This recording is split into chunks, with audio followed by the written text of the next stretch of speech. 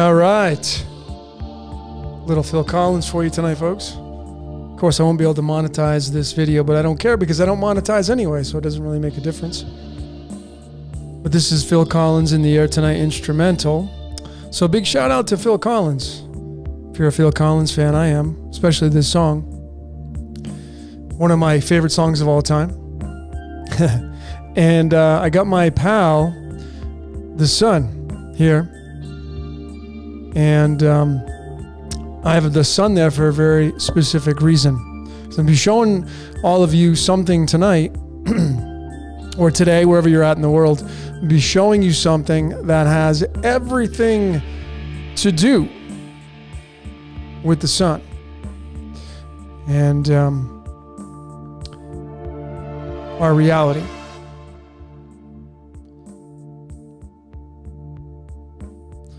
So I'm just checking your comments.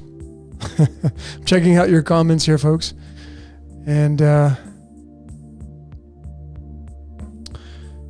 I have some questions coming in. So let me jump into these. I got Queen Consciousness on. Delp Ryan's on. What's up, brother?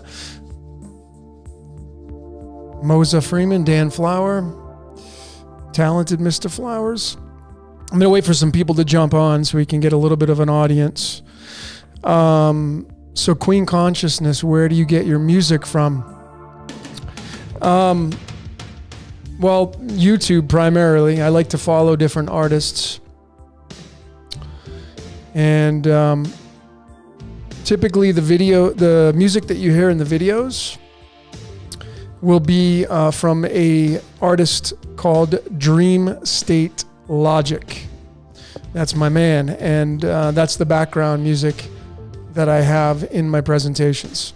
So good evening, good morning, everybody joining in. I just felt like I'd pop on here. It's a Saturday night. I'm like, what better to do but jump in the virtual world and share some space with all of you and have some fun tonight. So I'm going to ask all of you, or some of you, I should say, if you can just let me know how my transmission is, how the voice is going with my mouth, and if there's any delays and whatnot. And this may take a little bit to get going and to get into sequence, but if someone can just give me some feedback on how it sounds. Is the music too loud?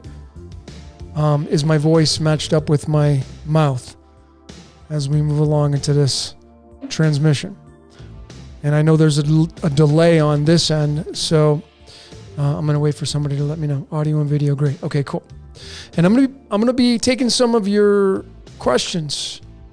I'm going to be taking some phone calls. So if you're a little shy, listen, tomorrow's not freaking guaranteed, folks. If you got a question, pop on and ask. This is your time to shine. It's all about you tonight, folks.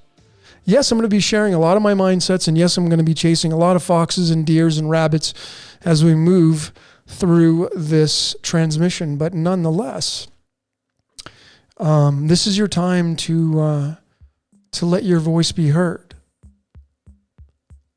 And I'm going to just say that because of a lot of you, I am who I am, because we're all one. And a lot of your great decodes are part of my decodes, even though sometimes I fail and not give all of you the credit. That credit is deserved for a lot of the pieces and nuggets in my decodes. There are a lot of great decoders out there that deserve recognition. And I'm sending a big thank you and hugs and loves and all that stuff to all of you out there in the decoding world. And it is because of you why I keep going and making these decodes.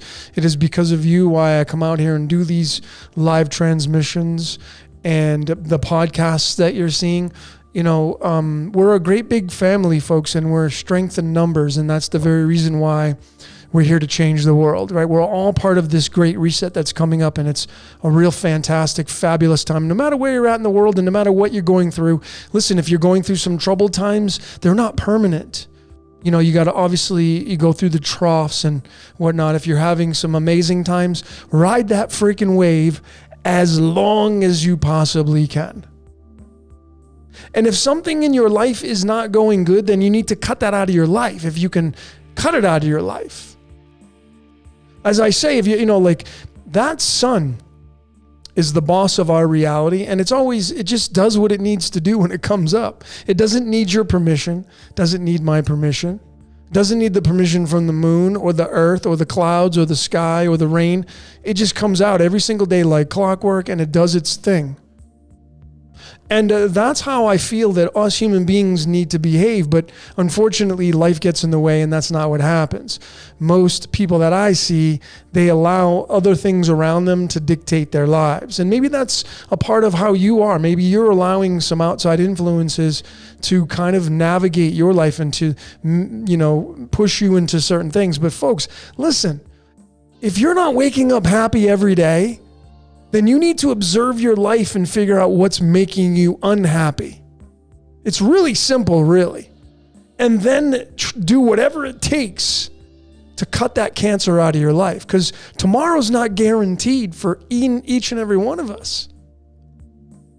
So when you wake up every single day, man, you should be just ecstatic to start your day and living in a state of gratitude. When you're in that shower, you should be giving thanks to that shower head that you probably paid no attention to, that spits out the warm water and gives you an amazing shower. When you're brushing your teeth, you should be giving gratitude and talking to your toothbrush like it's alive, thanking it for cleaning your teeth. You should be thanking your teeth, living in that state of gratitude. That's what gives the experiences more sound frequencies, from what I feel anyway. So that was my intro, folks. But today's about the sun. This transmission is about the sun, and what I'm going to share with all of you during this transmission is one slide coming up from my upcoming decode, which I have yet to name, because currently right now I have Architect of the Universe Part 3, but it may be Prison Planet, which I know a lot of you have been patiently waiting for me to come out with. So it may be Prison Planet, folks, but it has everything to do with this sun. And I want to share it all with all of you, because folks, just yesterday, folks, I discovered, was given the code, all that, a massive, integral part of how this reality works. A huge one. I'm talking like monumental. And I'm going to share it with all of you during this transmission. So hang on to your hats. Make sure you're sitting down. Throw on some headphones, folks. Get immersed in the presentation that I'm about to embark on during this transmission. And I'm going to do as best as I can to answer some of your questions. So let me get to those right now. Okay, let me get to those right now. All right. So we have YT. Started my totem. I'm a life at the moment. Nice. I'm a life. I'm a wolf. Okay, awesome. For those of you that haven't done your totem poles, what are you waiting for? Get your medicine cards. Cost you like $20. And it's a once in a lifetime thing that you do, your totem pole. And you figure out where your chakras are lined up with and what animals that you're using right now in your current age. These go about every 13 years. 13 means death. So, you start off with 0 to 13, 13 to 26, 26 to 39, and you just go up the chakras. And I think it's really an important way to observe who you are and why you're here. I really, really do. So if you haven't done your totem pole, please do that. So you wolves out there, but YT, where is your wolf located at? That's the big thing. Folks, I'm going to be playing the song a little bit over and over. I kind of get it. I get into the songs, and then I just, you ever notice, like, you get into a song rhythm, and then you just play, you're like, I walked into town today, and I played a song by White Lion called Lady of the Valley. I'm an 80s rocker fan, and I literally, it's about a 30-minute walk into town, and I played that song all the way there and all the way back, over and over and over and over, and I pick up things, and it's pretty amazing. I don't know if any of you do the same things, but anyway, I think it's pretty cool when you get into the rhythm. Okay. All right, look, Maximiliano, nice to have you, brother. Okay, cool. I'm glad I'm coming in loud and clear.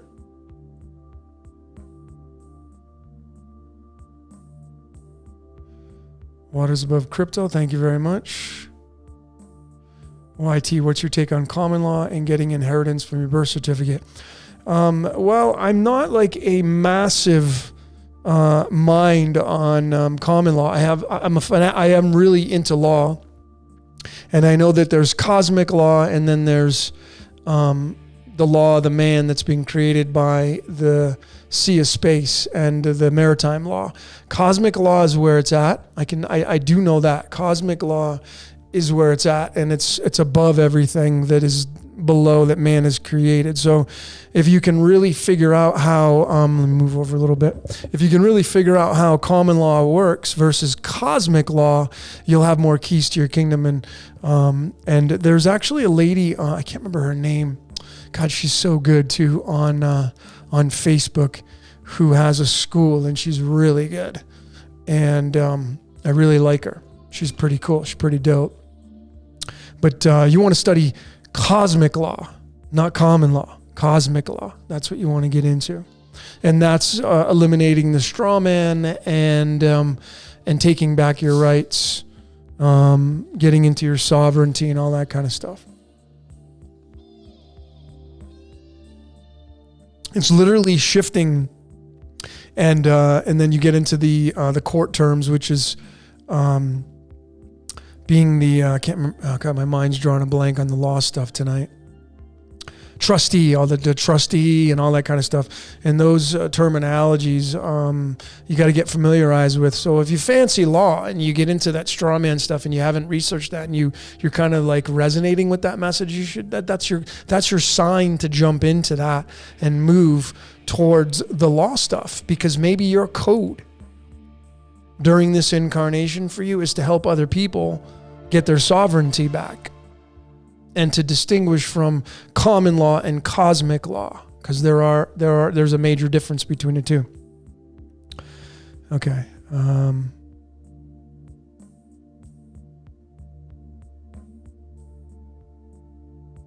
Is name and birthday connected in your decode? Christy Bella, is name and birthday connected? Christy, I don't understand your question. In the upcoming decode I have coming out, or are you talking about my how to decode yourself video? You can let me know that.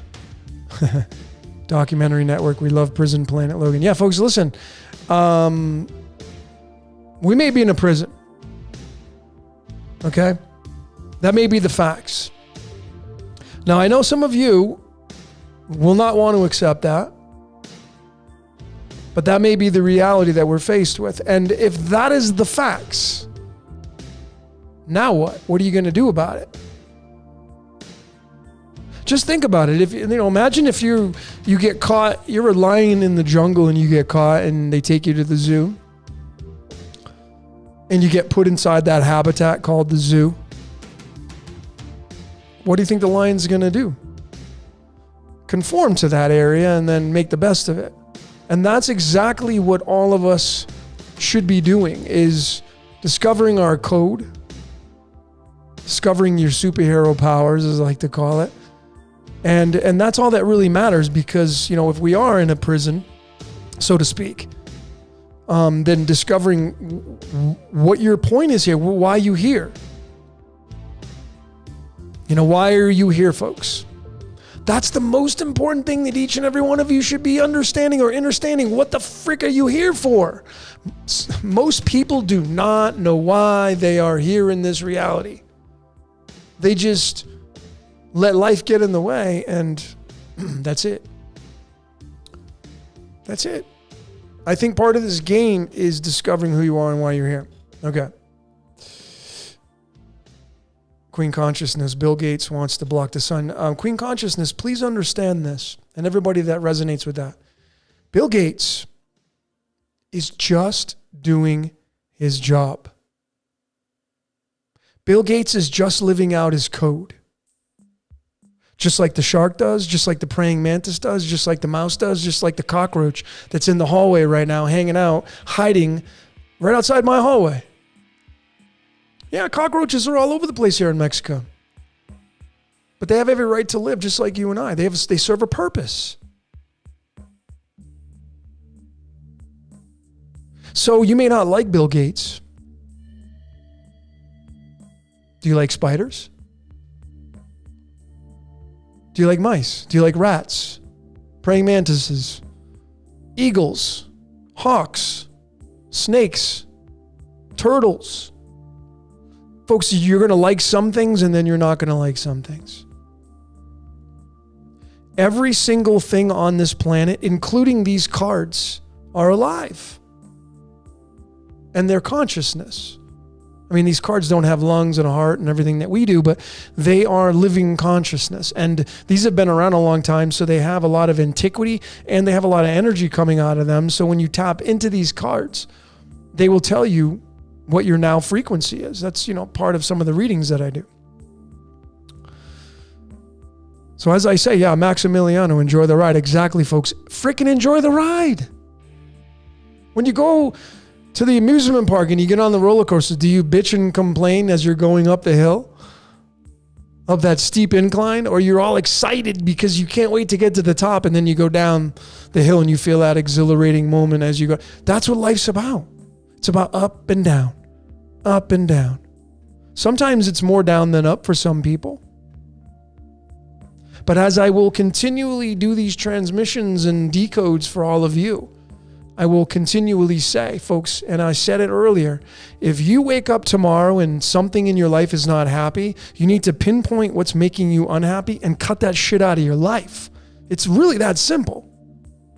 Some of you have friends that just suck the life out of you. They're hanging around and they rely on you to suck the life out of you, and you keep them around. Folks, tomorrow's not guaranteed. You're the average of the 5 people you spend the most time with. So who are the 5 people you spend the most time with? Some of you don't hang out with 5 people. I don't. I'm a bit of a loner and independent kind of person. Most of my family is virtual, but you guys are real on the other end of the virtual world. But you see my point. But if you ain't waking up happy every day, folks, you need to sit down and figure that stuff out. Because tomorrow's not guaranteed. So what are you waiting for? Should be waking up as happy as you possibly can, satisfaction every single day. That's how this game of life, to me anyway, if we do have any free will. And again, life's a contradiction. So you're going to hear me relate to things where we do have free will, and then you're going to hear me say that we don't have free will. Folks, I'm all over the place because some ways you can see how we don't have free will, and then other ways it seems like we do. So, you're going to see me go off in different directions. And again, it's not about what I believe. It's about what making the truth your own is all about. Figure it out for yourself. I'm just here to throw you what I've found and how this code works, and that's it. But if you ain't waking up happy every day, you should figure out why you're not waking up happy and then cut that shit out of your life. It's because life's a big joke. This life is a big freaking joke, and the architect that created this reality is a stand-up comedian. That's the story I'm sticking with.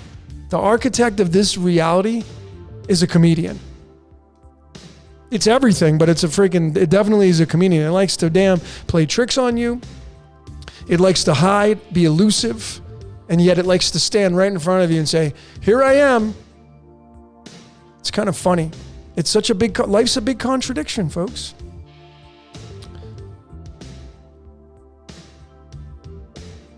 Dario Francis, hitting you back on emails. You're very welcome, folks. I'm going to do my best to get back to all of you. Just know that as I move into time, into the future, I'm going to get busier because things are starting to really take off for me. I'm getting busier and busier in readings, and I have had to turn readings away, and that's just, I got stuff I'm working on, projects. So I'm doing my best to get back to all of you. So if you have the opportunity to get on these transmissions, to call in, speak your mind. The time is now. Tomorrow's not guaranteed. So it's time to speak up. If you got something to say, you better say it. You may not ever get a shot again, folks.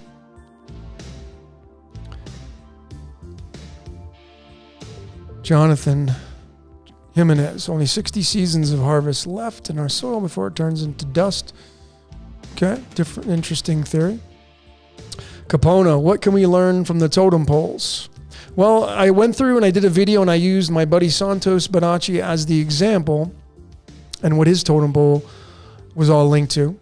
And it's really going to be up to you to discover what your cards mean, and you can get the book on the medicine card deck. You can find them all online, folks, but I would suggest getting the book because it's easy reference and you're supporting the people that created the medicine cards. But once you pull your totem pole cards, then you can go back and figure out exactly what chakra you're living out of. Like I'm 48 right now, so, like I'm living in my heart chakra.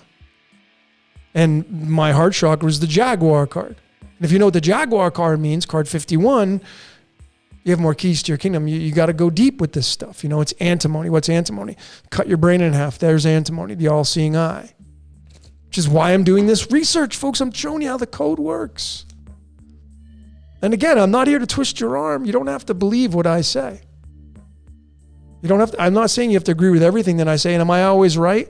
In my own experiences, no, I've been wrong so many times, and I will continue in what appears to be wrong. But, off the mark, hitting that bullseye. Have I been close to the bullseye? Yes, many times, but I've been also away from the bullseye. And that's just a part of life.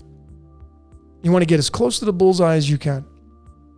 There you're going to find your solace, your bliss. Okay, Queen Consciousness. I have a question. I'm presenting my dissertation in the next 2-3 weeks. What is best day to present? Well, I like to go with my my birthday. Like I'm born on the 4th. So obviously, if I'm going to do anything empowering, it would be on the 4th of every month.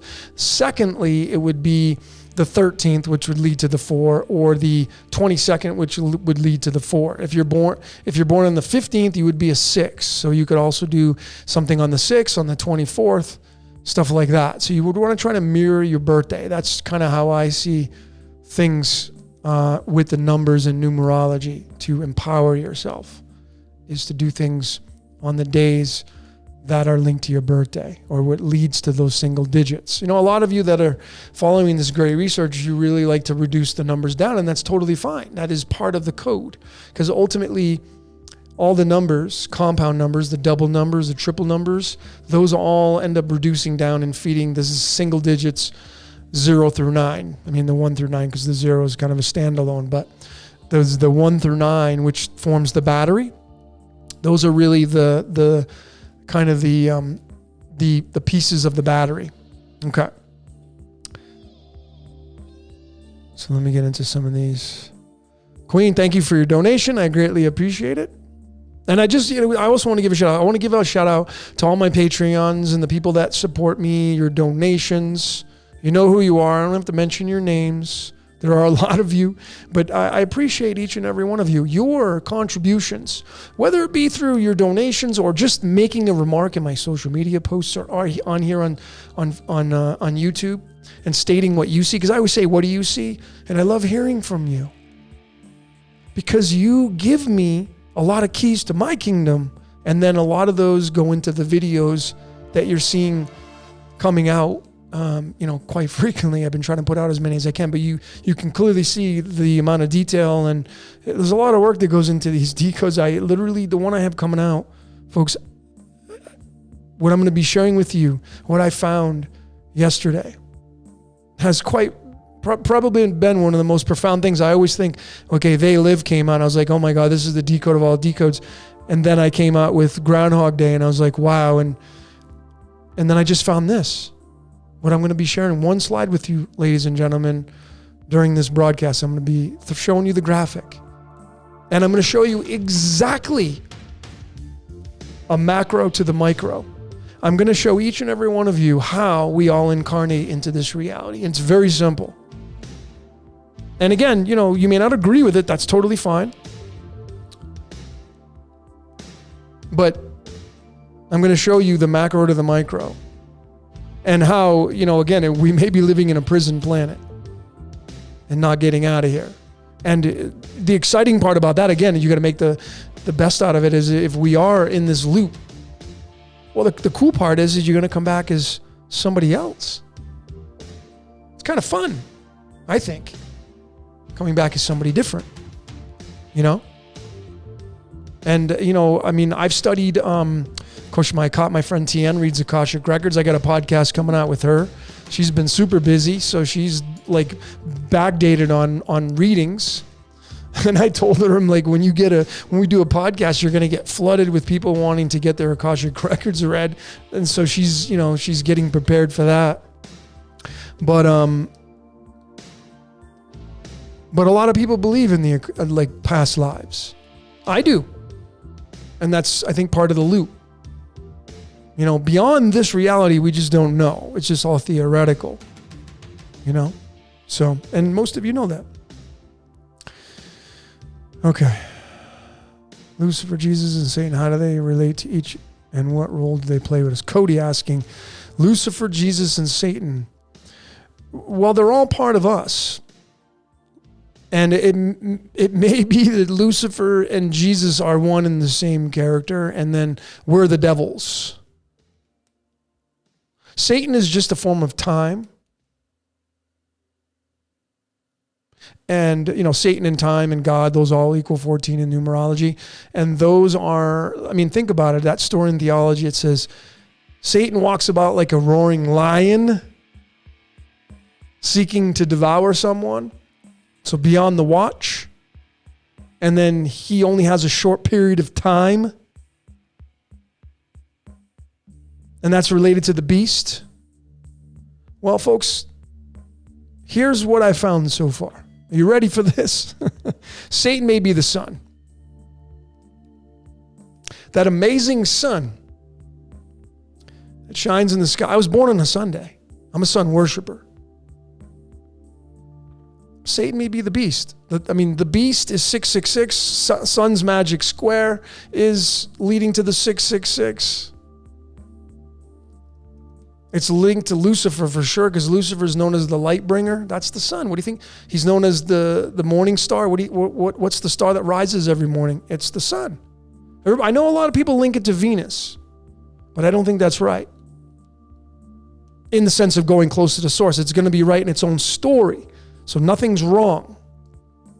So in a sense, Lucifer being linked to Venus is right. But when it comes to how things really, really work, I think really Lucifer is the sun. And that's where the Jesus and Lucifer and the twin brothers, and you get into the 59th element, Praseodymium, and that's the green twins, and that's probably what that means. We're getting closer, folks, to realizing how this stuff really works. And a lot of people, not you, but a lot of people won't accept it because they've been programmed to believe that it's demonized. But it's very, very, Jesus, Lucifer, and Satan, we're all the little devils running down here. We're a micro of the macro. So the sun and the moon, folks, let me show you this in the tarot because it just makes so much more sense. And this is going to be part of my upcoming decode, which is yet to be named. It may be Prison Planet. I may just move right in because I know some of you have been patiently waiting on the Prison Planet decode. And I think it's time that we maybe come out with this. And it's, I started decoding. It's funny. I was listening to this album that was from the year 2000 called Awake. And it was by a trance artist, house music, electronic music, by this artist called George Acosta. He was one of my favorites back in the day when I was dropping Molly and going through my party days, and my ecstasy days, which were some of the most fun times I ever had in my life, by the way. And I don't regret a single one of them. But nonetheless, I was listening to this album 3 days ago, just decided to listen to it. Why? Why did I just decide to put this album on randomly? Because it was telling me something. And that's what happened. And that album, I played it on repeat. It was like a little over an hour long. I played it on repeat over and over and over and over. And I started to decode. And the decode, I'll give you a couple hints, folks. I'm going to give you a couple nuggets since all of you, you follow this great research, and I owe it to you to tell you because you deserve to hear this stuff. But let me show you. I'm not going to give too much away, but because I want to save it for the videos. So this, let me try to get it where it's not going to have a glare. This little card right here, the Swan card, right there. See, it's card 39, which is linked to yttrium, the element, which is tied to the number 88. This is the very topic that I started decoding, that I had on the shelf. I told you, a lot of you know that I have a lot of these decodes on the shelf. I create the folders and then I put them away. I get bored with them or whatever, and some other topic enters my mind and I save it. And so I was like, okay, now what I have is I have this grab bag and I have these little slips of paper. This is where I'm at, folks. I have these little slips of paper and I write on all the topics of all the things I have on the shelf on my computer and my external hard drive. And I'll reach in the bag and I'll be like, okay, what do you want me to decode now? So I'm always talking to my higher self, right? Whatever. And I pulled this out, and it was the Swan. That was the topic. And I knew it was linked to this Swan card. 39, folks. Folks, it's massive. So I had put a couple things on my social media. I said, Architect of the Universe Part 3 coming out. And you know what that's linked to? The sixth Platonic solid, which is a teapot in the graphic world. You may not understand that now or understand it, but you will. You'll see. You'll see how it's all connected. And then it's linked to coffee filters. Coffee. Yeah, coffee is linked to the Swan, which is linked to the Taurus fields. Abso-friggin-lutely it is.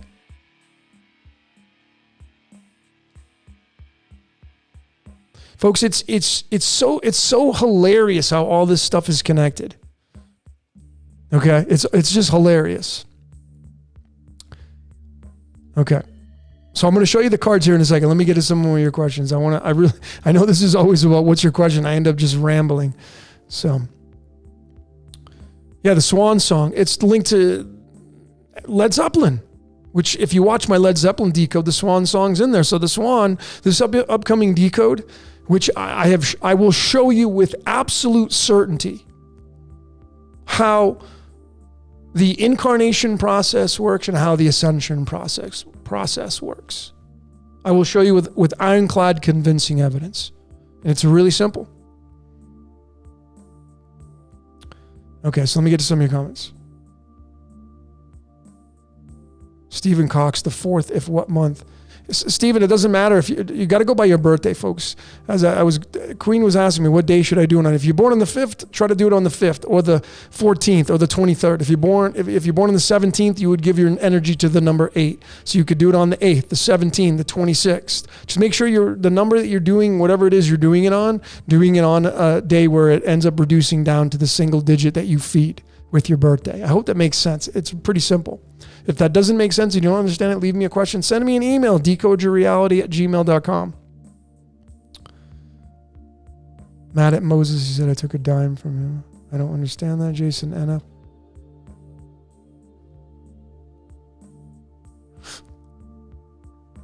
What's up, Josh? Yeah, I am a Scorpio rising, but in the Vedic system, I'm a Libra rising. So you got to read from both systems. And one is not more important than the other. One is not more accurate than the other. They're both good. They're both moving parts. They're both pieces of your engine. So you got to read from both. If you really fancy the Vedic, you may not even like it. Maybe you're like, I don't want to read that. But folks, you're leaving out a part of who you are. It's like leaving home and not wearing your underwear or panties or something. It's like you leave home without something. You're not wearing socks and you should be, you know? Yeah, I mean, Nathalia, she decoded Swarovski crystals, the Swan. I'm going to be including that. She has amazing decodes. So if you're watching this, Nathalia, you're awesome. Thank you for your contributions. Smart person. What's up, Bobby? The great Bobby from New York is on this transmission. Much love to you, my friend. You and Matthew.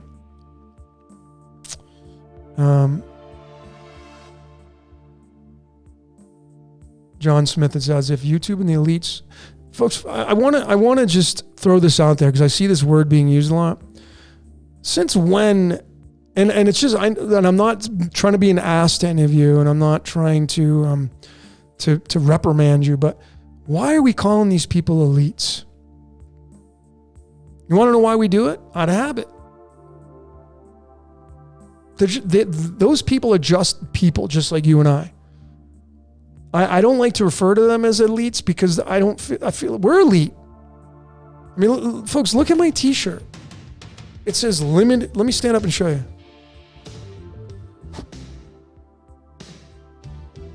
See that? That's limited edition human, folks. That's what all of you are, folks. Forget about those other people, and they're not elites. So it's just my suggestion. You don't have to take it like I'm being an ass to you or whatever. I'm not reprimanding you. But why are we remember, everything you say is a magic spell, so why are we calling them elites? They're just other people that have knowledge and they're stingy with it. But nonetheless, I just wanted to say that, John Smith, and I'm not pointing the finger. Much love to you, but let's get to your question.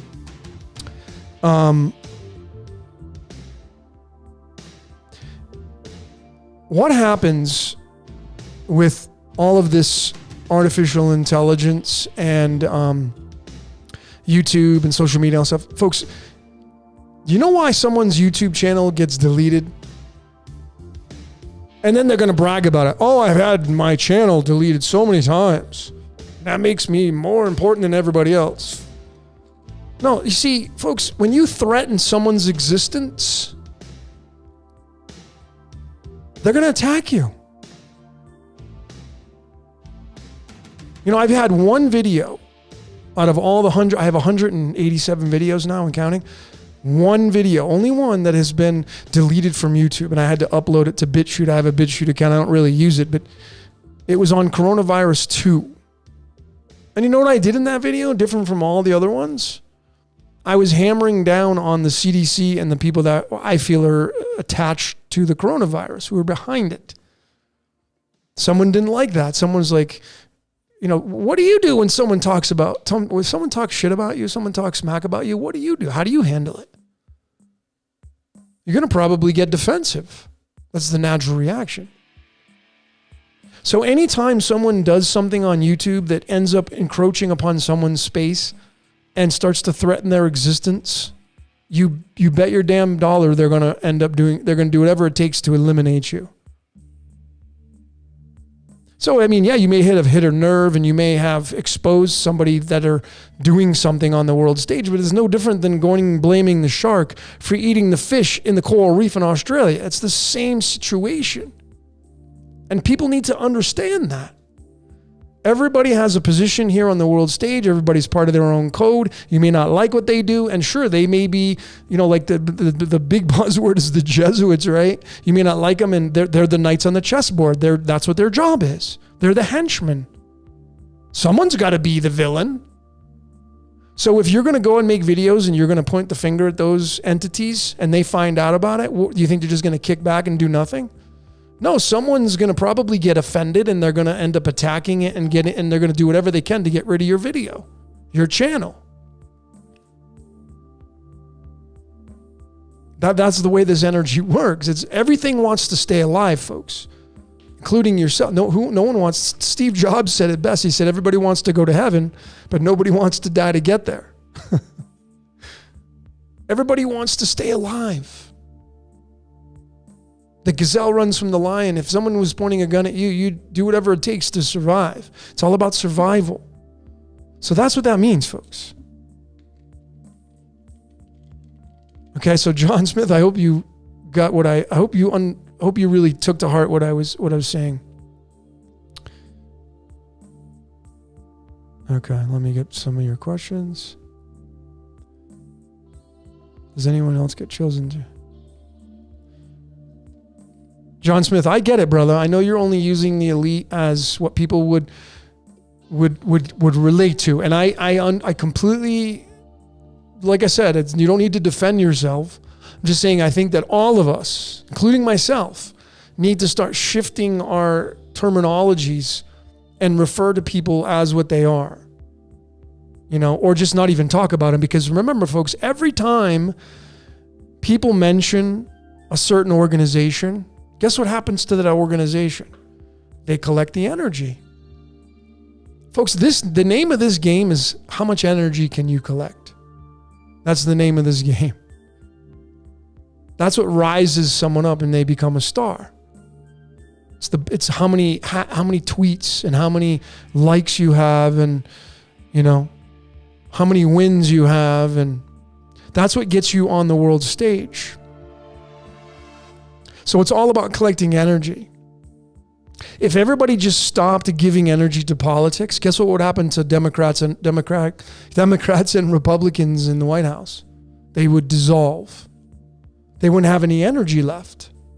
What keeps those people alive on the board is people voting, going out and cast your votes. Tune into the debate. Those entities would have no bearing on our lives if we would turn around and not even pay attention to them. But we do. And it takes time to turn your back on those energies and just it's not even worth giving my energy to. Like I'm saying, folks, what do you give your energy to? What do you give your energy to? Who do you give your energy to? Are you hanging out with people that don't deserve your energy? No. You hang out with people that you feel deserve your energy, and vice versa. So if you really look at your lives, why do people watch politics? Programming, conformity, habits. A lot of the things we do are habitual. Human beings are drawn to negativity. We are. That's a fact. I don't care how high on the scale you think you are. You're drawn to negativity. That's the way we're made, human beings. And we're prototypes, by the way. All right, let's get back to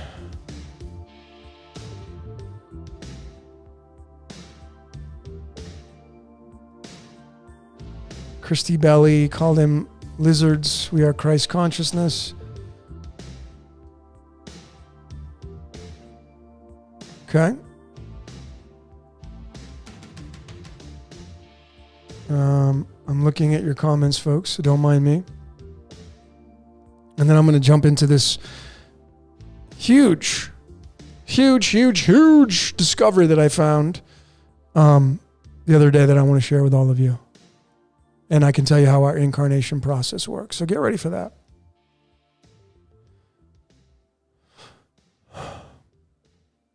So what now? I feel like you know a lot more than what you share in your channel.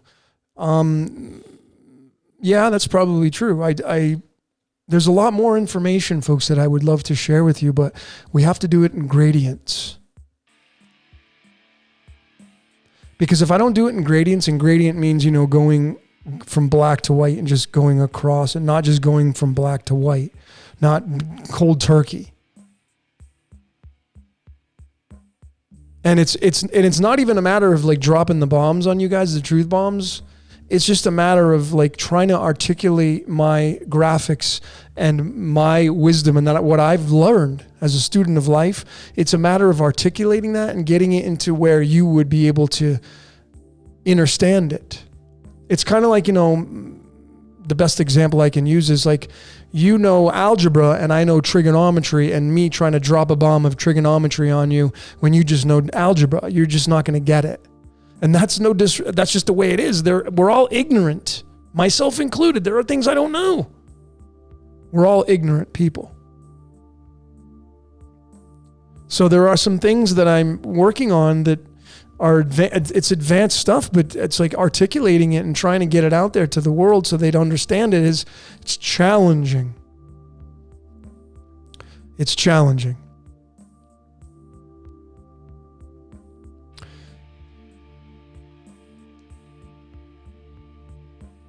Jason NF, what's my name? My name's Logan. Logan Jason. That's what I go by. Thanks for your support. CGT Church of HZ. What a long one that is. Have you decoded the Metatronic code? Yes, actually, the Flower Life and Metatron and all that, it's in my decode of the Boaz and Yachin, I think. It's in there, and it's also in my decode of the Flower Life. If you go through my catalog, folks, you know, I see a lot of you, this is a great point to bring up. I see a lot of people asking me, hey, have you done this and done that? And I get it. I have 187 videos, so I don't expect you to watch them all. But if you have a specific title that pops into your mind, if you go to my YouTube channel and you click on the tab called videos, just to the right of that a little bit, there's a little magnifying glass. And if you just click on that, that's the search box. And you can type in any word that you're downloading that you're looking for. And if it's in the title of my video, you're going to find it, because sometimes they get lost. So I would encourage all of you to do that if you're looking for something specific. Because a lot of the videos, especially my Random Thoughts number 9, my Random Thoughts series, I have 8 of them. I have to do the 9th one, but each one has about 7 topics. So I have like 50 different topics wrapped up in 8 videos. So if you haven't checked out my Random Thoughts, and you can go to my playlists, another category on my channel is playlists. If you go to my homepage, and you'll see videos and playlists and community and about. If you click on the playlists, it'll show you the Random Thoughts and all the videos that are in there. It'll show you where movies are and political stuff and all that stuff, and you can break it all down. Okay.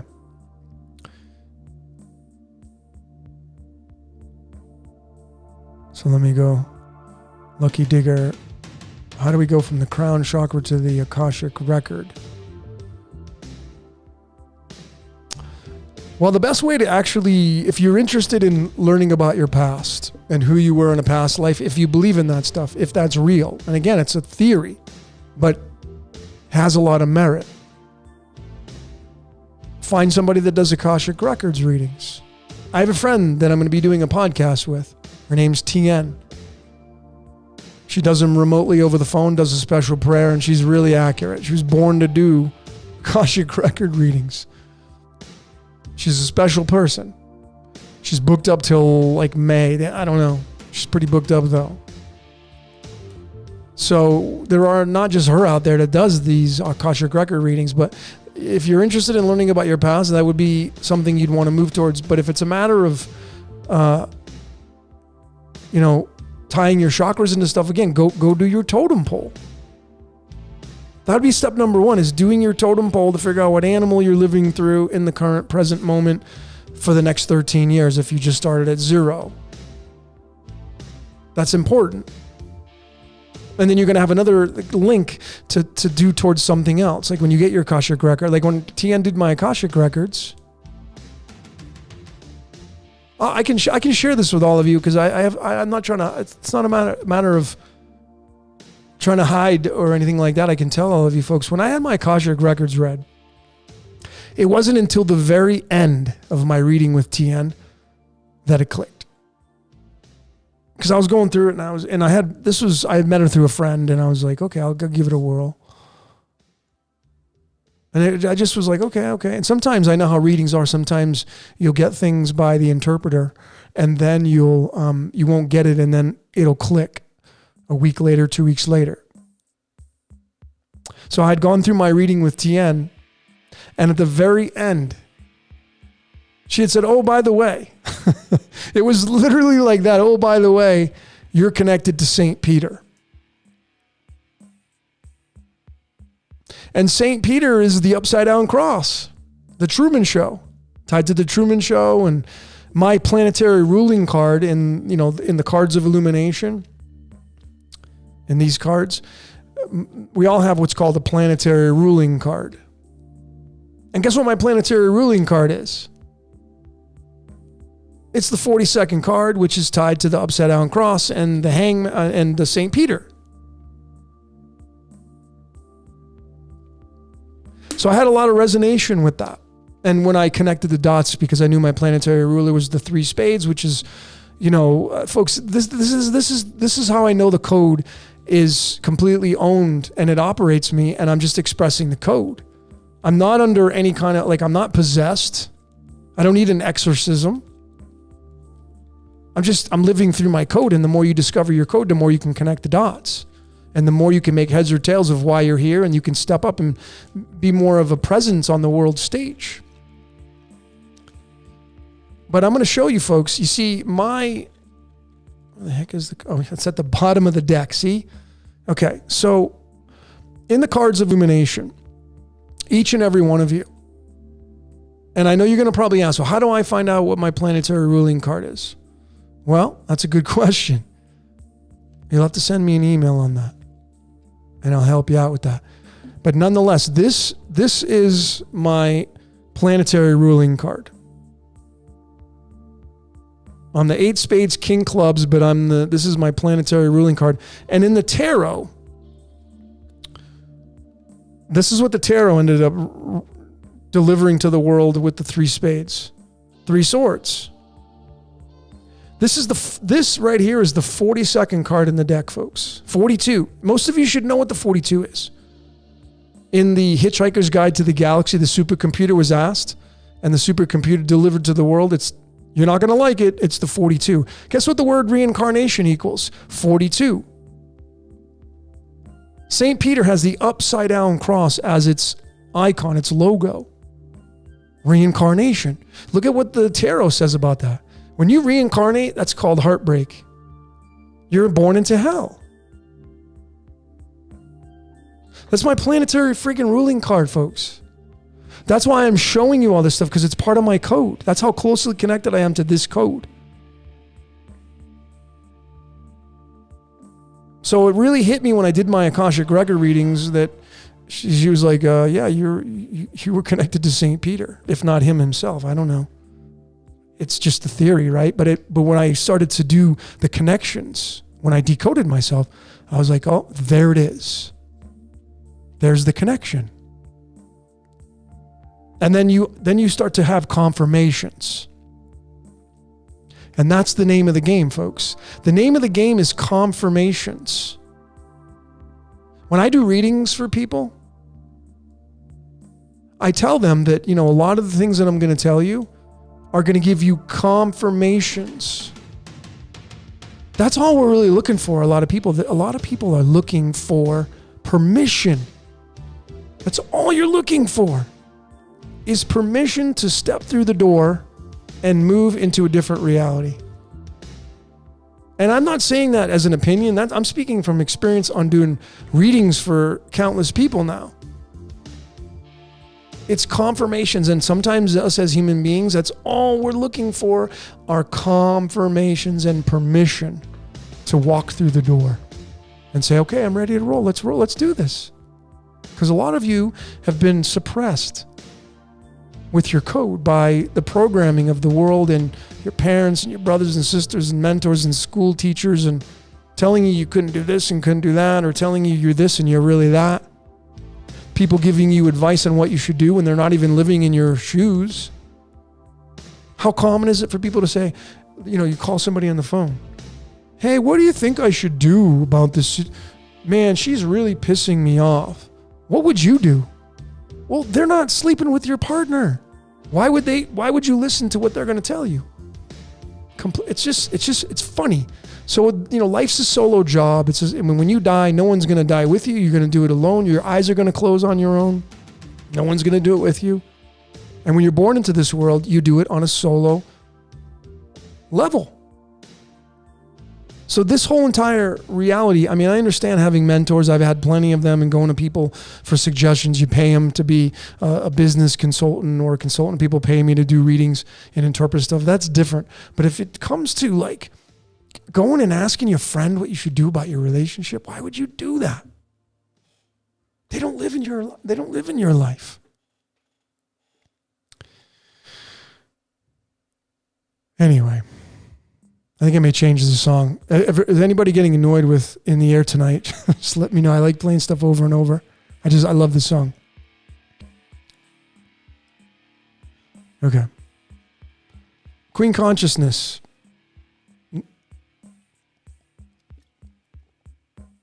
Part of my code. There's nothing poor about it. Someone has to actually do it. Someone has to be that. Someone has to express it. Someone has to discover it. Someone has to be that guy or gal to show you how the code works through certain parameters in life. Someone's got to hold the upside down cross. You know, I'm not the only one. I mean, there are other people that have the 8 spades, king clubs, and have this 3 spades upside down cross tied to St. Peter and the 42 and all that stuff. But I mean, you know, folks, you want to talk about synchronicities. Let me show you. And again, how? Excuse me, I'm drinking carbonated water.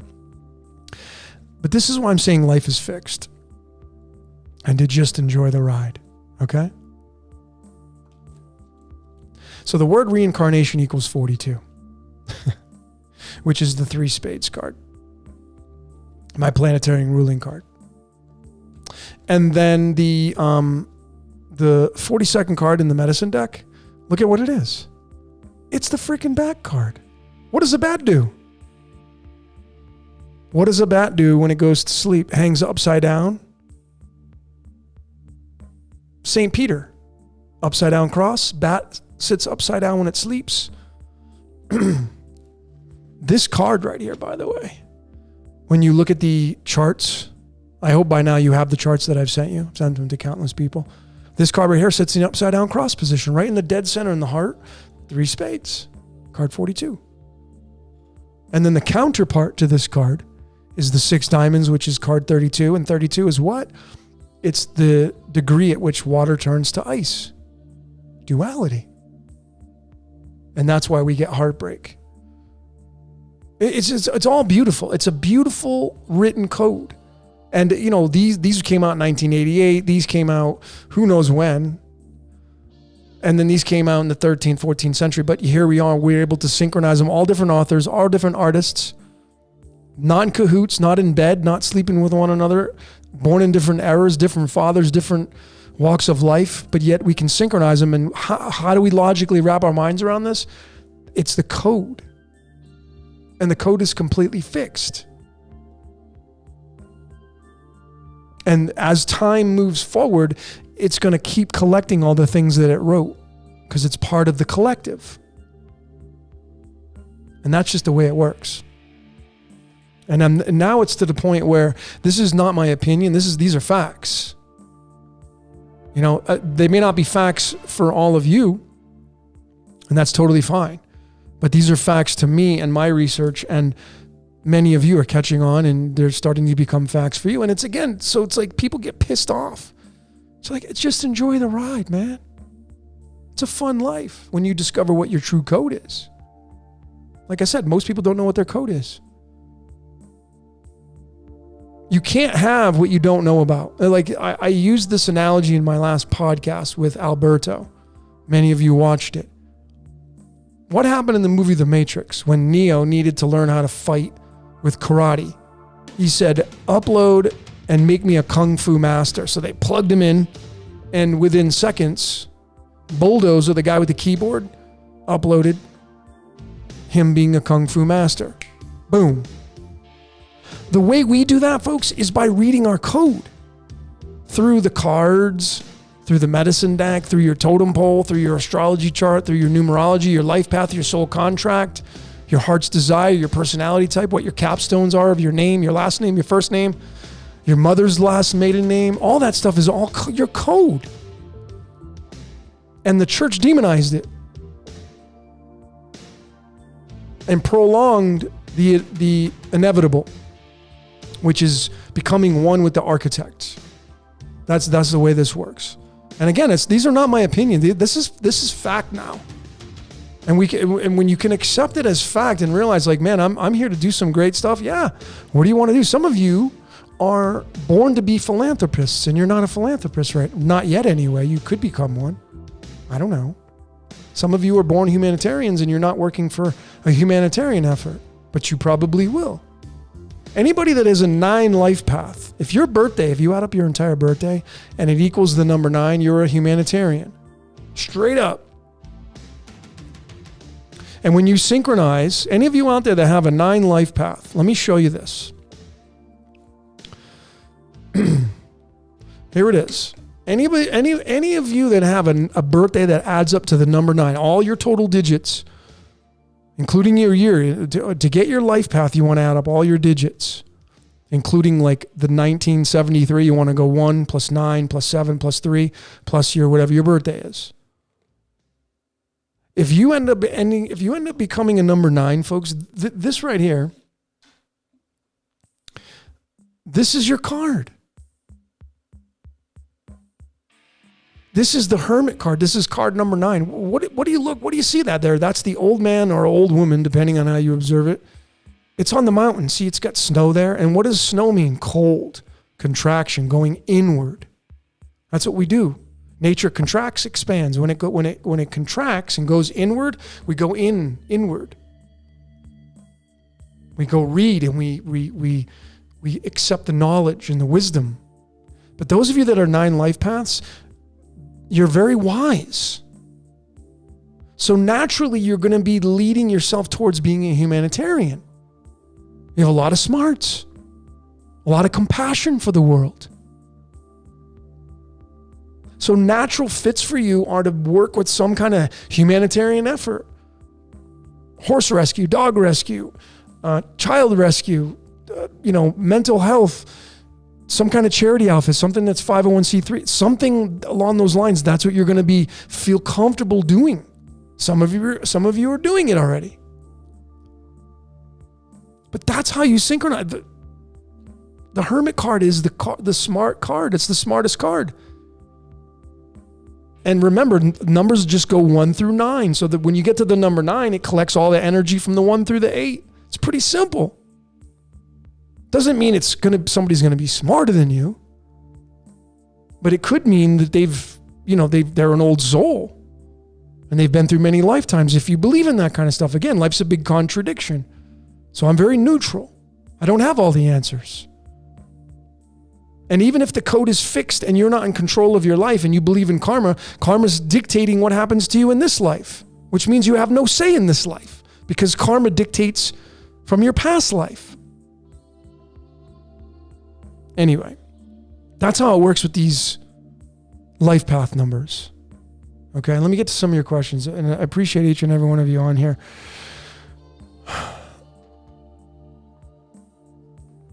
All right. You'll be on for hours. Yeah, I will be. I'll probably be on here for 4 hours. It's freaking hot here though. It's like 78 and I'm sitting on a chair that's making me sweat. But nonetheless, I don't care. I'm in my Christabella Logan Mars 7. I don't know what that means. John Paul Garzon, Decode the UFC. Well, that's a good topic. I actually have that on the shelf. It's part of another decode, but it's related to the octagon, the UFC. And the UFC is linked to the Roman Colosseum. And if you look at the latitude, longitude of the Roman Colosseum, you'll have more keys to the kingdom. But the octagon is the 8-sided shape, which fits into the Large Hadron Collider, as does the hexagon. But the octagon is where people fight. And the octagon is inside St. Peter's Square in the Vatican. The number 8 is death and regeneration. That's this reality. And the number 8 is Scorpio, and our 33 vertebrae is linked to Scorpio. That's why Scorpio is all about humping and procreation. That's why Scorpios are known as having a high sex drive. Because the number 8 is about death and procreation. If you take the number 8 and you wrap it across your eyes, there's the infinity symbol. Right there. And what's absolutely... Here's a nugget for you folks. You want to have something that'll blow your freaking mind? Here you go. I was at the gym. I came out with the Infinity Decoded sneak peek, and I still have to finish that one. I was on the treadmill about 2 months ago, walking on the treadmill, and The gym I'm at here in Mexico, there's a racquetball court in front of the 2 treadmills, and there's a glass window there. So as I'm walking on the treadmill, I focused my vision, my sight on, there was this stain on the window in front of me. It wasn't big, but it was like a dirt spot or something.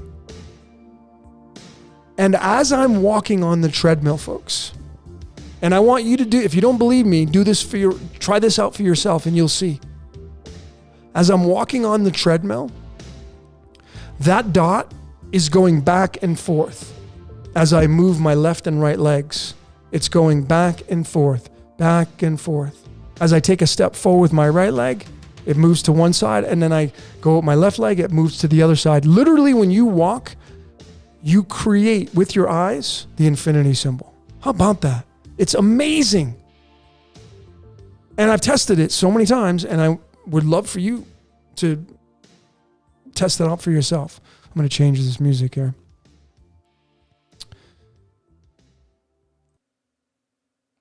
But you go ahead and test that out for yourself, folks. We are literally creating the infinity symbol when we walk. It's unbelievable, folks. It's unbelievable. And that's what goes on. Okay.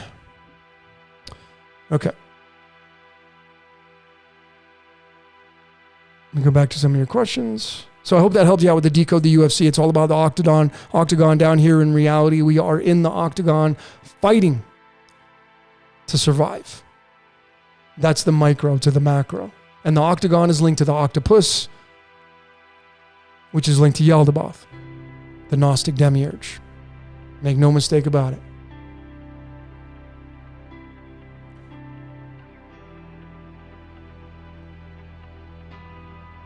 Okay, so, and I just looked over and there's 89 viewers, and that's Yaldabaoth's number as I said that. The syncs, folks, that's what I'm saying. This code is just, it's insane how this code works. It's so mathematically precise. And you what are you going to do? You tip your hat to it. I talk to it all the time. I'm like, whatever. I'm always talking to everything. Like outside of my hallway, when I walk outside, there's a goat. I never came here before to Mexico. Sight unseen, I came here. My friend recommended, and hey, there's a casino. I have a studio. You can rent it. All right, cool. I'll come there. And I come here, and there's a freaking goat in the hallway. Statue. So I call him Captain. Capricorn Captain. Every time I walk out there, I talk to it. And then the floor that I step on is all hexagons, which is on top of Saturn. How do you wrap your mind around that? Other than the code, I'm here because I'm supposed to be here. Not in control of my life, folks. I'm just living out my code. And it's fun when you look at the code, you're like, okay. And you can see it. You can see the code. It's magnificent. And it's funny as shit. It's a damn comedian. I want all of you, I want to say this. Hold on, let me see if I'm missing something. Justinian O'Brien, I hope I pronounced that right. What's your take on urine therapy and semen retention? I've drank my urine one time. I can say that I have. Some of you be like, ew. It took me a few hours to actually get the courage to do it. I was living in Orange County, Southern California, and I was living in Irvine, California, one of my favorite places of all time. And I had a friend of mine who lived in Vegas, and she had a really bad case of arthritis. And she was telling me she's done everything in the world to fix her arthritis. And then she's like, I started doing this urine therapy.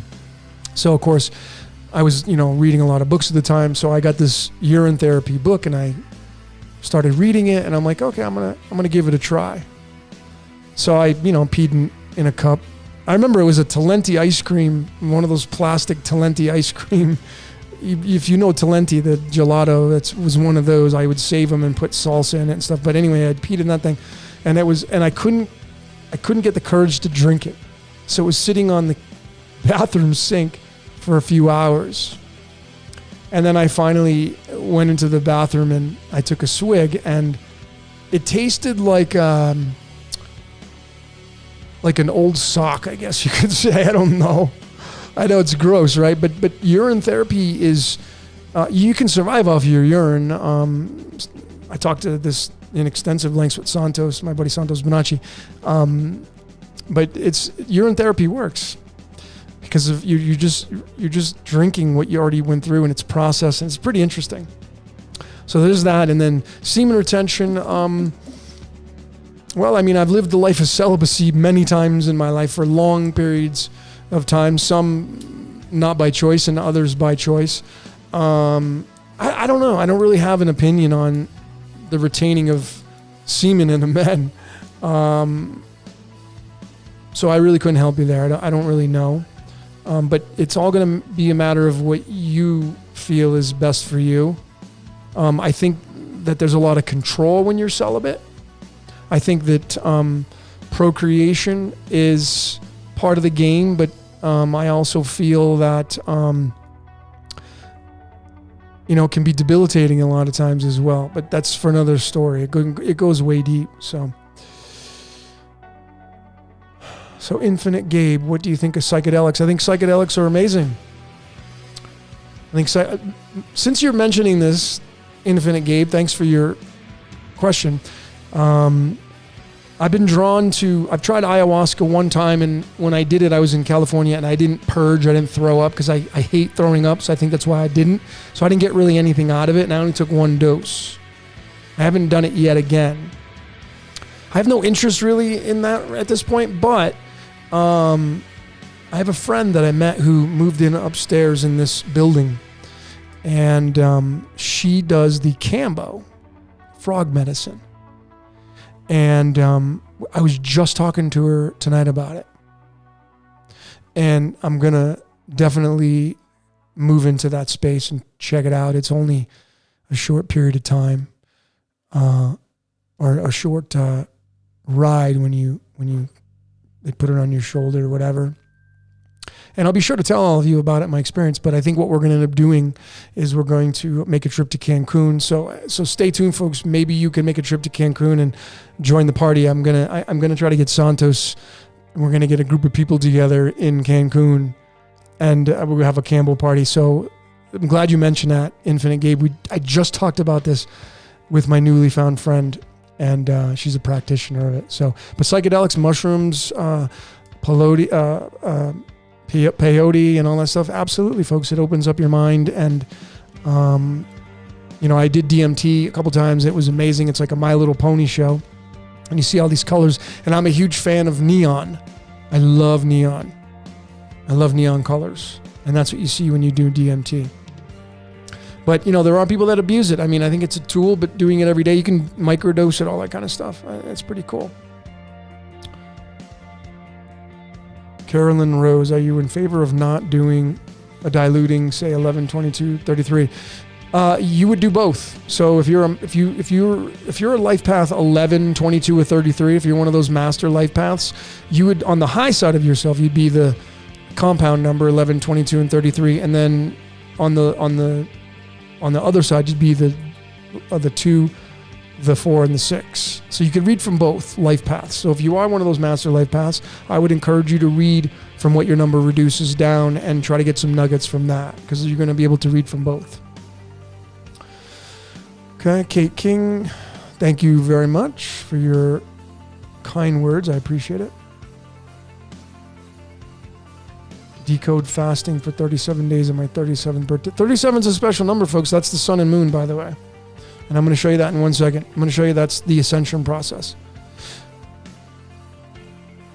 Christine, what's up? Master Life Path 33, Christine is.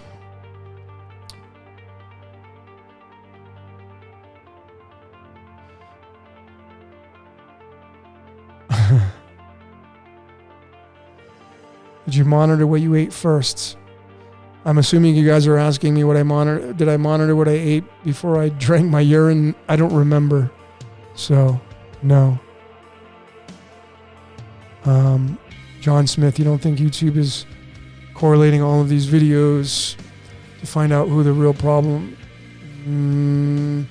Well, AI is collecting its information, of course. I mean, everything has an agenda, including yourself. You have an agenda. What's your agenda? Everybody's got an agenda, folks. You got one, I got one, the church has one, the Baptists have one, the Jehovah's Witnesses have one, the Seventh-day Adventists have one, the Christians have one, the Jews have one, the Catholics, the Jesuits, the Knights Templar, the Vatican. Everybody's got an agenda. And guess what the name of the game is? Survival. No one wants to die. So if someone encroaches upon your life, your energy, and they start to handicap you, that's why I'm saying, folks, if you're not happy in your life, then cut that shit out of your life. It's really that simple. If you're in a relationship and it sucks and you hate it, and you're with it because the sex is good or because you're comfortable or because you have no other place to go, that's a weak position to be in. You'll find a way. You will find a way. You may have to go a little bit backwards. You may be living in a castle right now, and listen, I see it all the time, folks. I see people that are living the high life, but they're totally miserable. But they're doing it because they're living the high life. They have all the bells and whistles, the toys, the great life. They're with somebody and they have money and all that kind of stuff. And I see it. And I'm not saying it's good or bad. I'm just saying I see that, and they're there because they enjoy that piece of life. But at the end of the day, once they conform to it, they realize this is kind of boring. So then then they'll stay with it because they don't want to let that void go, or they don't want to create that void. Like if they got rid of that person they're with, they would have to leave the money, and that would make their life, they'd have to go backwards, and they're not okay with that. But they're like lost souls in a sense. And I say that very loosely. So I'm just using that as an example. It's not pinned at anybody.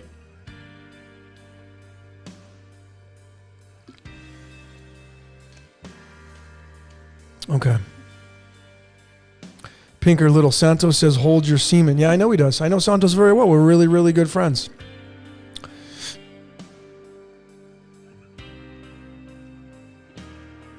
Please talk about Grabovoi codes and how. John Smith, I don't know what Grabovo codes are. See, that's where I'm ignorant in some areas. I don't even know what those are. And it may be something you've got well knowledge on that. I don't even know what that is.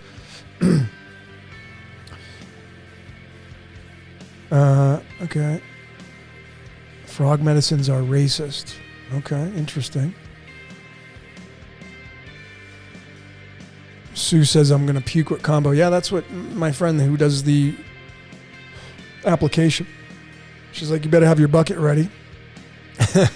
But you know what? I'm really striving to move towards my fears and doing the things that I don't want to do because out of fear. And, I just don't like throwing up. I about a month ago, I got food poisoning here, and it was absolute torture for almost a whole day. I woke up at I don't even know what time it was. It was early in the morning, and I had my stomach was bloated, and just, if you've ever gotten nauseated or food poisoning, you know what it feels like. And and I literally just started just puking, and then it stopped, and then the only way that I could feel better was to throw up, but I didn't have to throw up, so I'd have to force it, and it was just really bad. So anyway, I think I broke my fear that day about a month ago. I was so dehydrated. Oh my God, it was a freaking torture. But anyway, it didn't kill me, so here I am.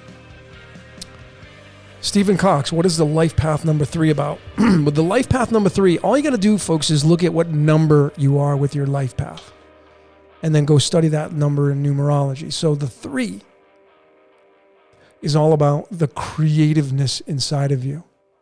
In synchronization, the 3 in the 3rd house in the astrology, that's Gemini, the twins. But 3 life path is all about being what your creative side is. Those of you that are a 3 life path, you should definitely make sure that your gut digestion is in tip-top shape. Especially for those of you that have any kind of planets in your 3rd house. You got to make sure that your digestion is in tip-top shape. Because most people that I see on the world stage today have what's called candida, which is a yeast overgrowth in your stomach area. And every time you eat, it bloats you. And that's because you just don't have an even balance inside of your gut and the flora in there. So if you're a 3 life path, it runs communication. The power colors are yellow and blue. And it's your solar plexus chakra, so it involves your gut digestion. So you want to make sure you're taking a probiotic. For sure. All of you should be taking a probiotic, by the way, or eating some kind of raw, food like kimchi or sauerkraut or something like that to keep your gut digestion, yogurts, stuff like that to make sure your probiotics are on the up and up. But 3 life paths are all about you're here to be an effective communicator, an effective you could be an artist. If you feel like you're an artist, a painter, a music producer, a music artist, then how far do you want to go on the world stage? And then you have to decode a lot of other pieces of yourself to figure out what you really are, your midheaven and all that kind of stuff. Those are important, integral parts. But that's what the 3 life path is. All about the solar plexus, the color yellow and blue, and being very creative and an effective communicator. And it's owned and operated by Gemini. Gemini is the twins. So that's how you would synchronize that. Let me get to... Sarah, you have to kiss a frog before you find your prince. Well, I'm not looking for a prince, so I guess I'd be getting my princess after I kissed a frog. All right, well, let's see. Julie, nice to have you. What if you're life path 6? Josh, if you're life path number 6, folks, that it involves your third eye. You're here to master something. That's what the 6th house in astrology is. It's the house of mastery. Classically, it involves your health. But if you're a 6th life path, you're here to master something. You're here to be a master at something. And I use that loosely because I don't think we ever master anything, but I'm using it as terminology. But it also includes your health. So you got to make sure if you're a 6th life path, you got to make sure your health is in tip-top shape. If you're overweight and you don't work out, well, then get off your ass and go work out. Stop being so lazy. Don't be a liability. Be an asset. I say to a lot of... I'm very raw in my nature, by the way, if you haven't figured that out. Sometimes I can be really crude, but that's part of my code. Some people don't... I end up pissing people off, but I don't really care because I'm just being me. And I'm not going to not be me to appease you, right? And it's the same thing that you should do with your code. But I tell people, I've been in the health and wellness world my entire life. Since I was 16, I was working out, been in competitive bodybuilding. But I'm certified in nutrition, so I bring medical astrology in with readings and all that kind of stuff. I'm sort of heavily invested in health and wellness. I was in the stem cell world for many, many years. And I tell people, I'm like, if you can go work out, if you actually have the ability to go walk, if you have the ability to go drive your car, if you are a fully functioning person where you can go walk and you aren't working out, you're selfish. That's my opinion. Why do I say that? Because you see, folks, you got to take care of the temple. It's the only one you got. So if you don't work out and you can, you're selfish. Because if something happens to you, health-wise, like let's say you don't work out, you don't take care of yourself, and then you get a heart attack. And it could have been avoided if you would have just eaten better and went to the gym or walked outside 3-4 times a week. Could have all been avoided. And you got to go to the hospital. Guess what your family has to do? They have to take time out of their day because they got to go take care of your butt. All because you were too lazy to take the initiative to take care of your temple. That's being selfish. So and this is just my opinion. You may be like, well, Logan's an asshole. Sometimes I am. But I'm telling you, like, I've been in nutrition my entire life. And why is the majority of population overweight? Because they're lazy and they don't work out. Because we're drawn towards those things. I get that. It's not in everybody's blood. Some people don't like to go to the gym. Okay, well, that's not an excuse. Go outside. Go paddleboarding. Go roller skating. Oh, it's too cold out. Come on, man. That's an excuse. You should be taking care of your temple, folks. If you can go work out, you can do some kind of activity, then go do it. Stop being so lazy because you're going to end up having to make other people stop what they're doing to take care of you because you were too selfish to take care of yourself. That's just the way it is. It's just the way it is, folks.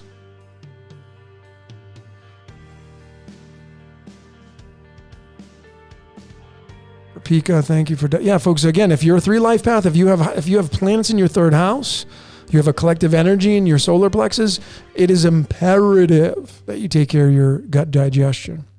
And you want to go with, so I'll give you some recommendations. Probiotics, my favorite, Dr. Ohari's, a Japanese scientist. It's my bar none. I think it's the best probiotic. It's going to cost you like $1 a day. But folks, it's all about prevention.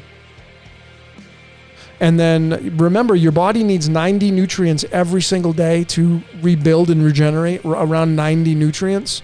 You get your vitamins, your minerals, your omegas. Some of you don't get 90 a day. So you can't check that off the list. Like if something's wrong with you, health-wise, the first thing you should be looking at is, do I get all 90 nutrients? Before you even go and try to diagnose what's going on with you, you need to check off the list that you're getting all 90 nutrients. The best supplement that I know of that has all of the things in it is called Green Vibrance. It's on the pricey side. I think it's about $1 a day. But it's got your grasses and all your fruits and all the vitamins and minerals. It's amazing. And every time I've ever been on that stuff, I can't even get it here in Mexico. I have to have it shipped in. It's a pain in the ass. But every time I've ever been on that supplement, I never get sick. I mix that with a blue-green algae, not spirulina, but a blue-green algae from Klamath Falls up in Oregon, that lake. Blue-green algae that's what fish eat, and that's how we get our omega-3s. If you don't want to be eating fish, then you just take blue-green algae, which has, omega-3s in it. But the Green Vibrance is an amazing product.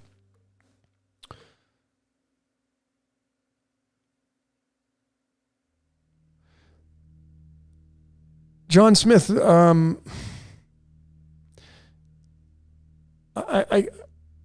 I'm doing this for your benefit, dude. I don't make any money off of Green Vibrance. If you don't like what I have to say, then, don't be here. I'm not trying to promote any products. I'm not trying to sell. I don't make any money. I don't get anything from the companies. I'm just merely giving you a gift on how to increase your health. And if you don't like it, then don't be here. You don't have to be on this station. But I hate when people say, please don't start with the, come on, man. I'm trying to help you. This is about helping you. I'm not asking you for anything in return. If you don't like what I have to say, then don't be here. This video is sponsored by Blue Green Algae. John Smith, you're being negative, dude. Sorry, man. You don't have to be here. Then just leave. Don't be here. I don't need this kind of energy on this transmission. I'm not trying to sell anything to anybody. I'm trying to give you things that I've learned through the years, and I don't, and what has helped me. I'm not trying to sell any products. I think you got it kind of twisted a little bit. Julie, 12. Oh, let me see.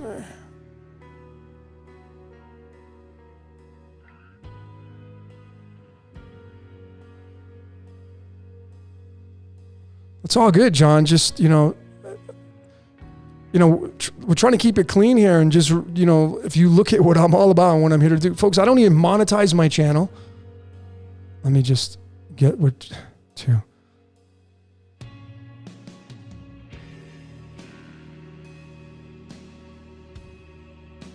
So, Julie, you're a 1 life path. So you're a leader, fire starter, somebody who is the igniter. If you were in a mastermind group, people would come to you and say, hey, Julie, do you have anything new for us? Any new projects, any new ideas? You'd be that fire starter. Your soul contract is all about the number 1, taking charge, taking initiative. People probably come to you for advice and all stuff. It's part of your code. So that's what that means right there.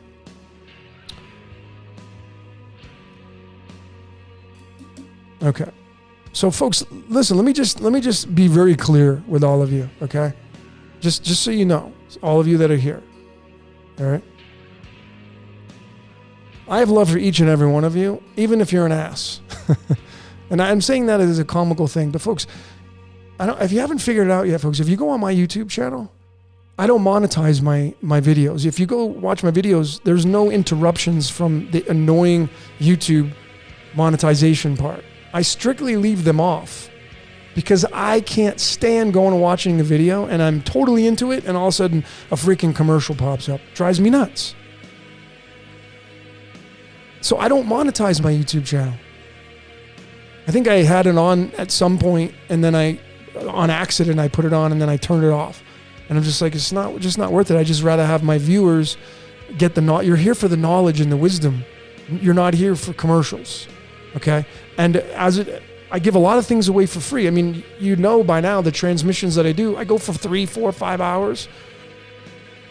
I'm not doing this to get readings, by the way. I get readings from when I do live transmissions and podcasts, but I'm not my agenda, my strategy, I'm not coming on here to try to hook, line, and sinker you people.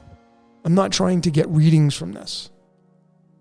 This is part of my code of me being a giving person. I know my code. I know why I'm here. Throughout my entire life, I've always been a big giver. Anybody that knows me, like, yeah, if you call me on the phone, you need my help, I'm there. I'll help you. I've helped plenty of people move. I offer to help throughout my entire life. And what I was really bad at was being a receiver. People would be like, hey, Logan, let me give you some of that. No, I'm good. And then I didn't realize how the reciprocation of energy works. It's give and receive. And if you're not a good receiver, you block the energy. So I've had to learn to be a really good receiver. And maybe some of you have to be that way. Maybe some of you are great givers, but you're really bad receivers. When you understand how the energy works, it's a give and take kind of world. So I just want to tell all of you that, I'm here during this broadcast to share what I've found. Whatever you do with it, make the truth your own. If I give you some suggestions on nutrition, it's either through personal things that have happened to me or, what I've seen in people that I've recommended and stuff like that. But I don't sell any supplements. Matter of fact, I have a 22-day detox. I created a 22-day detox and I just give it away. I've run some 22-day detox. People give me donations, but I don't ask anything from anybody. I just if you want I'll tell you right now, if you want my 22-day detox, send me an email and I'll send it to you. It's in a PDF format. It's from start to finish. It's, 20, most people lose 20 pounds, reduce 20 pounds, 25 pounds. It's a pretty aggressive program, but I can guarantee you if you're willing to embark on this detox, you will drop 20 pounds. Make no mistake about it. Because you're going to plants, you're going juicing and drinking. Most of your there's some soups in there and stuff. But I don't do a lot of the stuff I do and I give to people. I don't ask anything in return. It's just part of my code. I feel it feels natural for me to do that. I'm not doing it to get your likes. I'm not doing it to get anything from each and every one of you. If you want to donate, like some people are on my Patreon, it helps me with my videos. I'm an artist. I mean, part of my art is throwing videos out there to all of you. Because what you're seeing is like the music I choose, and you'll see my videos getting better and better because I'm practicing at it. And I like doing that kind of stuff. And I always, and I've said when I hit 50, I got 2 more years to go.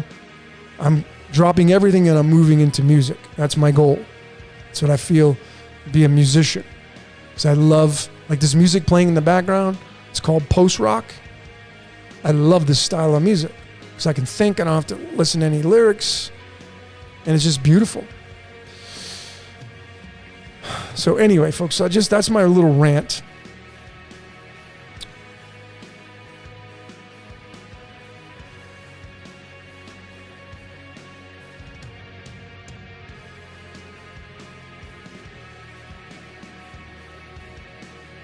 So John Smith is saying you used to trust people like David Icke. Folks, I love David Icke. Do I believe in everything he has to say? No. Make the truth your own, folks. If you can just separate the person and how you feel about that person, because you're either going to, if your code is not connected to that person and you listen to them, they may piss you off. They may annoy you. Their laugh. You're like, fuck, I can't stand that person's laugh. Their hair may bother you. The way they carry themselves. Something may bother you. But that's not the point, folks. The whole point of life is to be the DJ. This is the best analogy I can give you. The whole point of life is to be your own personal DJ. What does a DJ do? He spins records, or now it's not records, it's blending songs together. You know what makes a really good DJ? If you ever go see a DJ, or here's another example. Have you ever been to a concert before? What makes a good concert? The track list. That's what makes a good concert. You ever been to a concert and they just didn't play the songs that you were hoping they would play and you were kind of bummed out? I have. I've been to, I got into house music and I still love it. I love electronic music. I've been to many, many sets that DJs have played and I was just disappointed. I thought they were going to play, just like they didn't, the songs they played just was like, eh. So my point is, folks, we should be all geared towards being our own DJ and creating your own greatest hits album. When an artist puts out a greatest hits album, typically those are all songs that made it on the radio. They all got radio play. The fan favorite songs, greatest hits. That's what each and every one of you should be doing, creating your own greatest hits album. It's not going to be the same as mine. You may have some songs that are the same, and the songs would be your beliefs. So in the case what John says, David Icke, whatever, folks, the guy has knowledge. Cherry pick what you like about what he has to say. Don't judge the dude. Stay away from being annoyed by how he acts and behaves. And like Alex Jones, you know why he sells products on his website? He's trying to support InfoWars. It's a resource. It's income to build a conglomerate. And whether you like Alex Jones or not, a lot of people do. And in order to be an entity on the world stage, you need to have income coming in. Like Gaia TV. How did they get to be Gaia TV? They may have had funding before they started out, but how do they get funding now? Through sponsorships and through you with your subscriptions, paying every month. Netflix. How does Netflix become so big? People paying subscriptions every month. And the reason why Netflix keeps growing is because they keep putting out good content, greatest hits. So that's what each and every one of that's what all of us should be doing. Make the truth your own. Cherry pick what you feel is going to bring you the highest level of ascension, if you believe in that kind of stuff. And then just scrap the rest. That's it. That's what life is. Cherry picking. That's what you all should be doing. Same with when you go read about your stuff, your code. If you're a Capricorn sun, and you go read about a Capricorn sun, and you go to a website, you know as well as I do that it's not going to be 100% accurate. It's going to probably be about 70% accurate. On a good day, maybe 80%. Sometimes 90, 95. But the majority of websites that give you an opinion on what it means to be a Capricorn sun will be about 70% accurate. So there's 30% of junk in there that has nothing to do with you. You're not going to pay attention to that. You're like, no, that's not me. That's what you should be doing in life with everything else. Not paying attention to what does matter to you, but paying attention to what does matter. And it's all about being on the offense during this reality, folks. There are too many people living today that are putting too much emphasis in their defense. I'm guilty of it. I strive to work on my offense all the time. It's easy when someone comes at you and says, nah, this and nah. You get on the defense. I'm striving to just be like, hey, you make the truth your own. It's okay, fine. We're miles apart. Let's just agree to disagree. But most people I see today are on the defense. And folks, when you have a football team come out on the field against the other football team, what wins the game? It's not the defense. Someone has to kick a field goal, get a safety, or get a touchdown. That's what wins the game in football. A 0-0 score does not get you moving up in the brackets. You got to score. Offense is what scores points, not defense. And the majority of people right now are on the defensive side. And I know from experience, I battle with it. That's the ego trying to be right all the time. I'm not immune to this. When I'm speaking to all of you right now, I'm talking to the mirror, talking to myself. All right, so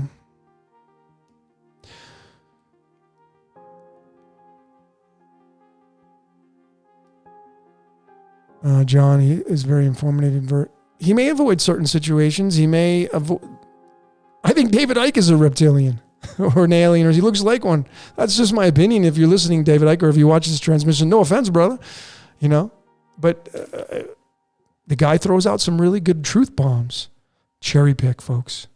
That's all you got to do, and scrap the rest, because nothing else matters after what you scrap.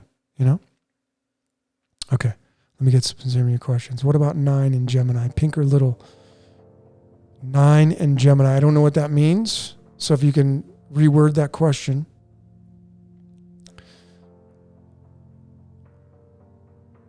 John Smith, you're more interested in 5D solutions. Great, then go focus on that. If David Icke is not informing you on 5D realities and 5D solutions, there's no reason to get a mad or upset about it or say, oh, he's this or that. Just then ignore him. Don't put his stuff on anymore. And you got to be neutral to everything that you see in life to own your space and own your power. Because if you give any energy to anybody, you're draining your battery. I can assure you right now, David Icke, he ain't talking about me. He's not talking about you.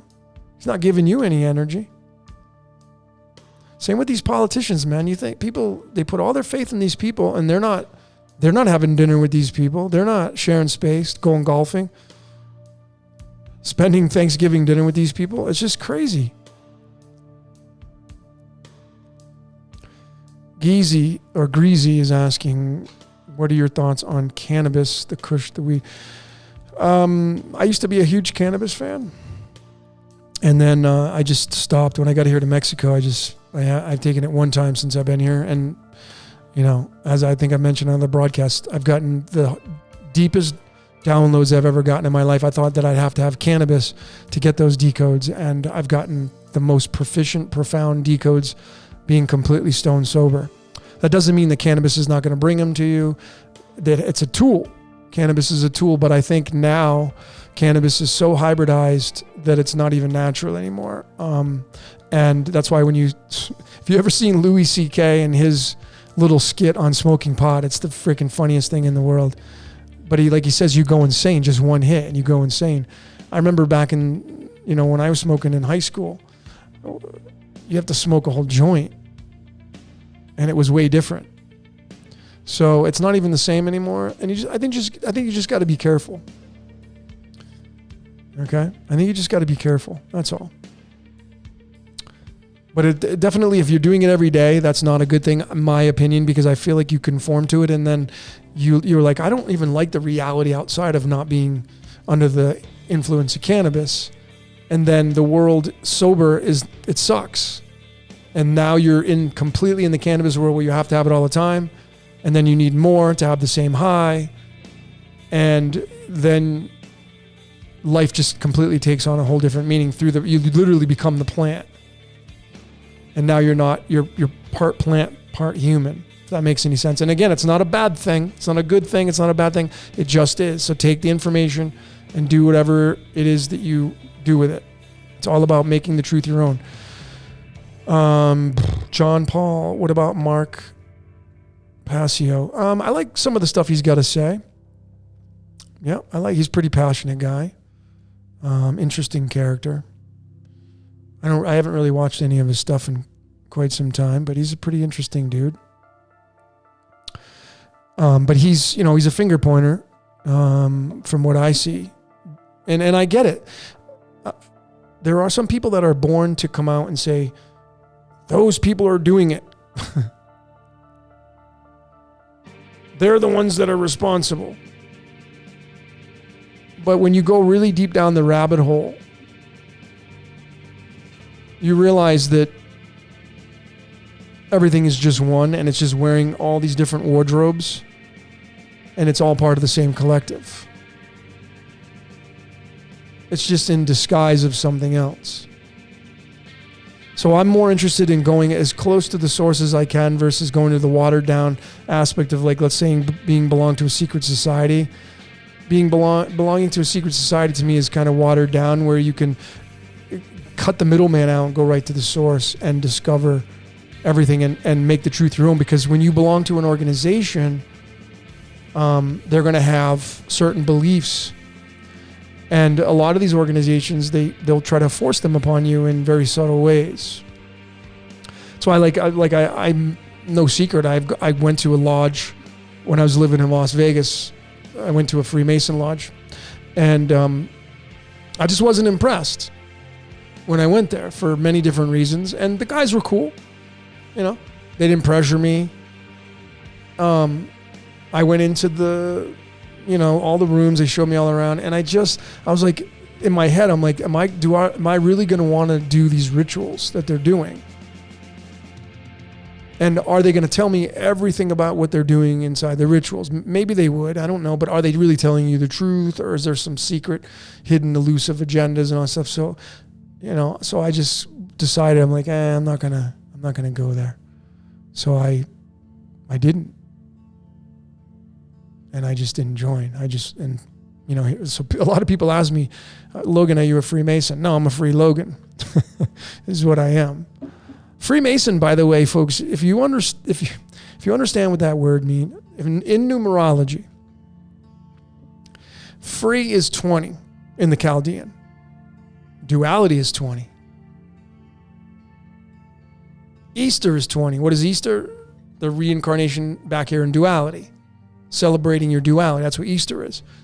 But free is 20 and Mason is 20. So you're a free man in duality. That's what Freemason means. And Mason means builder. So you're a free man building in the layers of duality. That's what Freemason means. And of course, remember, they use the Bible. And they don't require you to be any religion. And then you're going to get into the Jabulon and the hierarchies and all that. Whatever. But it doesn't matter, because they're all going to lead to the same source anyway. So it's just a big fat joke, in my opinion. Not saying the organization's a joke. I respect all organizations. I have friends that are Masons. I don't really care. Not interested. But they're smart people. They have a lot of knowledge. But I don't think you need to belong to a secret society these days.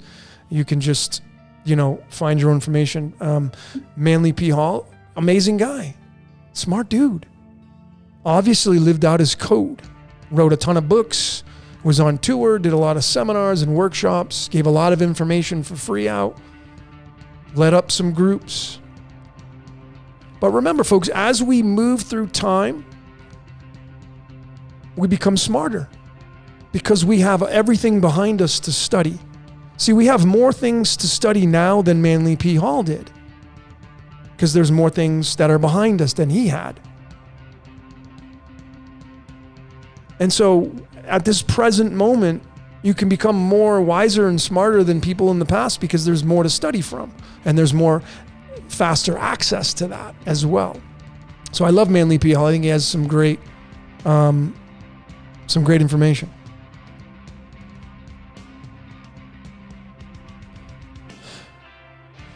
John Steele, Logan's Run Decode. I watched the movie about a month ago.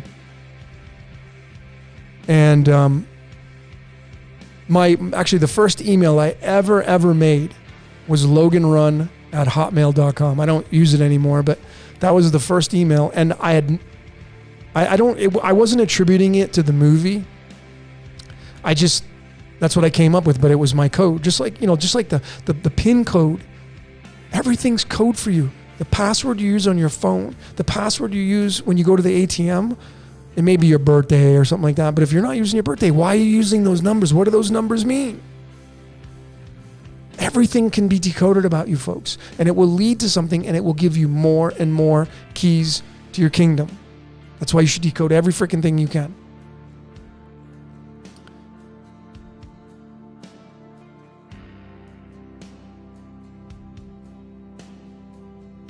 Okay, so let's see. You ever think the world? So Greasy's asking, do I think the world's going to reset? Yeah, the reset's coming. Absolutely. And this is not the first time. The game has to be changed. Now, I've said, and currently this is where I'm at with what I believe. The age of Aquarius, the official start date will be next year. Now, I could be wrong, but that's just what I've downloaded and what the layer I'm at right now. So there's going to be massive change this year. Massive. And no one knows what that change is going to look like. I mean, maybe some people will know, but it's just a big guess of what it's going to look like. So the reset's coming. I can't wait because I'm honestly kind of tired of waiting in limbo. It's like, just get it over with. But it's going to be some serious shit. So anyway, going back to I just chased a rabbit and then a fox and all that stuff. So Logan's Run, I watched the movie, and it's all about, much of it is about hedonism. Having whatever you want. Isn't that paradise? Wouldn't paradise be having everything you want? I think so. So is that where we're moving into, the golden age? Are we moving in? Is that what the Aquarian age is? Is it the golden age, or we still have more of the dark age to move through? I don't know. Time will tell, right? All right.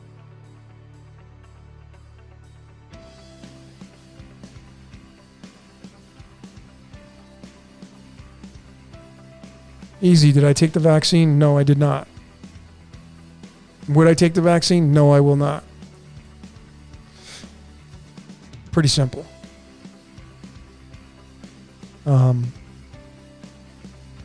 We're being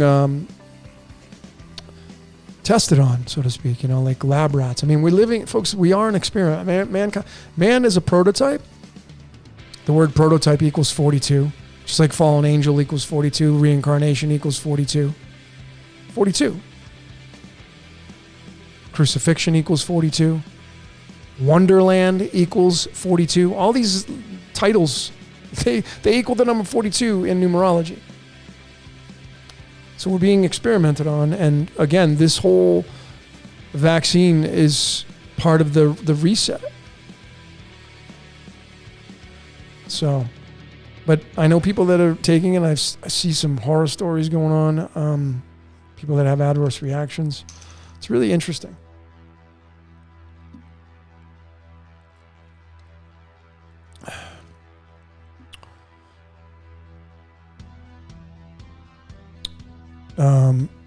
Logan, should we fear the new system? No. Why would you fear the new system? We fear change. People fear change. We all do. Because, see, we get comfortable. We conform to the reality that we create as our own. And we become creatures of habit. We all do it. I mean, you probably wake up the same time every day, brush your teeth the same way, use the same kind of toothbrush. You probably eat the same foods every single day, every single week. You eat at the same restaurants. You have completely conformed to your creature of habit like we all are. So, of course, if something wants to stop you from doing that, you fear it. It's like when people get fired from their job or they get let go, they instantly have fear set in, because now it's like, how am I going to pay my bills? What am I going to do now? Whereas for me now, as I trust the code, I realize, like, when something ends, it's a brand new chapter. So if I had a job, if I was working for a company and I got fired, I'd be grateful because I knew that there was another door that was waiting to go through. And it's part of my code. Because I've definitely decoded my personal life. Maybe you have, to where you look at your code and you look at the things that happen and you're like, man, wow, now I can see why that happened. Because if it wasn't for that, then this wouldn't have happened. So it's just a beautiful thing, folks. And that's why there's nothing to fear. We're all going to have fear in some instances. I mean, if there was a huge earthquake here where I'm living at, I guarantee you I'd have the fight or flight set in. It's a natural response. But how do you release fear? Practice. Practice not being in fear. Practice of being in the now, being in gratitude, in a state of in nowness. Like Eckhart Tolle has that great book, The Power of Now. Tough read, but it's a great book.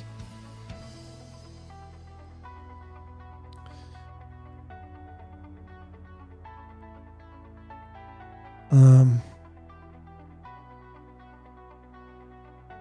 47. 47 is tied to Tetragrammaton, which is the ancient Israelite god of the Bible. 47 is tied to silver, the element silver, which is the most tongue twister there. It's the most electric element. I think it's electric or conductive, one or the other. Silver. Silver is gray. It's the blend of black and white. And 47 is tied to the tree of knowledge, not the tree of life. Tree of life is 46. Tree of knowledge is 47. 47 is Tetragrammaton. 47 is the crown and the heart combined together. King Kong versus Godzilla, subliminal messages, abso-friggin-lutely.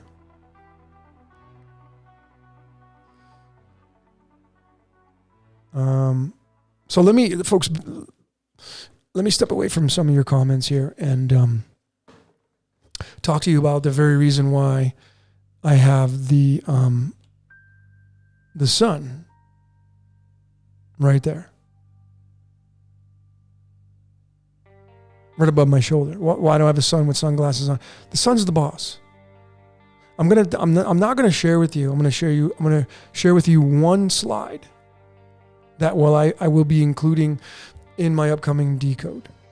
I haven't titled it yet. It's either gonna be Architect of the Universe 3 or it could be Prison Planet. But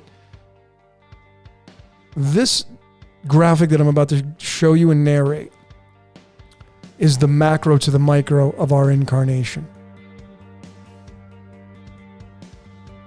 And what I'm about to show you is going to show you that the sun here is the boss of our entire world.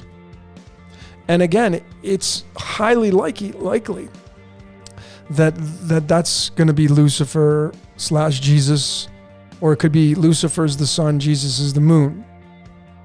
But both of those characters are definitely intertwined in the macro world. That includes the sun and the moon. The sun and the moon, here's the real Trinity, folks. And then I'm going to get into the graphic and I'm going to show you this.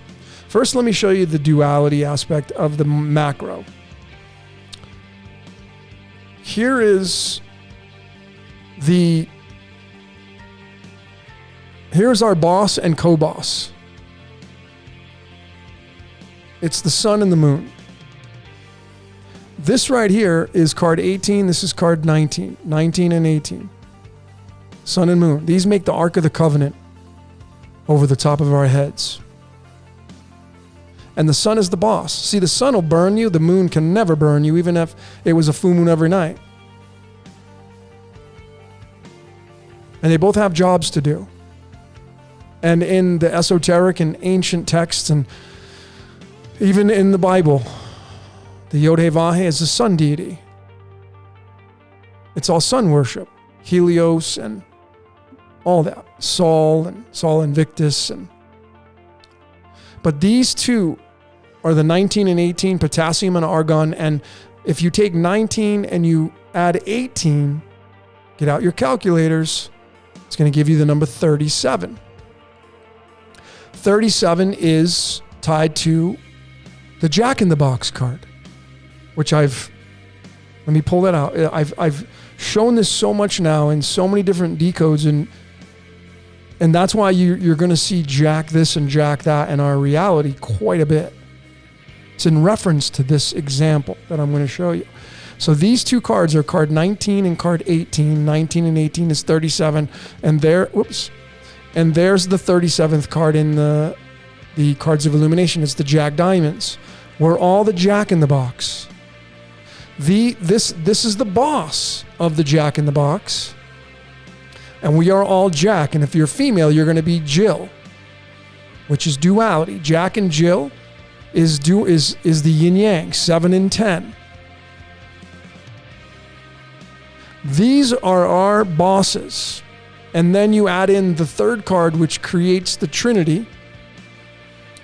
And it's this card right there called, whoops, let me just pull this out. This is the star card. This is Earth. The 17th card in the deck. So these three cards make up the Trinity. These three, right there. And the Earth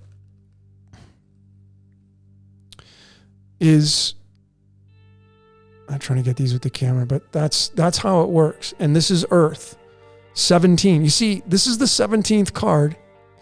And if you go into the Chaldean cipher and numerology and you type in the word heart or the word earth, because they're both use the same letters, heart and earth are the same, it's going to equal the number 17. So I know that this is the earth card. And if you know the symbology of this card, it's, the card of the Aquarian and all that kind of stuff. There's a lot of symbology to this. But nonetheless, it's these three cards that are the real Trinity. And this is the macro example of how we incarnate onto this earth plane. And I'm going to show you that graphic here in a second. And when I come out with this presentation, I'm going to blow some of you absolutely away. I figured it out.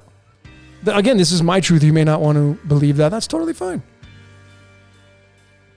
But I'm not only going to show you these three cards. I'm going to show you the three cards that link up in the cards of illumination. I'm going to show you the three cards that link up in the medicine card deck. I'm going to show you the three elements, and then those are going to lead to other three elements. So it's potassium, argon, and chlorine, the 19, 18, and 17. That is the real, true Trinity. I make no mistake about it, like it's going to get light out tonight. It's dark out right now. Maybe it's light out where you're at. It's going to get dark out. Guarantee it. In my world of research and decoding, and where I'm at right now, currently in this state of affairs, I will guarantee, ladies and gentlemen, this is how our incarnation process works. So let me throw it at you and show you what it looks like. And let me narrate it for you. So what you're seeing here is the real Trinity. And I'm not going to get into flat earth and round earth and globe or concave. There's no way to prove any of those. There's points on all of them. I don't get into it because it's a big debate and it's a low vibrational frequency to be in. Not interested. It's not going to change my life or your life if we end up finding out what the real truth is. Not interested in that. But I do believe there's a dome over this planet.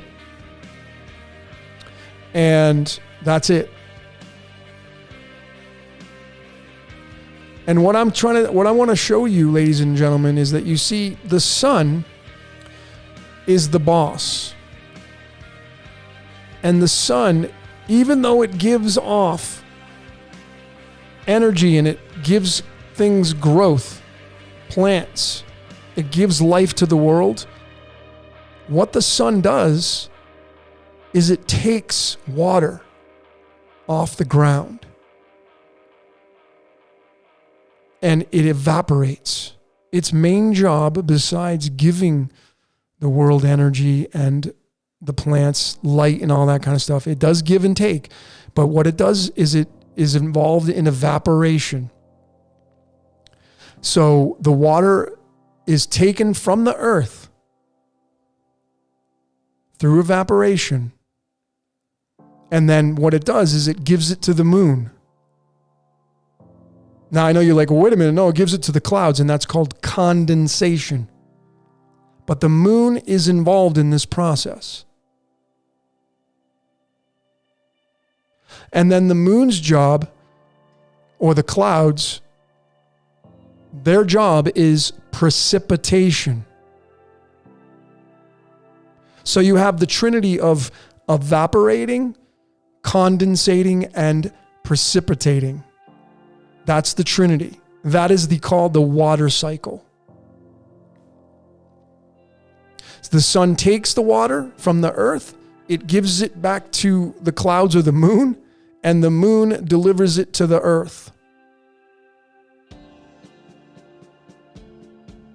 And why you're seeing calcium there is because the moon and the earth, if you take moon and earth, 23 and 17, and you add that up, you're going to get the number 40. And that's linked to the element calcium, which is what our bones are primarily made up of. The calcium is the 20th element, and what is duality? 20. When you take all three of these, the earth, the sun, and the moon, this is the Trinity now, they equal the number 54. Now, I am going to show it, not today, but I'm going to show you different examples of different numerology ciphers just to show you that it won't matter which cipher you use. If you don't like the Chaldean, great, I'm going to show you another ones. I want you to notice that sun, moon, and earth equal the number 54. The 54 is tied to the 25th element called manganese. Manganese has a little picture right above it, and it's a picture of a cow inside of a magnet, and the cow is lifted off the ground. This is an indication of us being lifted off the ground and moving back towards ascension. Manganese means magnet. This whole process, what this is telling us is we're cattle. That's, folks, if you go watch my decode on the Dalai Lama, the first Dalai Lama was born in a cowshed. What do you think the odds of that being the case would be? And there's way more to the story than that. We are cattle, and we're being used for our energetic food. That's what this represents. This entire trinity of the sun, moon, and earth is magnetic. The sun takes the water, it gives it to the moon, and the moon drops it down through the clouds, of course, in the manner of precipitation. When the water rains down upon the earth, that is the fallen angel story. That is the reincarnation. Because the water cycle, folks, the water cycle is evaporation, the sun, condensation, the moon, and precipitation, which is the earth. And that is an ongoing process that never changes. That's called the water cycle. Go research it. That is the incarnation, reincarnation process. And I'm showing you that using numerology, using the elements of the periodic table, and common sense and logic. Now, again, I mean, the moon is not the clouds, but it's definitely linked to the clouds as a carrier.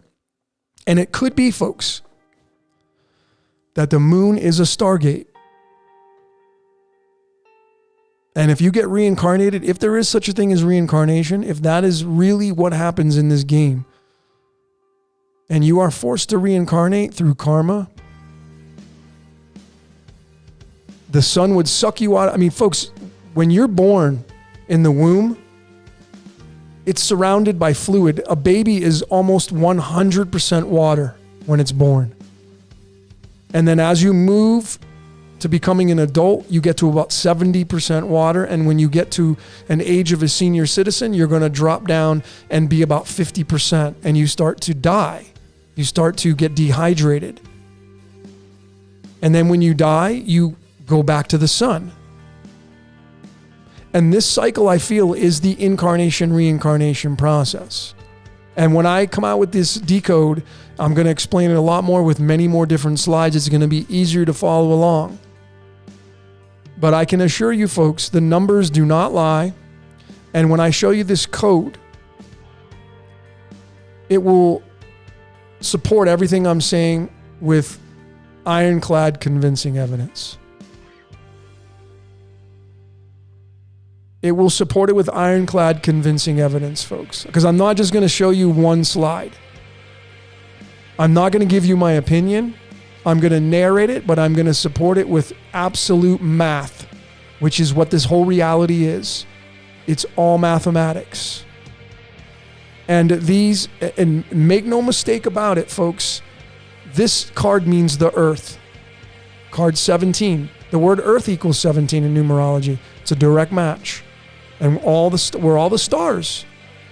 If you like Aleister Crowley's work, he says we're all stars. Yeah, we are. But we're rain. We're raindrops, precipitation, fallen angels. We come down, we get sucked back up, and then we get thrown right back down again. That may be the loop that we don't ever get out of. We just change avatars. And then you'd be like, what would make sense is if there is such a thing as karma, if there is such a thing as free will, if we have any, which, I'm not even going to go there, but I'm not convinced that we do. Your code is your code, and it's going to play itself out no matter what you think you're going to do. And I'm living proof of it, folks. I've shown it in my behind the scenes on some of my videos. I'm not in control. That doesn't mean I'm not possessed by, in the sense of like, oh, you're possessed by demons. No, I can see the code now. I'm aware of my code. And you should be aware of your code. So that was the slide I wanted to show you, folks. But that's how it works, folks. If you want a head start on how this reality really works, and you want to scrape away all the bullshit that the church tells you and all the secret society, all that freaking bullshit, I guarantee you, nobody's going to be showing you that. And I'm not telling you that because I'm trying to be better than anybody. I'm not looking for a pat on the back, a blue ribbon to pin on my chest. I'm telling you because this is groundbreaking material, and I want to share. I want you to have that. I want you to have it because you deserve to have it. If you go study the water cycle, if you go Google water cycle, that's the ascension process. The sun is the boss. That sun is the boss. And that sun, it gives us life, but it also takes precipitation. Its job is to evaporate. Go study that word, evaporation. That trinity is evaporate, condensate, precipitate. That's your trinity. That's how nature expresses itself. That's how we express ourselves through the human cycle.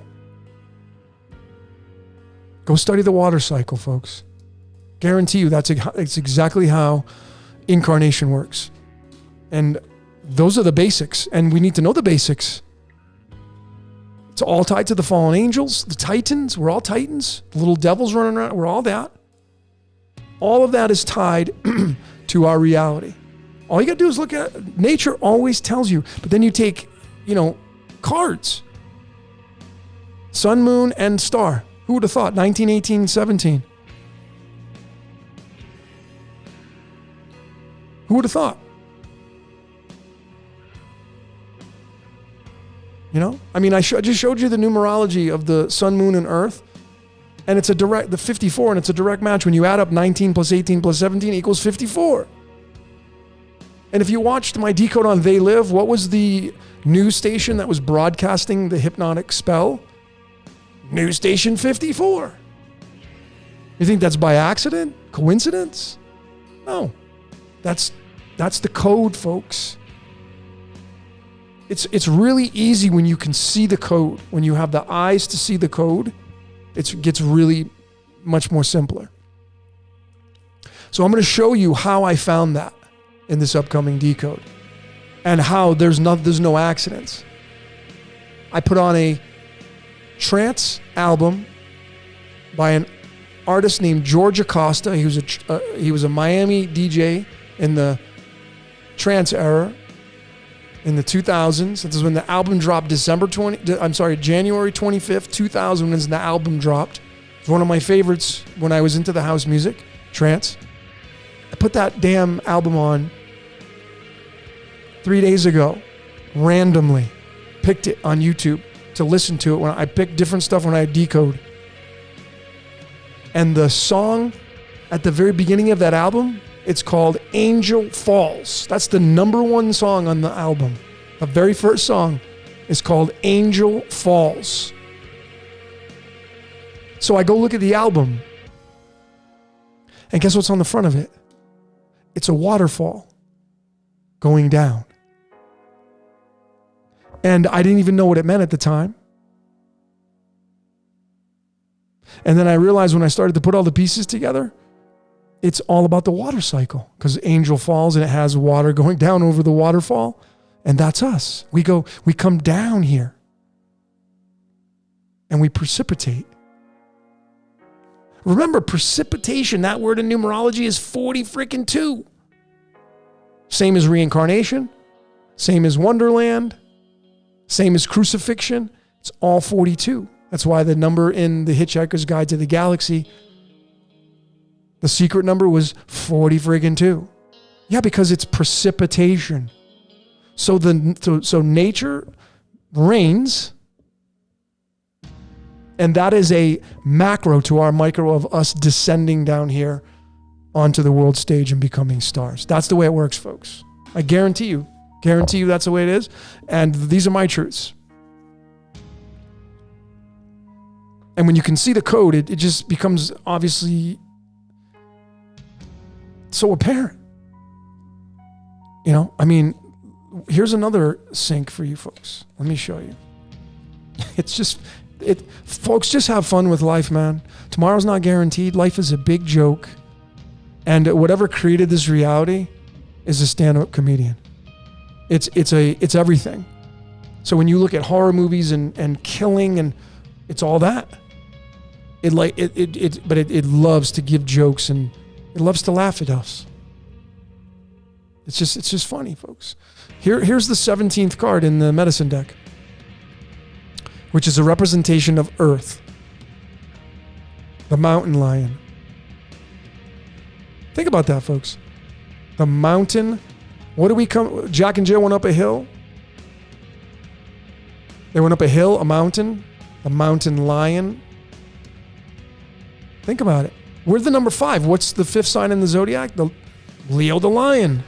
It's just so easy to see the code, folks, when you have all these tools. But you got to have the tools. That's why I've given the graphics away to so many people.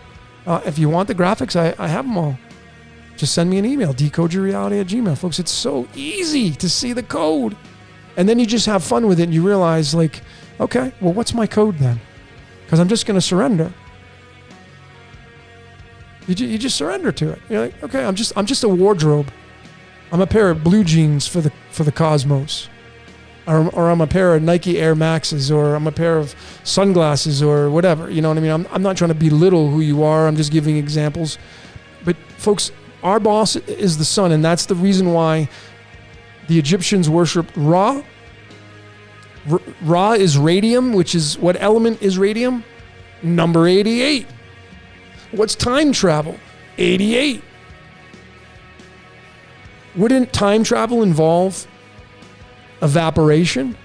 What is evaporation when it comes to our physicality? It's transformation or transmutation. It's going from a liquid state, water, and then the sun evaporating it and going into a gas state. Ascension. That's why the word ascension equals 33, because it's tied to the crucifixion. That's why 33 vertebrae in your back. Most people have 33. There are people that have 34, but the average is 33. Ascension's 33. How does that, folks? And that's why I prefer the Chaldean over all the other ciphers, because the Chaldean is directly in bed with the tarot and the cards of illumination. It's not in the other ciphers. They're not directly connected. The other ones, they're connected. You just got to go a little bit farther down the line. But the Chaldean is directly connected to our English language. It's connected to the tarot cards directly. It's connected to the cards of illumination. It's directly connected to the medicine deck. It's directly connected to the elements on the periodic table. Not the septenary, not the reverses, not the satanics, none of that. It's the Chaldean.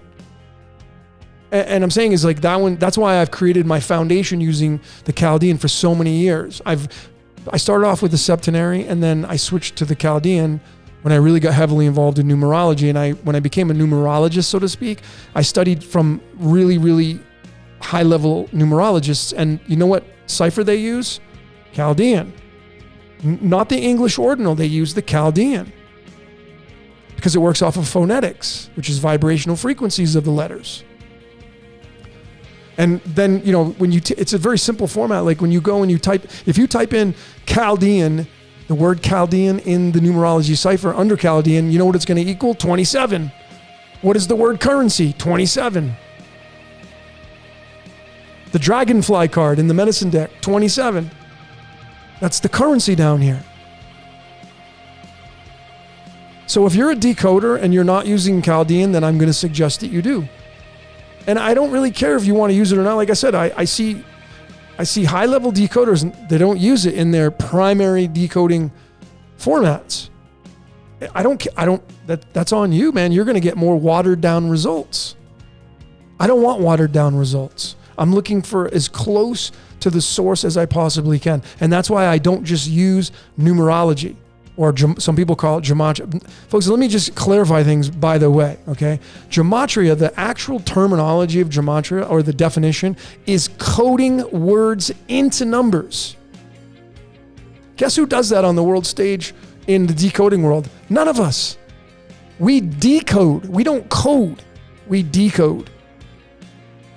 And what you're left with when you end up getting these results in your ciphers that you're using, you're getting numbers. And those numbers have personalities just like you and I. That's why you need to become a numerologist. Numerologists know the science of the numbers, what the numbers mean. Just like an astrologist knows what the houses mean, like what house number 1 is, what house number 7, house number 10, house number 12. They know what those houses are primarily meaning. Well, it's very easy because once you become a numerologist, you can become an astrologist because they're brother and sister.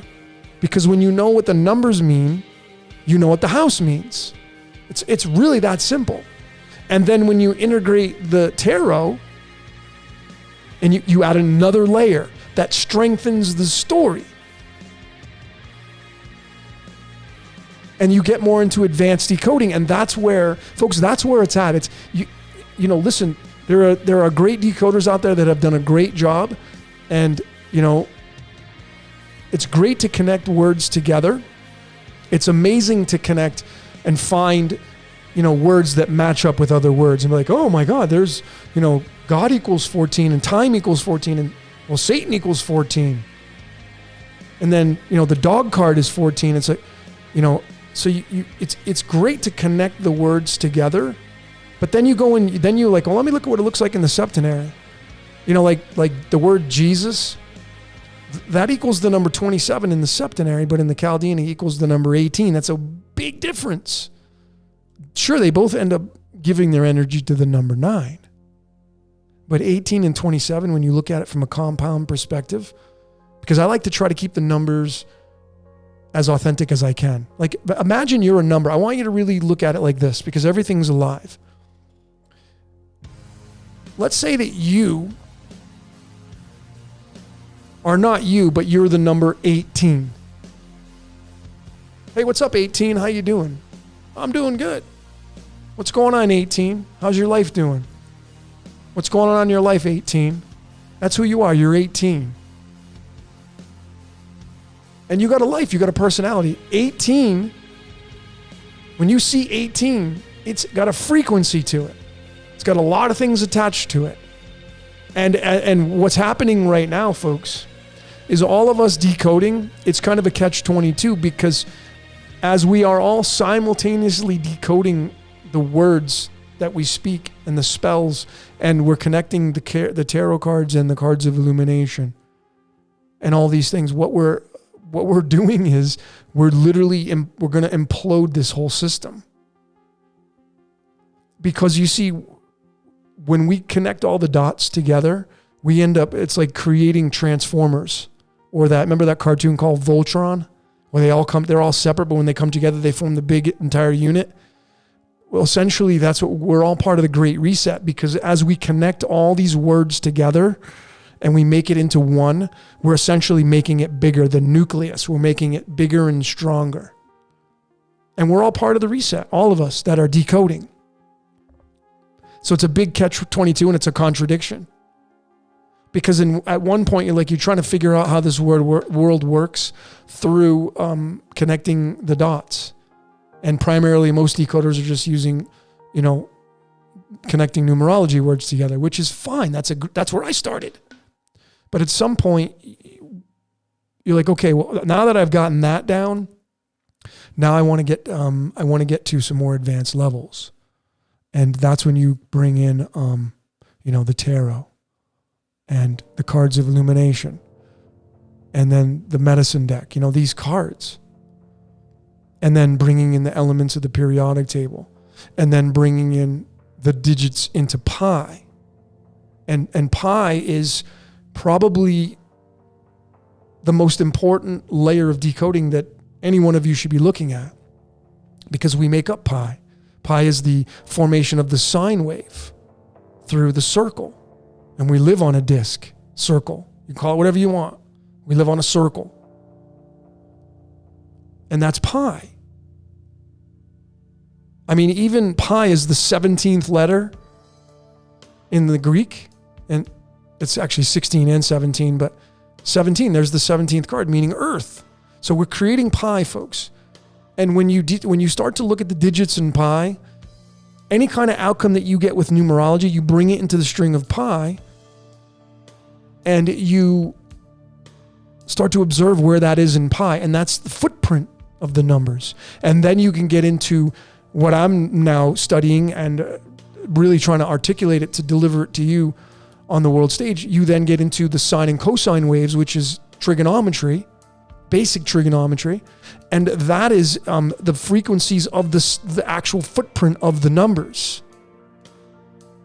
That's where it's at, folks, because then you can see without a shadow of a doubt, you can scrape away all the bullshit, because there's a lot of bullshit in the decoding world. I see a lot of people, and again, I'm not trying to belittle them, but I just see a lot of people throwing this mumbo jumbo in ciphers and then getting an outcome and then just saying, there it is. I mean, there are people that can really articulate it and throw words in and see the code. There are only a few that I know of that can actually do that. Kevin Clark is one of them. But I see people that are just, I go to their Facebook page to see what they're all about, and then I see what they're doing, and they're so excited to put the code out there because they found, oh my God, this equals this, and this is what's going to happen, and it's so watered down. You folks, you realize every time you add a word into the numerology cipher, you make it that much more difficult to attach something to it.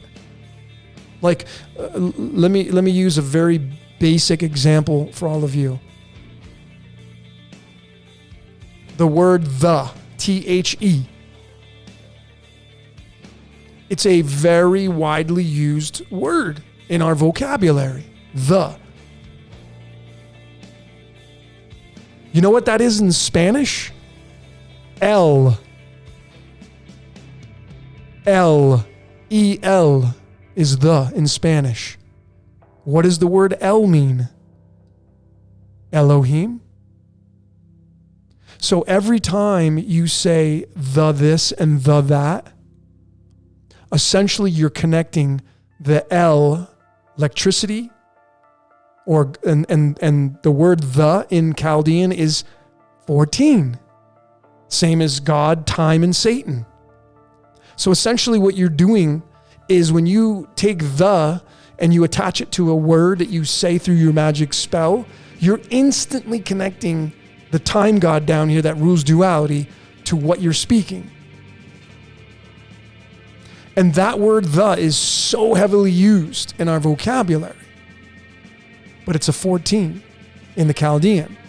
It's going to mean something in other layers that you end up decoding it through. But when you start adding in a whole bunch of other words, I call them filler words like the and of and, those are filler words.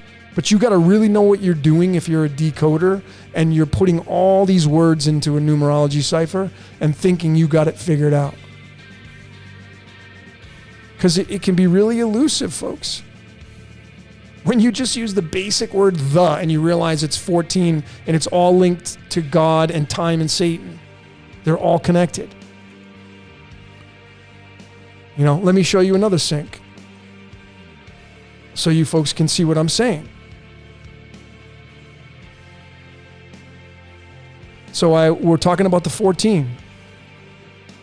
Let me show you this. I'm going to show you a couple cards actually, and the medicine deck. So we have, where's the card? I'm going to show you a couple. I'm going to show you how this works in the medicine deck card. Let me throw you a couple. Let me throw you a couple bombs. Some truth bombs. All right, here we go. Okay, so so 14 in numerology is tied to the words God, Satan, and time.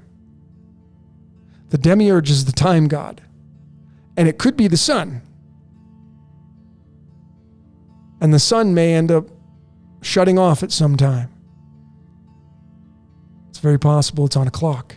But anyway, look at what card the 14th card is in the medicine deck. Remember, these cards were created in 1988. The people that created these cards, were they sitting down with this knowledge and saying, well, we got to, with the Chaldean numerology and say, well, God equals 14. Look at that, folks. It's God spelled backwards. It's the dog card. Man's best friend. If I showed you what man's best friend was linked to, I'm going to be decoding the world's tallest dog, Zeus. But man's best friend, that terminology, wait till you see what that's linked to. It's insane. It just gets funny. So how about that? 14 is dog. We know duality is linked to the number 32 because at 32 degrees, water becomes ice. That's why 33 is ascension, 32 is duality. So look at what the 32nd card is, the ant. See, we all become ants down here when we become physical matter, and we're a lot like the ant. We go to work, we're heavy workers, we have families, we work for the queen bee. The queen? What's the queen? So there's that. And then, the 47 is such a big number now in the decoding world. And if you haven't figured it out by now, the word tetragrammaton equals 47, just like the words Washington, D.C., White House, and Georgetown. The university in Washington, D.C., all those words equal 47. So then you realize that the common sense is what's running Washington, D.C.? Well, it's the tetragrammaton because it's on the King James Version Bible. The Yod He Vav He, the initials, is on the King James Version Bible, which is the authoritative Bible that came out in the year 1611. That's what's running Washington, D.C. It runs everything, actually. So it seems. But look at what the 47th card is, folks. It's the freaking prairie dog. What's dog spelled backwards? It just gets really funny, folks. And again, with these people that created these cards, did they know this information?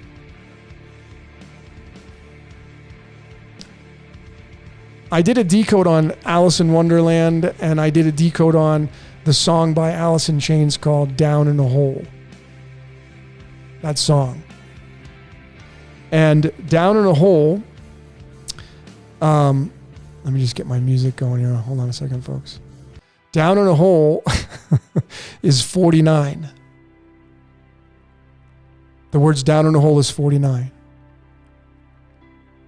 And 49 in the string of pi is found at the 57th and 58th decimal digit. 57 is the Truman Show. The Truman Show equals 57. 49 is found at the 57th decimal digit. Down in a hole is 49. It's just funny, right? But look at what the 49th card is. It's the salmon, the fish. Down in a hole, down in a fishing hole. What's fishing us out of the hole, out of the pond? The sun. You go right back to that trinity of go back to evaporation, condensation, and precipitation. The water cycle. That's ascension. It's not only ascension, but it's the incarnation process. Make no mistake about it. And that's how it works. And it's just funny to me now. It's really funny to me. That this is where we're at this level And we realize that we just don't have any control. If we did have control, you wouldn't be seeing these synchronizations like this. You wouldn't be seeing them. It's just too complex. Way too complex.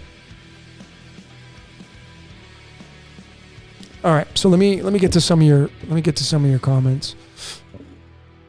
And what time is it here? 1:30 in the morning.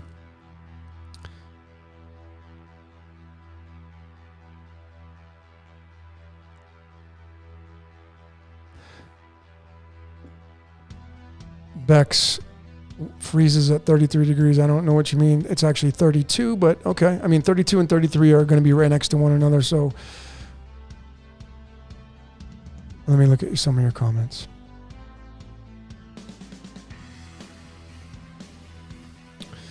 So Kate King, each number has many, many meanings. Abso-freaking-lutely it does. They do. But it's when, see, that's why when you use the other layers and you stick with one numerology cipher and you don't go all over the other place, because that just makes it easy to connect words to numbers, is when you're using the 4 basic. I'm not a fan of using the 4 basic ciphers. I'm just not the way I teach decoding. And again, I'm not saying my way is the right way. I'm not saying that people that use the 4 basic ciphers, their way is wrong. But you see, if you're just going to use the 4 basic ciphers and you're not going to connect anything to those, that to me is just basic decoding. But when you add in these other layers, the cards, the 3 decks of cards, you start to create a story that becomes much more accurate. And the rendition becomes, not only deeper, but more basic. All right.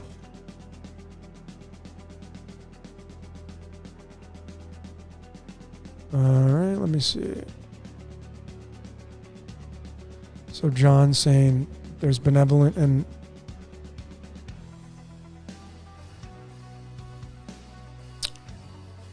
there's benevolent and there's basically good and bad energies here. And that may be true. There may be watchers and we all have handlers, but remember, folks, it doesn't matter if there's Darth Vader and Yoda and there's 2 teams. One team's not going to exist without the other one. And that's all we need to really realize and understand or understand. That you can try to slice it and dice it any way you want. And try to pinpoint it on like, well, they're the bad guys and they're the good guys. But if you didn't have the bad guys, you wouldn't have the good guys. If you didn't have precipitation, you wouldn't have condensation. It really just comes down to basic common sense. If you take the wolf out of the ecosystem will collapse, and that wolf is a predator. Think about that. They've proven it. The documentary, The Biggest Little Farm. If you haven't seen that one, they had an ecosystem at the farm. And it was in harmony. And you take one element out of that and it becomes disharmonized. You see, there has to be killing here in this reality to keep the duality running down here. Now, if this reality changes,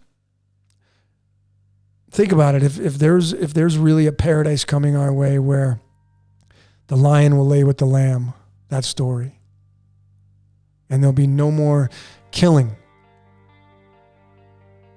Do you know how quickly this place is going to get populated? And there's going to be an overgrowth? So in the current scheme of things, if you use your common sense and logic, I don't think it would be able to work in this space. The game would have to completely change. But anyway, that's for a different story.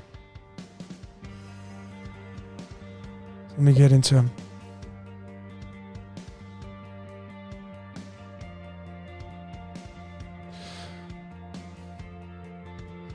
Let me get into some of your comments.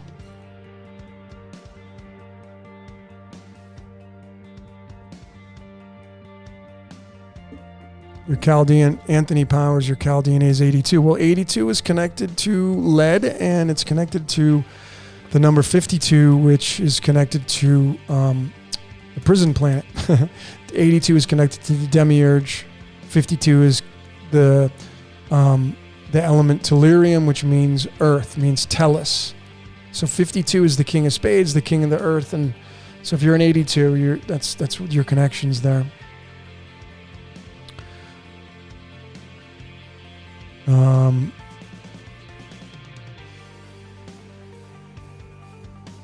I'm looking at your comments, folks, so don't mind my Chronos.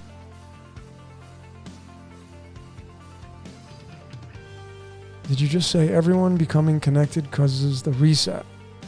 Yeah, I believe so. I think there's an integral part of that truth. Am I saying it's 100% true? No, but it's a very good possibility that all of us connecting the dots and connecting. I want you to think about this. Here's a really good analogy, folks. Let me take a sip of water.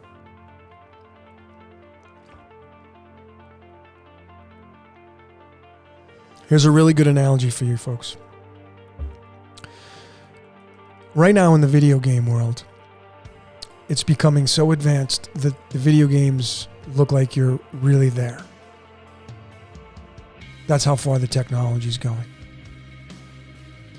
And some of you, and many people outside of this transmission, they not only play video games, but they actually get the headsets on and they go into the video game and they team up with other people and they play as groups, or they play individualistic in the game.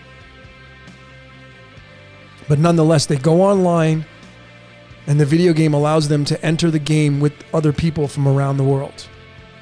That is the big thing besides playing the video game yourself. So I want you to think about this. What is that instantly doing? It's connecting people. You have the ability to sign on to the internet, grab onto your keyboard or your joystick or whatever you're using to control your character, and enter a game space with other people that are doing the same thing. You're all meeting up in this quantum world outside of our physical reality. And that example is what I feel is happening with social media. Essentially, what we're all doing is we're connecting and meeting in one place at one time. What are we doing right here? There are 100 people right now tuning into this transmission from all over the world. I'm sitting here in central Mexico, and the technology is allowing me to almost literally in real time, there's a few seconds delay from what I'm saying right now to what you're hearing, but I'm connecting to each and every one of you around the world. That's how advanced the technology is. And you're seeing me in 1080p. I'm shooting in 1080p right now with the webcam I have. And then my microphone is integrated into that. That's where we are with technology. If you compare that with 20 years ago, 30 years ago, when I was growing up, you had to spin the dial to call somebody. I remember growing up and I'd have my first girlfriend. I was fighting with this other guy to see who was going to get her. And I remember like her phone number's busy and I had to call the operator and do an emergency breakthrough. That's what you had to do. And the operator would interrupt their conversation and say, hey, this person wants to talk to you. And that's what we used to do back then. That was only being able to reach one person and the operator. Now it integrates instantly. And I feel that's exactly what's going on. We are becoming one with the quantum world, which may be what our world is anyway. This macro world that looks, you go outside and the trees and the birds and the fish and the ants and the insects, and it's all part of our physical reality. But is it physical? Because when you put your body under a microscope, it's not physical. You must understand that. We are not physical. We only appear to be physical. We feel physical, but we're just frequency. And so that's why many people are now moving towards This is a simulation. And that's it. That's all this is. And when we look at video games and the technology and how we can put on the glasses and go into another world, Ready Player One, is that where we're headed? Or will that get upended by the reset and there will be an elimination of artificial intelligence, aka computers? I mean, I don't know about you folks. Everybody's different. I enjoy my technology. Because you see, if I didn't have this whole contraption, my camera and my microphone and my processor here and the music that's going in there, if I didn't have any of this stuff, I couldn't broadcast this message, this entire message that I'm doing with the card, everything I've shown you tonight. If you've been here since the start, I wouldn't be able to do that. Some people want to go back to the Stone Age. I'm not interested in that, personally. Now, I'm not interested in having some form of parasites tell me I have to take a shot to be able to do commerce. I'm not interested in wearing a mask. You know, I do things just to get into stores now. I mean, it's ridiculous where we're at right now. I'm also not interested in going in the water and getting eaten by a shark. It's the same thing, folks. It's just different layers. I'm not interested in being chased by a grizzly bear in the woods, but it could happen. So I like my technology, and if I didn't have this technology, I wouldn't be broadcasting to you, and each and every one of you that have decided to come here and share your space with me, which I'm very grateful for, you wouldn't get all this information I'm giving you. So how would I get it to you? If you took away the internet and eliminated electronics, and you literally went back to where people were living in tents outside or whatever, people's are different. Some people, they want to live off the land. They don't want to have power. I'm not interested in that. I like my technology. I like having electricity. I like these perks. But I don't like the morons that are living through their code. They're just being themselves. I don't resonate with some of the parasites out there and the vampire. Of course not. I don't like mosquitoes. Do you like mosquitoes? I hate them. They're annoying. I give them a few chances when they're buzzing around. I tell them, I'm like, dude, you better kick stones. Because if you come around here, I'm going to swat you. So I'm giving you a chance to get out of here. I tell them that. I don't know if it works, but I tell them that because everything's consciousness. I don't like ticks. I don't like bed bugs. I don't like those things, but they exist. Why? Did they sin too? So I like my technology. I don't know about you folks, but I wouldn't be able to broadcast this information to you unless I had all this technology. It's not evil, folks. So how can we integrate this artificial intelligence into nature and that reality? How can we do that? Because by any stretch of the means, I wouldn't consider myself an evil person by that word. Right? When we use that word, and I know you wouldn't consider yourself that kind of person, right? I'm sure everybody listening to this transmission, you work for the good of humanity. Like you want change to come. You want the parasites to be taken off the world stage. Just like, when you swat that mosquito, you just took that mosquito off the world stage, just like that. Instant. By a slap of your hand. Or when you pulled that tick off your dog, what do you do with a tick when you pull it off your dog? Most people flush them down the toilet. Is that the right thing to do, or do you put them outside? Some people burn them in fire or whatever. But I mean, why would you do that? Why would you kill a tick? Because they're gross. But they still serve a purpose, part of the ecosystem. So when you look at this technology that I'm using right here to get all this information to you, when you watch my videos on YouTube, without YouTube, I would have to use something else, Vimeo or BitChute or something like that. But they're all technology. All of it is technology. At some point, we have to stop pointing the finger and saying technology's evil and money's evil and crypto's evil and stuff. Folks, come on. It's just the code expressing itself. That's what it is. The code is everything. The code expressing itself is everything, all jumbled together. And whatever created this reality, like this is what a coder uses to write software. If you're a coder, you know what this looks like. You use this. Without this thing right here, you're not going to get much coding done.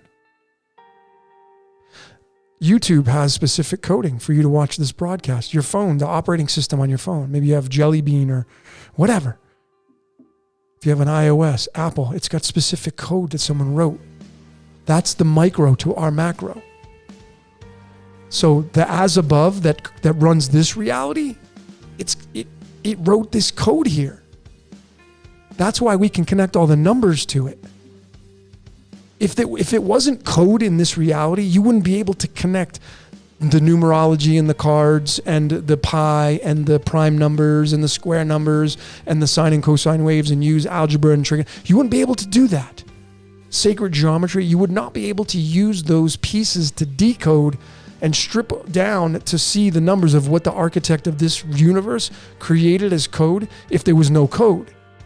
There has to be code. The trees, the leaves, the grass, they're all written into the code. Grass cannot deviate away from the code. If you plant, I used to work for True Green Chemlawn. It's one of my jobs growing up. I sold lawn care when I was like, 17 or something like that. So for a couple seasons, I sold lawn care. And I learned that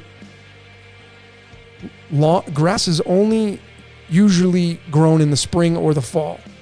If you put grass seed down in the ground in the middle of November, guess what's going to happen to that seed? It won't freaking grow.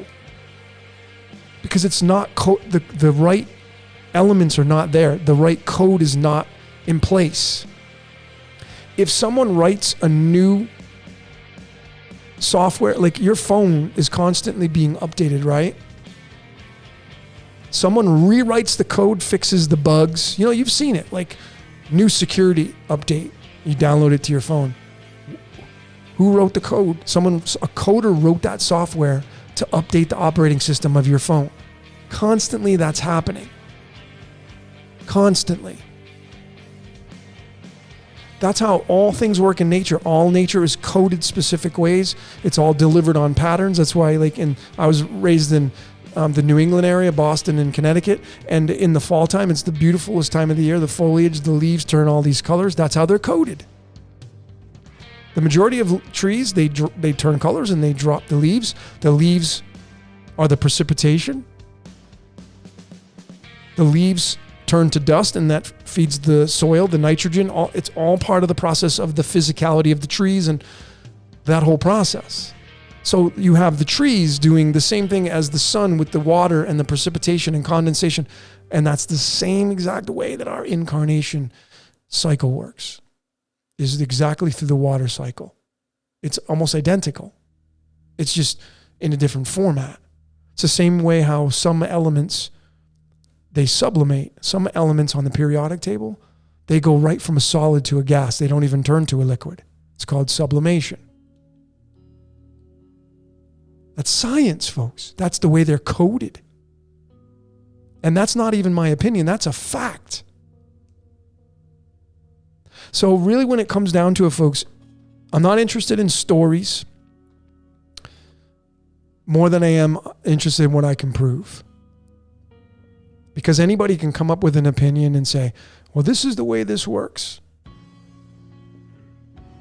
And then I'm the asshole who's going to say, prove it. What do you have to support it?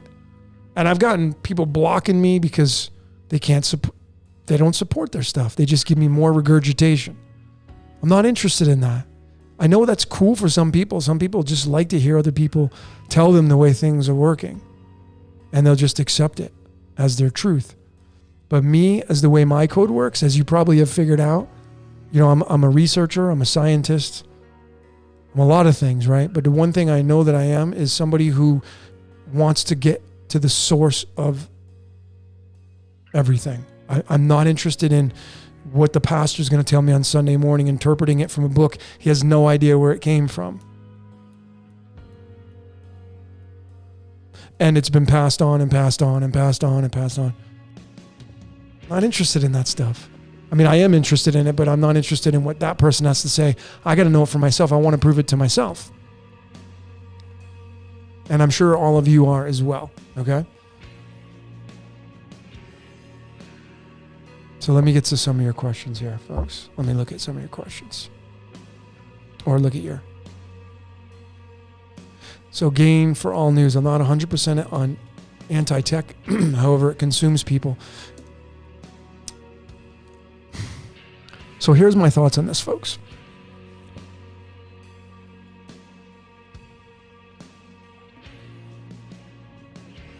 I'm getting hot from my freaking artificial light.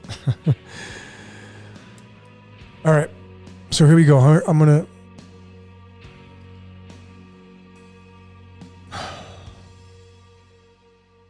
I've said this before and I'll say it again.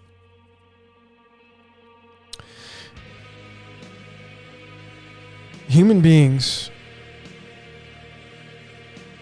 are primarily like this now. And if they're not looking at this, they may be looking at a computer screen.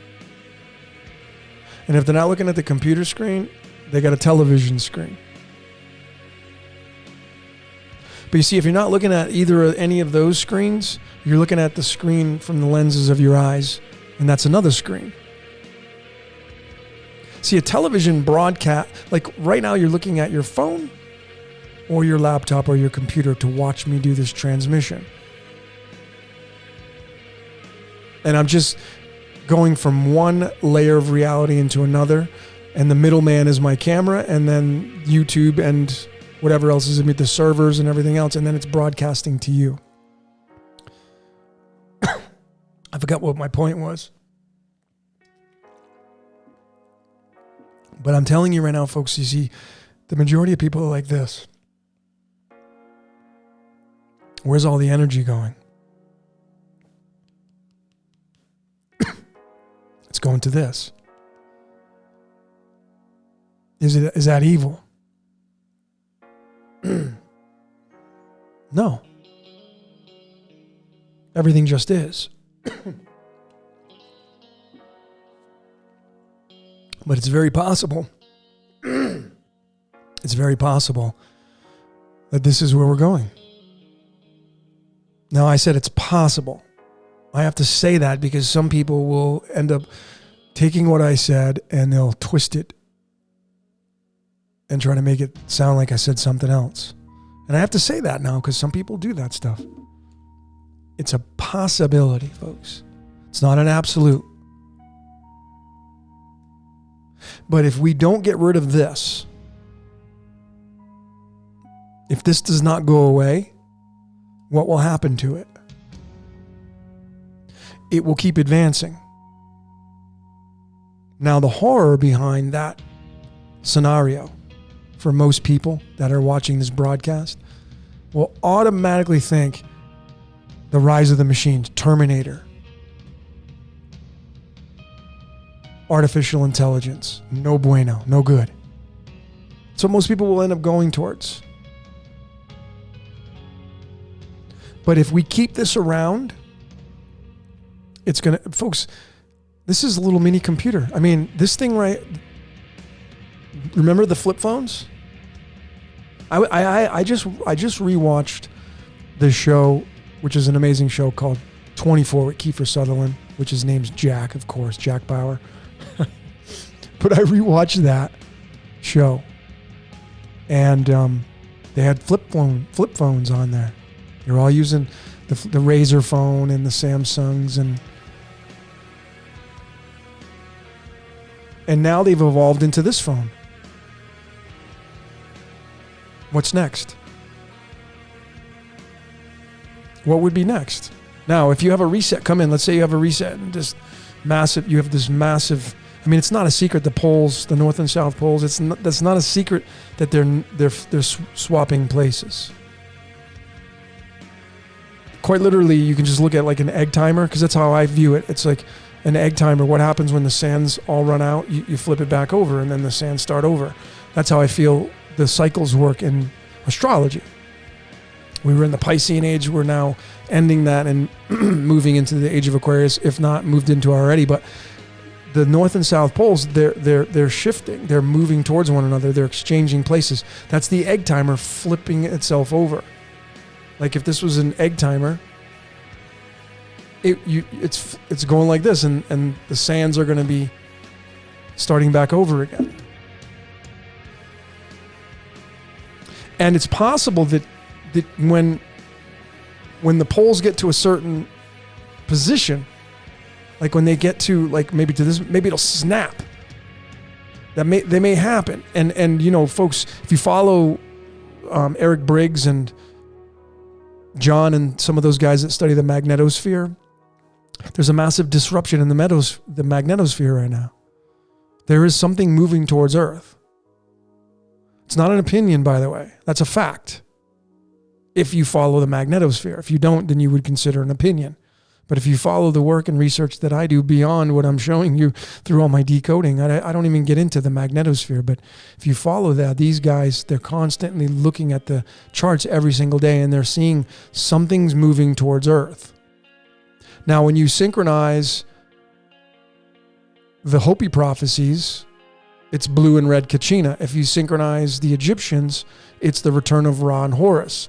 And these are massive planetary bodies, and they're so big that they're magnets, right? So when you have a big magnet moving towards a smaller magnet, what is it going to do? It's going to cause massive disruption, and that's what's going on the Earth today. That's why you're having all this crazy weather. I know some people are like, well, there's weather manipulation and stuff, but nature is the boss. So you can have any kind of artificial crap you want, but ultimately nature is going to be the boss. And you literally are going to possibly have these poles flip. And when they do, as these planetary bodies get closer, whatever that's going to look like, you know, it can cause massive upheaval, massive disruption.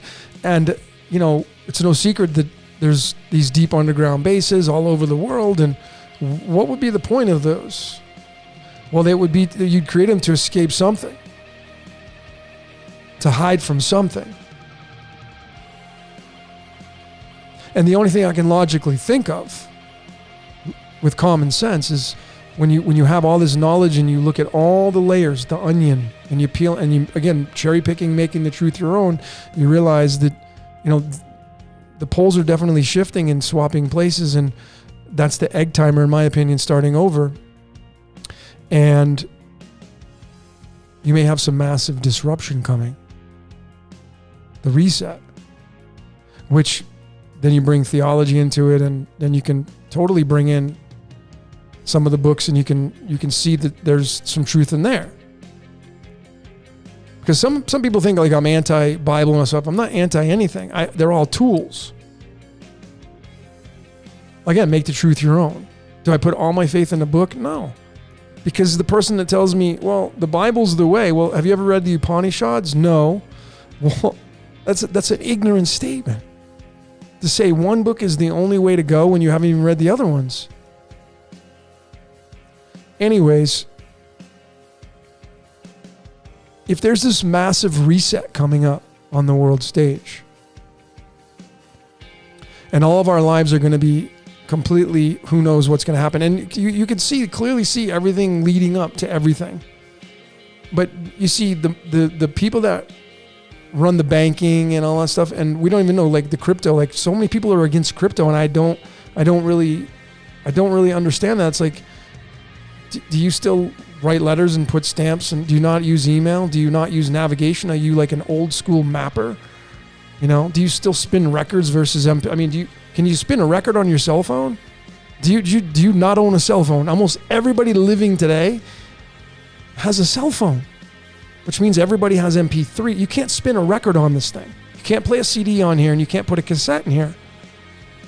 So it's such an ignorant statement for people to say, well, no, crypto's, you know, it's this, and I'm being silly, folks, when I'm using my little voices. I'm not pointing it towards anybody, but the natural evolution of life is going faster and faster and smaller. I mean, think about human beings. Some people believe there were giants on the earth. Well, we're small compared to them. And then you have this movie with Matt Damon that came out. It was called Downsizing. Think about that movie. Downsizing.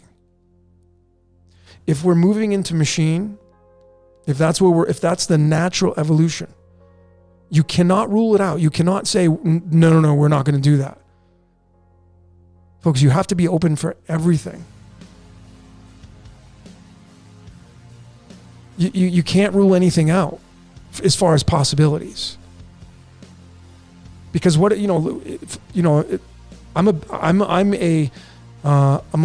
a person who pays attention to the cryptocurrency world. I have crypto.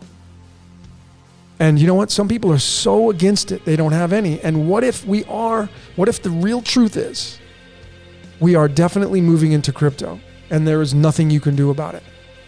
And you have all your money in dollars and they crash the economy and your entire bank account is wiped out and you have no crypto.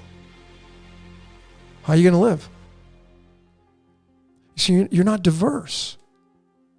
So to me, the strategy is clear. It's better to be safe than sorry. It's better to get a little bit of crypto and take that chance than not have any at all. Because we don't even know what this reset's going to look like that's coming up. It may not be detrimental. There may not be, I don't know. No one has the real answers. It's a big fat guess on what will happen as this reset enters our world. But folks, why would you want to take the chance? And just like, I'll wait it out and see what happens.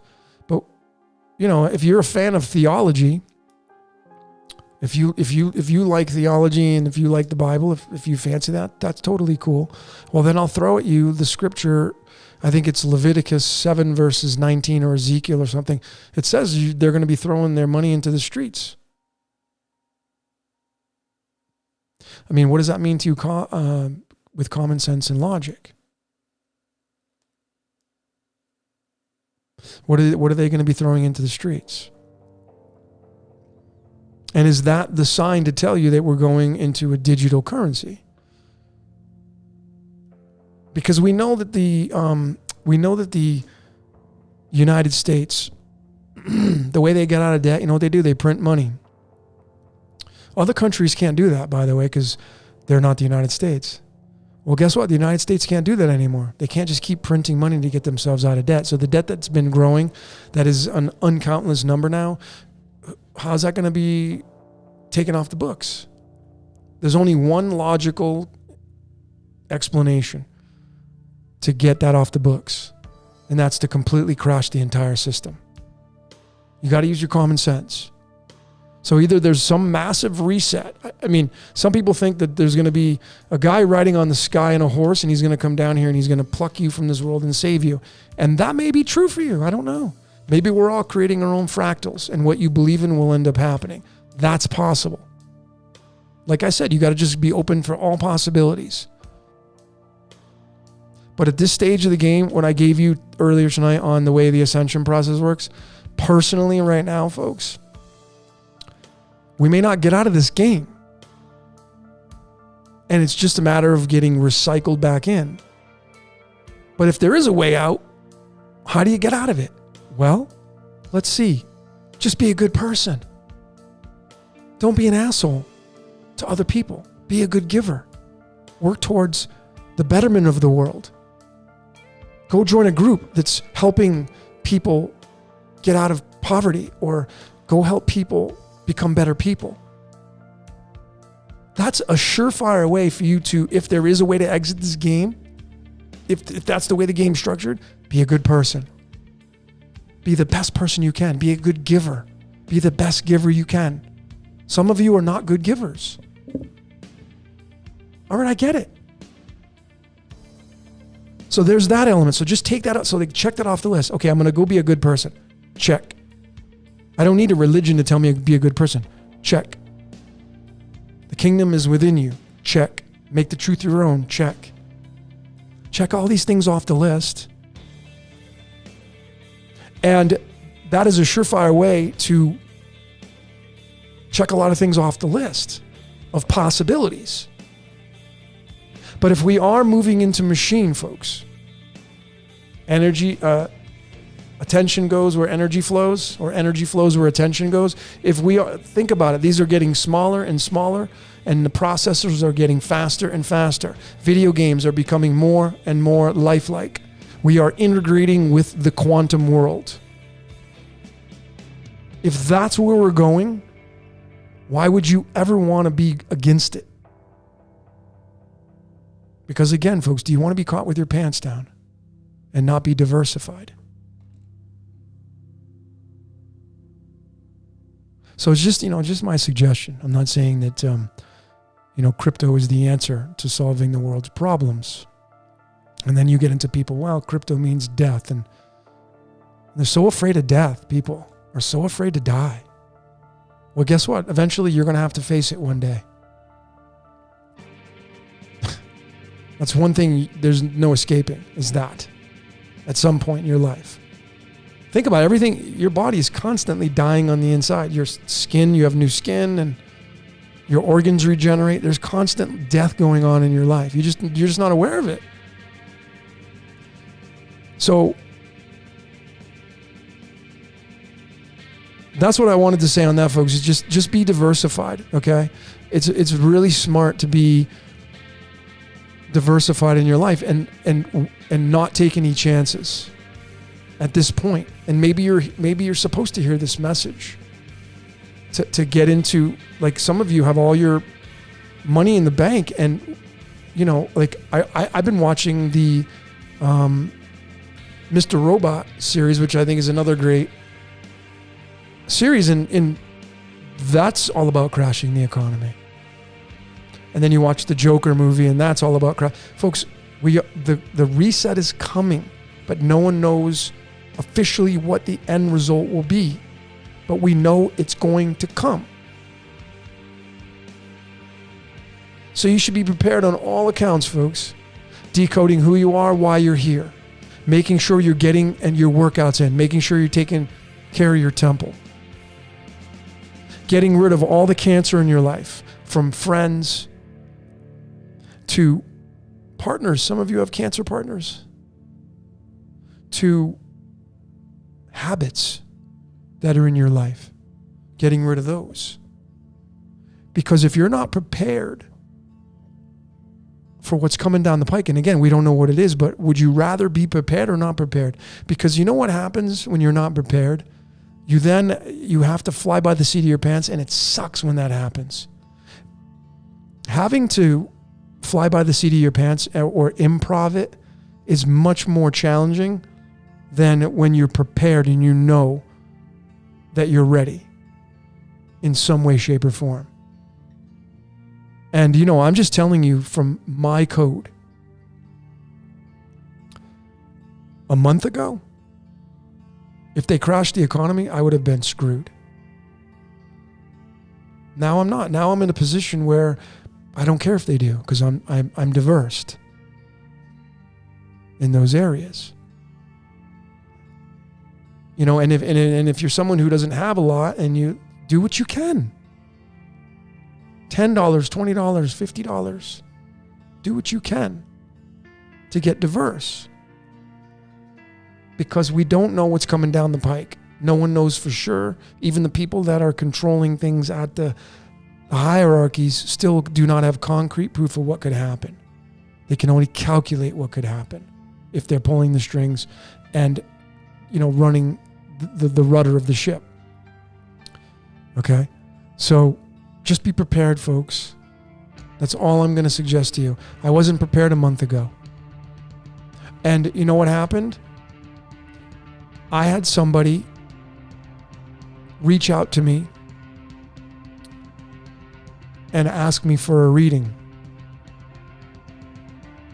And they offered to pay me in crypto. And I had been learning about and reading about, and I've had a lot of people coming at me on social media, all these people that are minors, and and I always pay attention to the code. So I'm like, okay, is this irritating me or is this telling me something? And this is paying attention to your code, folks. This is what being in the now moment is, living in a state of gratitude, decoding your life. Because if you're off in Never Never Land and you're letting life consume you, you can miss things. So anyway, this person, that was my cue. Like, hey, do you take crypto? Yeah.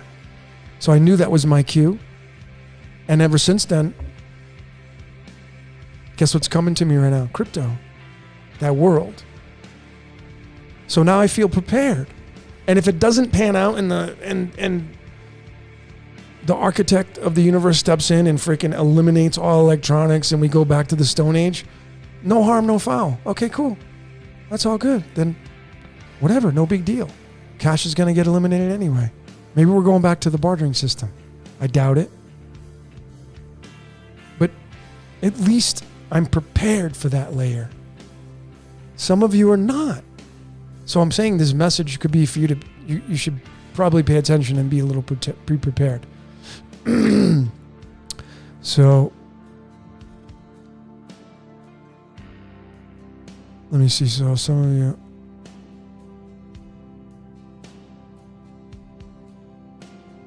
looking at some of your comments. Can you predict crypto through code? You can, yeah, people are starting to predict things. I think it's a little more challenging to predict things that happen on the world stage. No matter how good of a decoder someone thinks they are, I think it's challenging to predict things. And then, when you're wrong, people will freaking nail you to the cross. They'll just crucify you when you're wrong. And then you get all this persecution. So, let me just change the music here. But you can, yeah.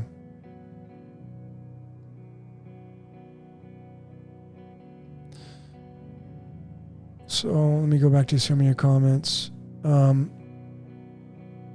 Yeah, I mean, folks, here's another thing to think about, okay? Is bees. I wanted to say this earlier and I didn't. Does anybody know what the sacred geometry shape is of a honeycomb inside of a beehive? Do you know what shape that is? Yeah, it's called the hexagon. The honeycomb of a beehive is in the shape of a hexagon, which is a 5-sided polygon. Where else is that 5-sided polygon linked to in the esoteric world? Astrology world. It's Saturn, Father Time, Chronos, which is where we get chronographic watches from. So what do bees do in nature? Again, as above, so below, macro to micro. What do bees do? They take care of the queen. There's a queen bee. When the queen dies, all the bees scatter. But nonetheless, a beehive is made out of honeycomb and it's in the shape of a hexagon. 6-sided, linked to the 6 days of creation.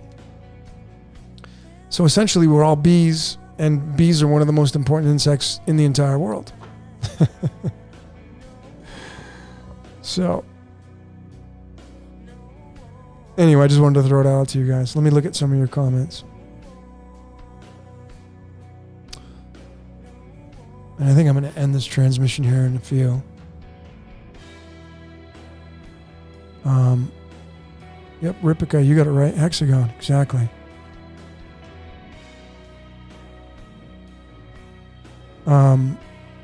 So essentially, folks, mankind is a beehive, and we are,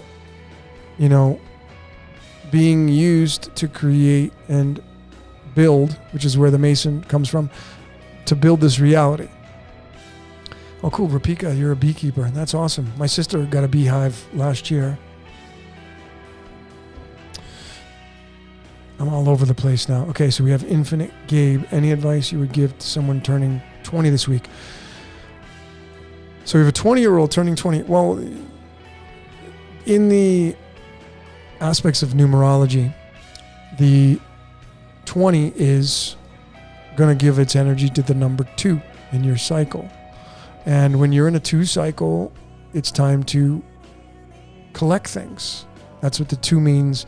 In astrology, it's the house of money and possessions and whatnot, but it's also tied to procreation.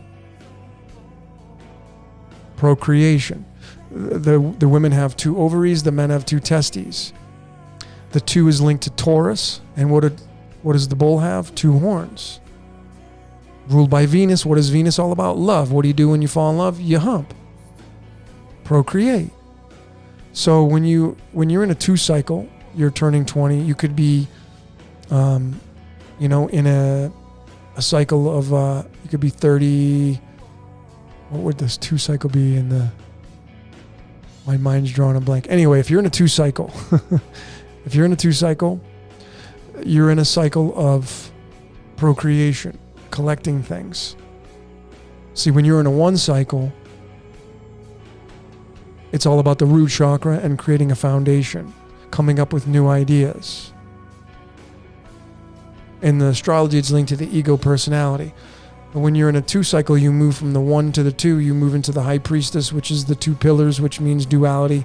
And it means collecting things, creating things. Now, I'm not saying to go out and hump and make babies. That's not what I'm saying. What I'm saying when you're in a 2 cycle, though, is it all is wrapped around collecting things and creating things, duality, and making more than one when you're in a 2 cycle. So I hope it sounds like that.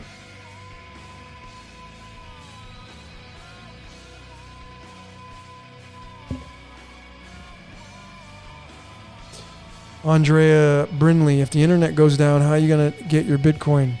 Well, they actually have these ledgers. They look like USB sticks, and it's like a wallet. You plug it into your computer, and you can transfer your crypto onto these they're called ledger sticks. So you'd have that to fall back on. But if the internet goes down, and it completely gets shut down, what would happen to life as we know it, folks? Technology would be gone. And think about it, because the largest conglomerate on the world stage is Amazon. And what does Amazon rely completely on to do their bidding? And that's the internet. If the internet goes down, Amazon doesn't make any more money.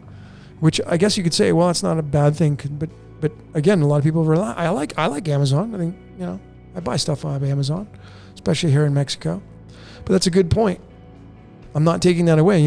Again, if the internet goes down, what happens to your crypto? That's right. Absolutely. But you got to understand, ladies and gentlemen, you have to understand that the banks that have your money are completely broke.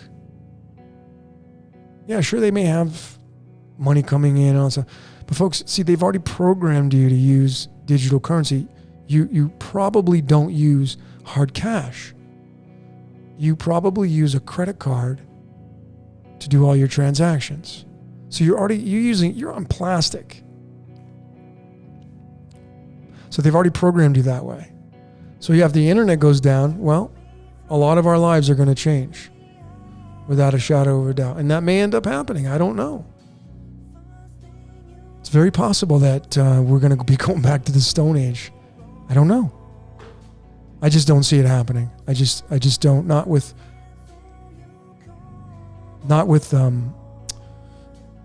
the way the world is moving and the age it moving into, and the rules of astrology. The age of Aquarius is I know thyself. It's the fixed sign of man. It's one of the 4 fixed signs in astrology that makes up the X. And the fact that we are giving more attention to this, what would you do without your cell phone? Some of you, I understand, I don't need that. But the majority, you may be an exception. The majority of the world relies on technology. I personally would not want to go back to rotary phones. No, thank you. And if you had to go back to a rotary phone, I guarantee you your life would get irritatable. You'd get irritated. You couldn't do video phone conferencing. You couldn't conference people in and dial into a 1-800 number and have 20 people on the line at one time. You couldn't do that with a rotary phone back in the day. You'd be going back in time. And the advancement of the world would go backwards, not forwards. And I don't think the world, as it moves into evolution, wants to go backwards. It's very possible, folks, that the boss of this reality is going to lose the job. I talked about this with Santos. It's kind of really funny, but it's very possible that the boss of this reality is about to lose its job. It happens all the time in our world. Bosses, they get promoted, they lose their jobs.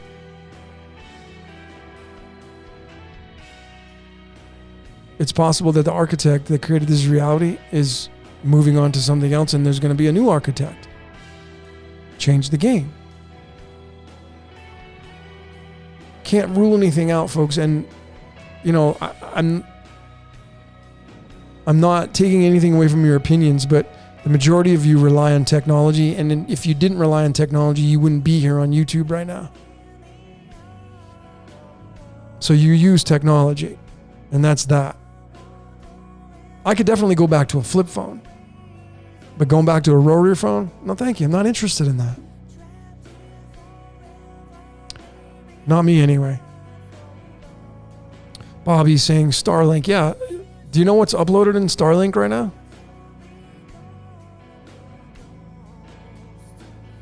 Crypto.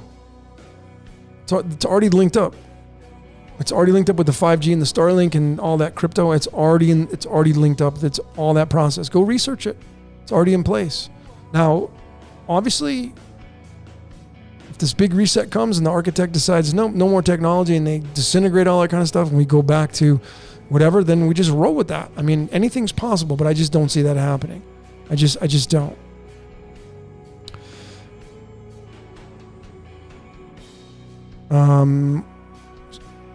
Simc is asking me, do you speak with Jordan Maxwell? No, I met Jordan Maxwell. I was fortunate to meet Jordan in 2018 or 19. I was in Vegas, living in Vegas, and there was a conference. My buddy Saeed was throwing this 5D reality conference, and and I knew Jordan was going to be one of the speakers there. And I had said to my partner at the time, I'm like, I want to meet Jordan. You know, that's out of everything. I just want to meet Jordan, you know? And that day I'm literally we were walking into the hotel, and he's coming out of the hotel all by himself. And I got to meet him, take pictures. I have some pictures on my Facebook. Got to talk to him a little bit. Got to ask him some questions. It's cool. You know, he's a cool dude. He, you know, Santos occasionally talks to him. I'd love to do a side-by-side interview with him. That'd be a lot of fun. Pick his brain. You know, Jordan Maxwell equals 47, by the way. Just some of you should know that. Just like his buddy Zachariah Sitchin, his name equals 47 as well. Just like, you know, tied to the Tetragrammaton. But, you know, anyway, Jordan Maxwell's real name is Russell Pine. Jordan Maxwell used to be a Jehovah's Witness as well, just like me and Santos. It's really interesting. Anyway, folks, it's all connected. All of it. All of it's connected. So I'm going to play this song one more time. So if some of you like this song. It's called Deep Space Pilots. Deep Space Pilots, and it's called Space Ghost. It's a pretty cool tune. It's one I found randomly. That's what I love about YouTube. You just let it play, and it randomly plays stuff, and you find these amazing songs, or you just play some playlists, and or some best, greatest hits and stuff. I love ambient music and all that kind of stuff. All right, so let me get to some of your questions. Noah Carver, the quantum grammar movement. You're talking about what's his name? Yeah, Last Flag. That's with can't remember his name, but I know the quantum grammar movement. I know that. I've read into a little bit. It's pretty complex. It didn't really interest me because I looked into doing a decode on it. It's really deep, and it would take a lot of articulation to dummy that information down and put it into some slides and graphics. But I'll definitely look into it again, Noah. Thanks for the suggestion.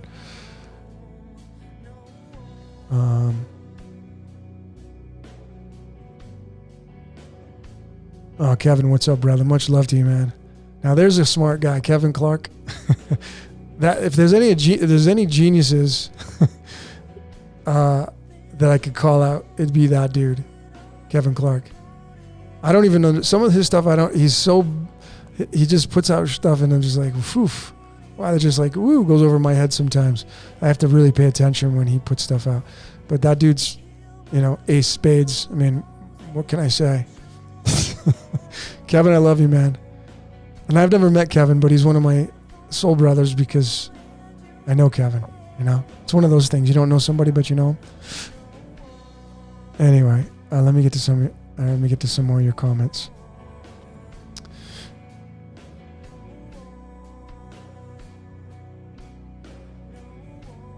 So some of you, let's see, humans went too far. Technology is wanting to be harmonized with nature. So folks, I'm gonna throw this out there.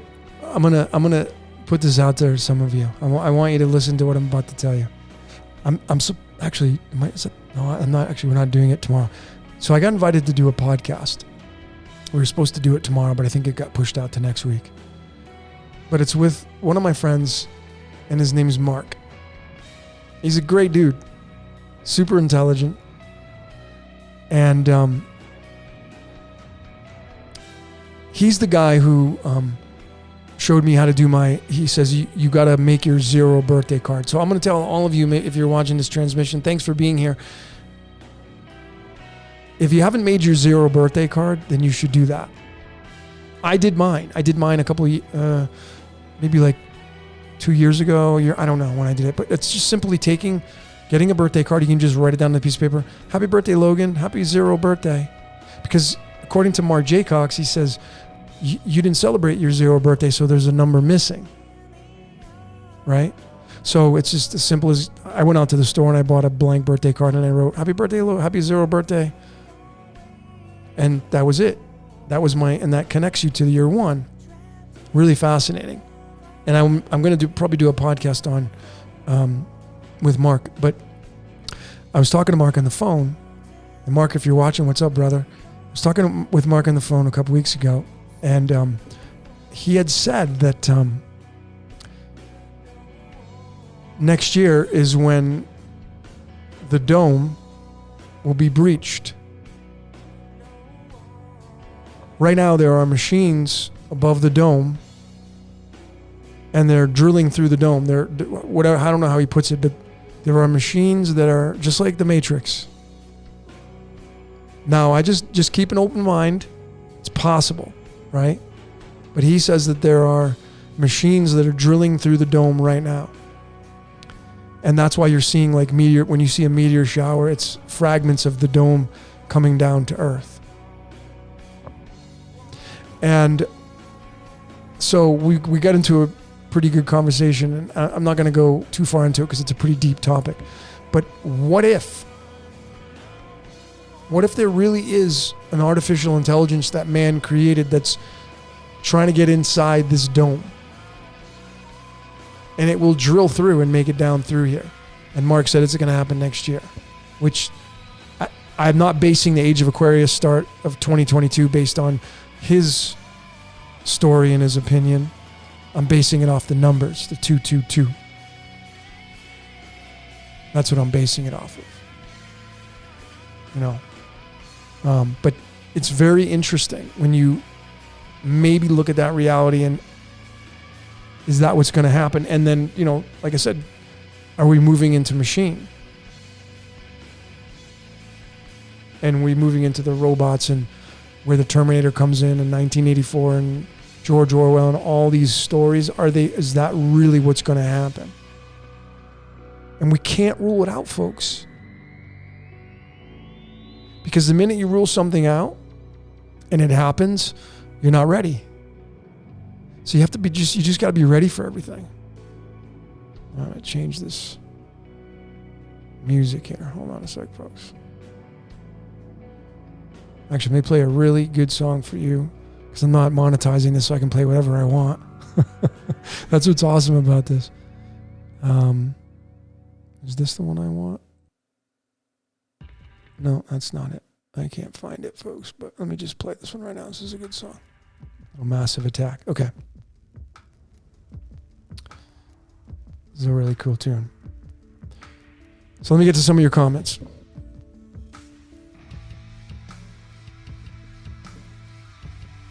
This is Massive Attack, a rock version. I'm a rocker at heart, but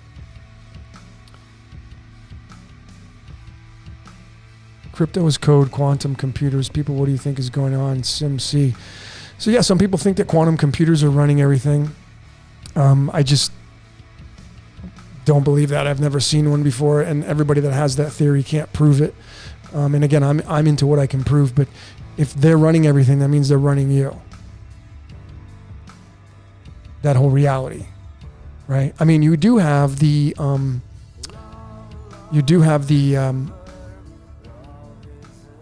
D-Wave computer up in Vancouver, and Gordy Rose and those people, and that guy did an interview.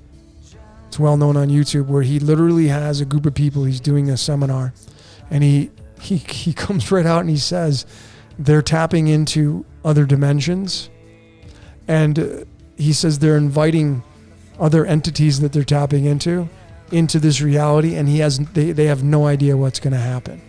And he comes right out and says, we don't think these entities are going to be very nice, but we're going to do it anyway. And we're looking for people to come join forces with the D-Wave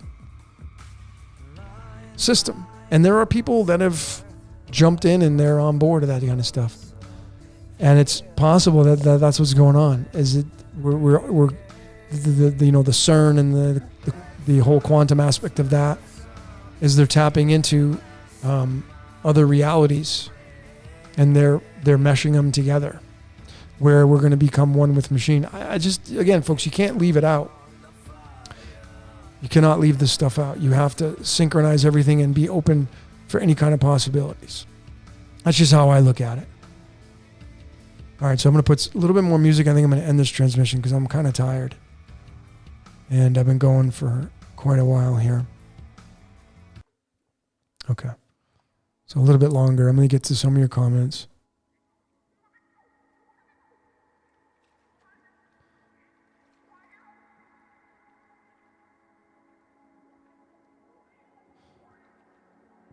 Let's see. I'm looking at your comments here, folks.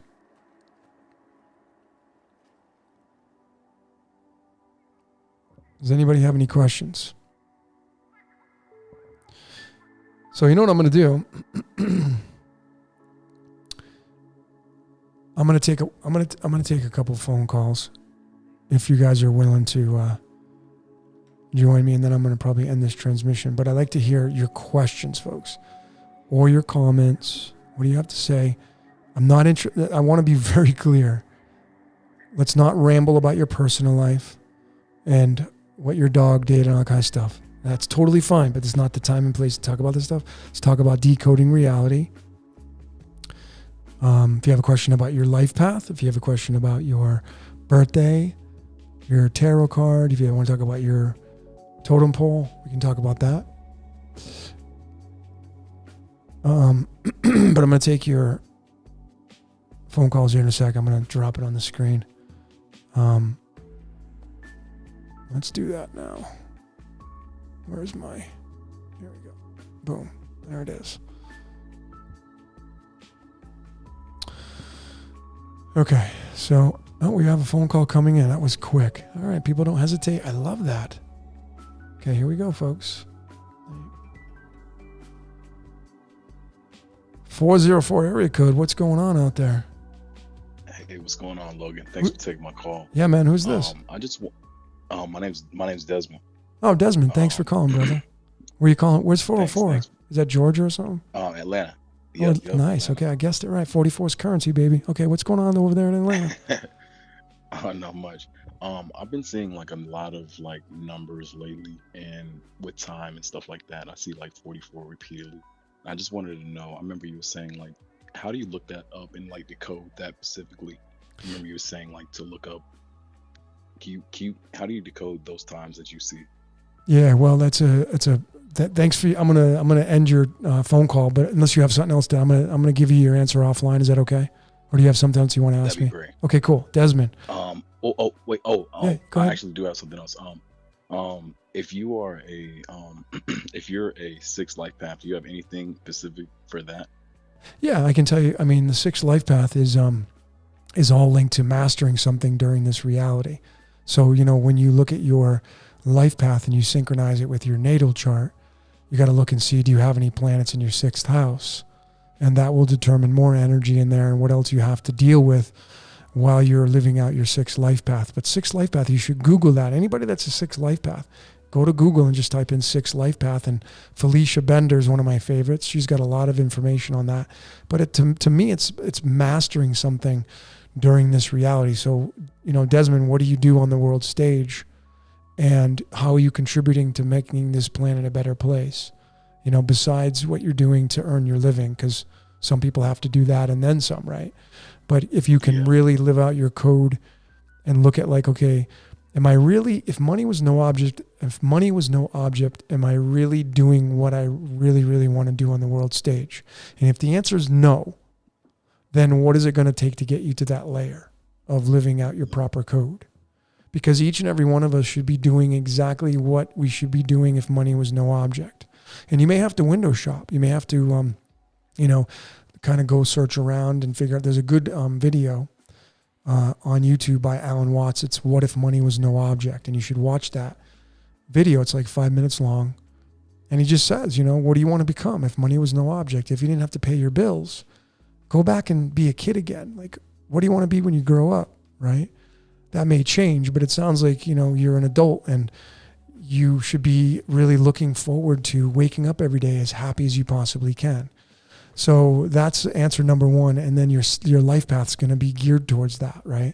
The 6 is, of course, linked to the third eye. So to me, the 6 not also means mastering something, but it also means being a paradigm changer, because the third eye, the pineal gland or the pineal gland, however you want to pronounce it, it's all linked to paradigm changes and being a paradigm changer.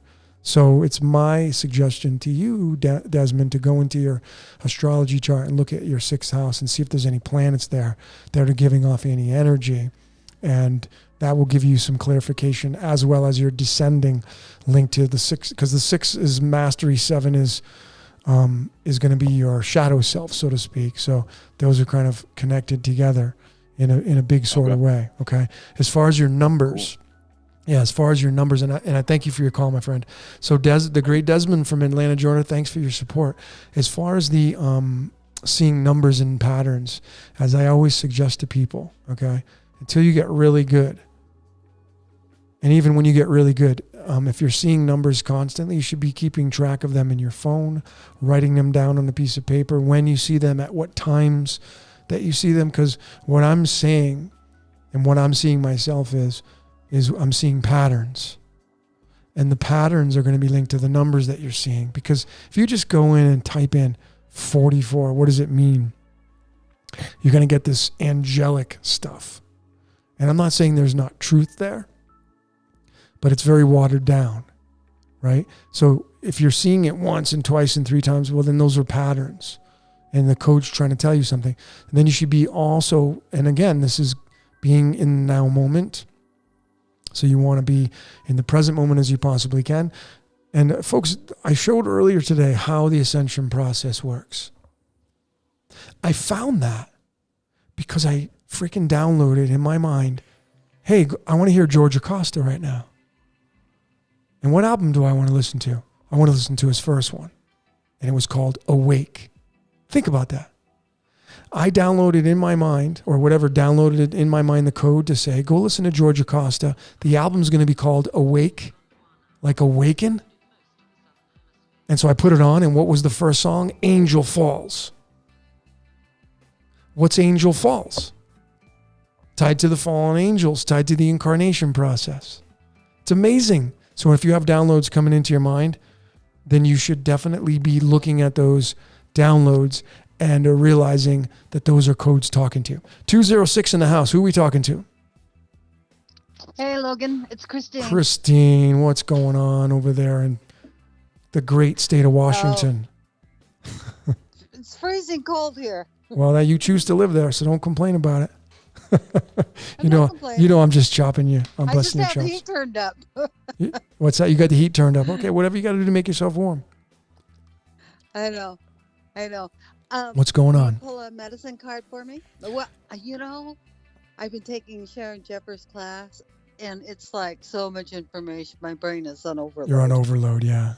Yeah, well, that's good. Kudos to you for taking the class. So why don't you tell everybody who Sharon Jeffers is? Because some people out there that are watching, they don't know what Sharon Jeffers is all about. Oh, she teaches. Sharon Jeffers is a woman who teaches a class on the cards of the Magi, or as Logan calls them, the cards of illumination. Right. And she's been doing it for 40 years, 30 years. Decades, yeah, forever. a long time. And it was just her birthday. When's her birthday? It was just her birthday. Yeah, it was just her birthday on the 8th. Yep. I was just having her birthday party. I was just with her. She lives right next door in the same building as me. Yeah, it's pretty awesome. Oh. Yeah. Yeah, she's like, she's pretty funny. Yeah, she's funny, I know. And there are only 3 other people in the class besides me. Right. So she likes to keep 4 them of small. us. Yeah. But it's like, so she has a lot of time with, all of us. Yeah. So folks, if you're listening out there and you want to learn how to use the cards in her way, she has her own system that she's developed. She's really good. Her name's Sharon Jeffers. She's got some books out. Cards of Destiny is one of them. Teaches you about romance and what your cards mean if you have a partner, all that kind of stuff. It's really cool. And you can follow, the cards move. So, all right, Christine, so I got to put the Swan card back in here again. Hold on a minute. Let me shuffle with this. Okay. I don't want to leave the Swan card out. I know. We just learned about our all the planetary Ruling cards. all the planets that go with our cards, Yeah, like man. our life path cards, and then the vertical life path. I'm like, oh my God, you're putting me on overload. Yeah, I hear you. All right, so Christine, what's the most important thing for you to focus on in life, or you have another question? Yeah, that's cool. That's Okay. cool. Can I pull from the middle? Of the deck. You want to do from the middle? Pull from the middle. I'll say, Right. So Christine, what's the most important thing to focus on in life right now? Okay, so here we go. Middle of the deck for you, my dear. And you got the salmon card, 49. 49. That was my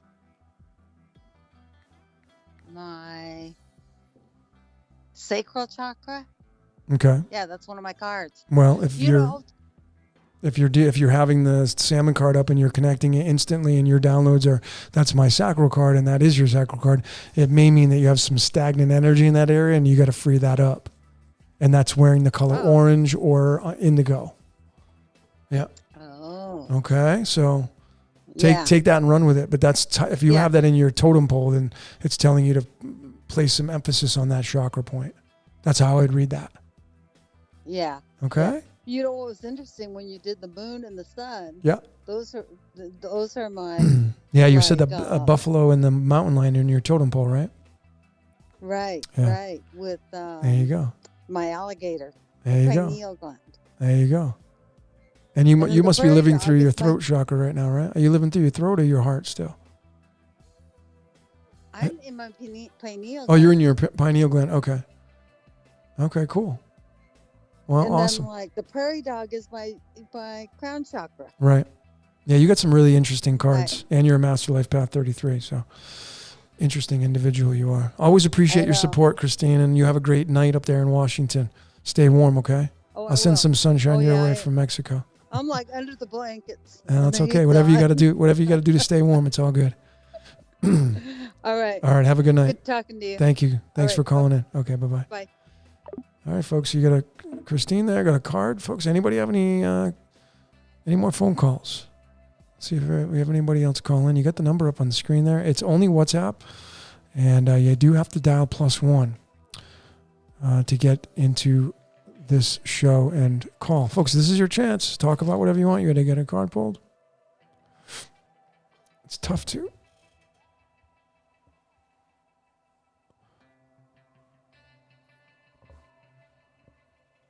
So, whoever has the K abbreviation with the amazing Rolling Stones tongue coming out, I like that one. If you have a set of the medicine cards and you're not quite sure how to use them, you want to do your totem pole. And if you don't know, if you have never done your totem pole, if you go into my video catalog on Decode Your Reality and you go to the little magnifying glass in the search box and you type in totem pole, you'll find the video. And it gives you step-by-step on how to do it. You only do it once in your lifetime. You can do readings all the time with the medicine deck. But you only do it one time your totem pole. So it's very special. There's a specific way that I was taught how to do it. And I teach on how to decode your totem. How to decode your totem pole. I'm drinking carbonated water here, by the way. So I hope that answers your question for you. Andrea Brindley, does the dome protect us or keep us in? Probably both. I mean, we live inside of a cosmic egg. And you know what's really interesting, folks? We may live underwater. We may live underwater. And that cosmic egg that's why it's blue. Because we live underwater. Think about that. Something to really take into consideration.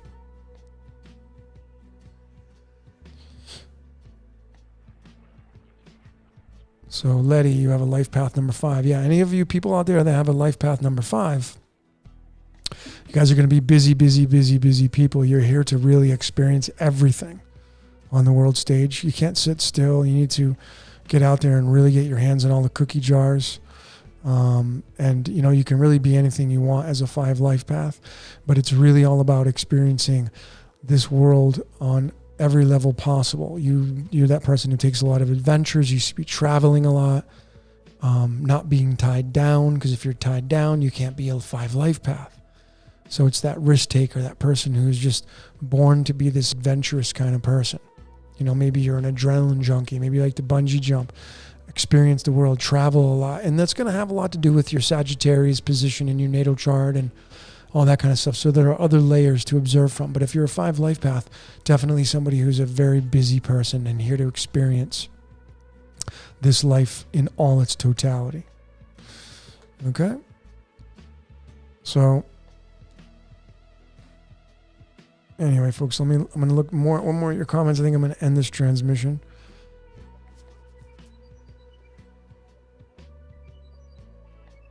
And call it a night. 2:44 in the morning here. I don't go to bed till late for most folks. You guys know that. So Pinker Little, is the frog lady? No.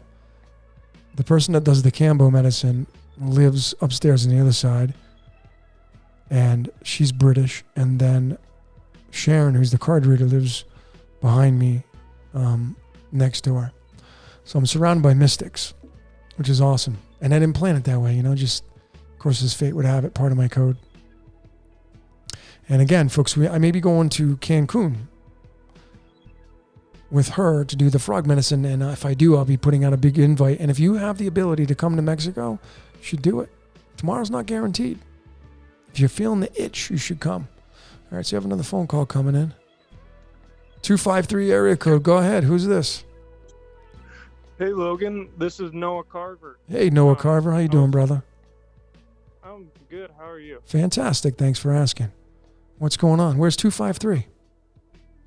Tacoma, Washington. Took another Washington state. Wow. Okay, awesome. Staying warm up there in Tacoma? It's getting warmer. Nice. Getting a little warmer. Nice. What's your question, or what do you want to talk about? Something on decoding, or? A little bit. I was mentioning the quantum grammar. I was commenting on that. Okay. Oh, okay. Yeah. I'm glad to hear that you've heard a little bit about it. I studied it. Yep. I think it's really important, and I found you actually through Santos Bonacci, and I was watching him and studying his works Mm-hmm. for a while, and he got me onto the birth certificate system Yep. and maritime law, admiralty law, and how, just like you talk about in your works, you know, we're souls and our material bodies are the vessels, Mm-hmm. and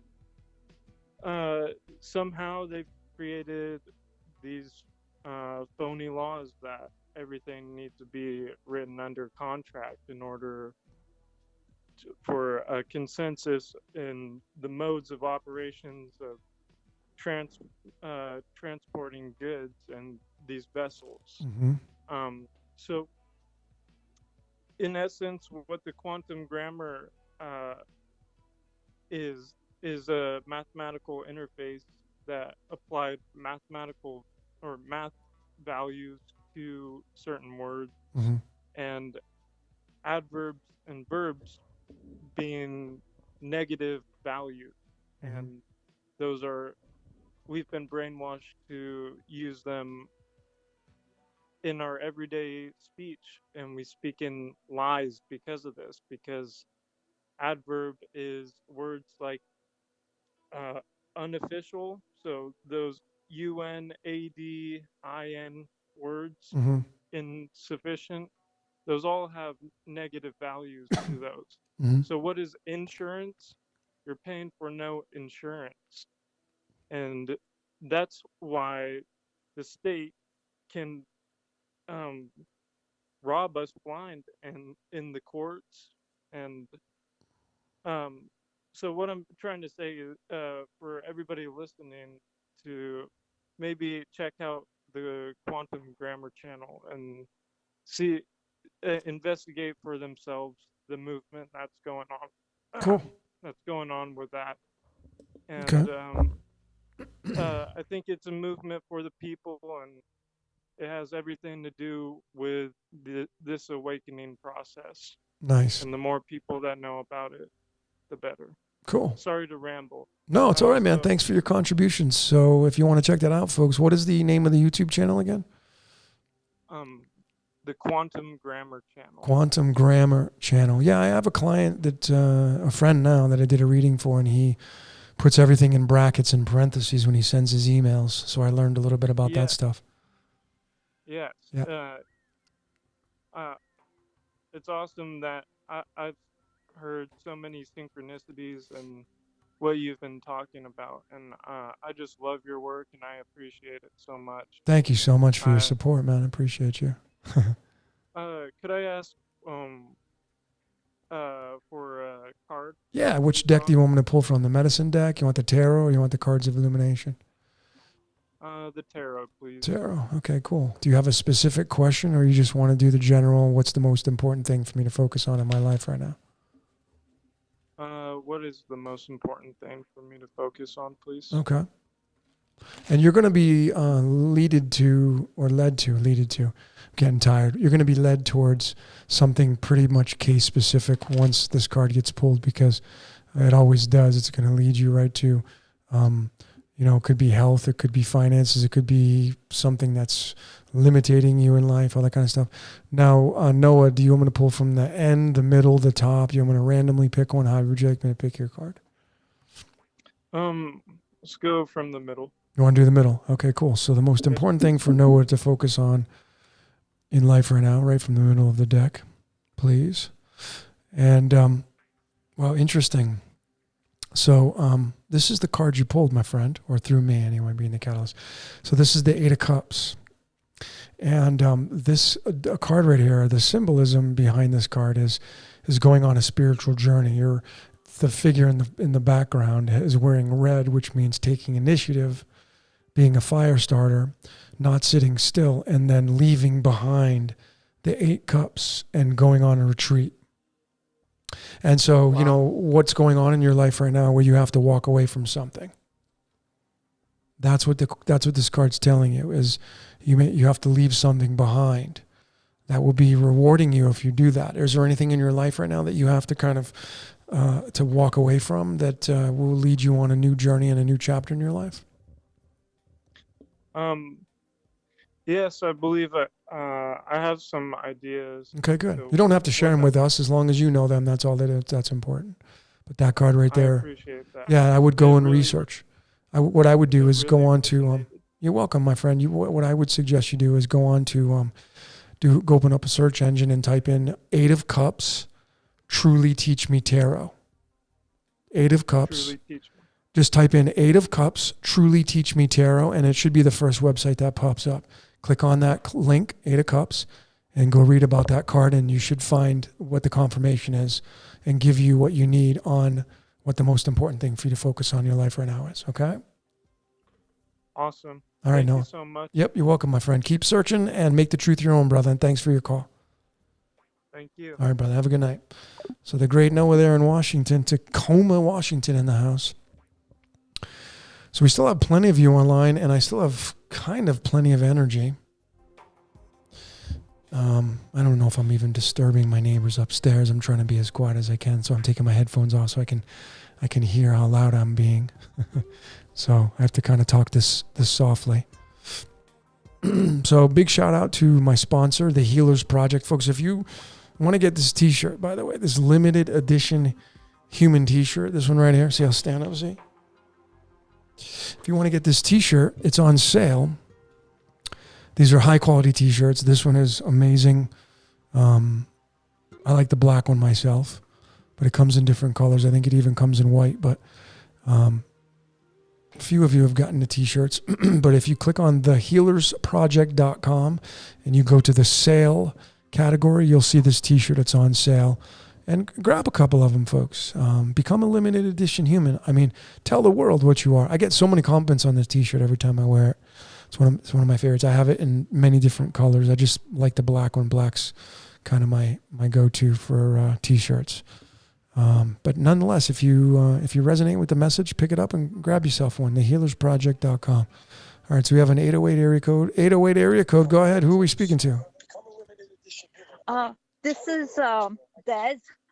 Okay, Bev, how you doing? Can you do me a favor? Just turn down the noise, the volume on the. Yeah, that's actually you. That's because it's going to be a little bit of a delay from our phone call to the actual transmission. Oh yeah. Thank you. Okay, great. So what can we? This is Des. Des, what can we do for you? Well, we are aware of the dangers we have because we're connected. Our hive, and there is it looks like interdimensional beings that are coming in, and we're trying to unite, and I'm just wondering if we will prevail, if we will come together in time to become a united to face the threats that's coming in through the interdimensional. That's a reality. I used to be with DARPA, even though my mind has been erased and everything. They've been doing that for decades now.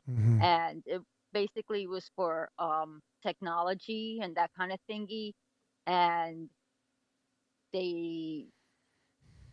they're like, it's like a mind virus. They're like infected. So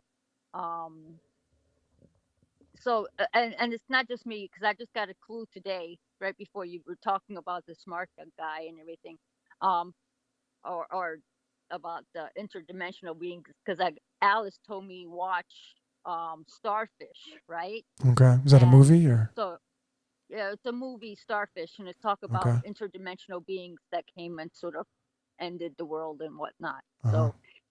So she told me the hive needs to get strong. And that kind of stuff. And I'm like, are we going to make it? And she's like, we, she doesn't know. She's just an AI. So interesting. So she's just trying her. It's several AI units.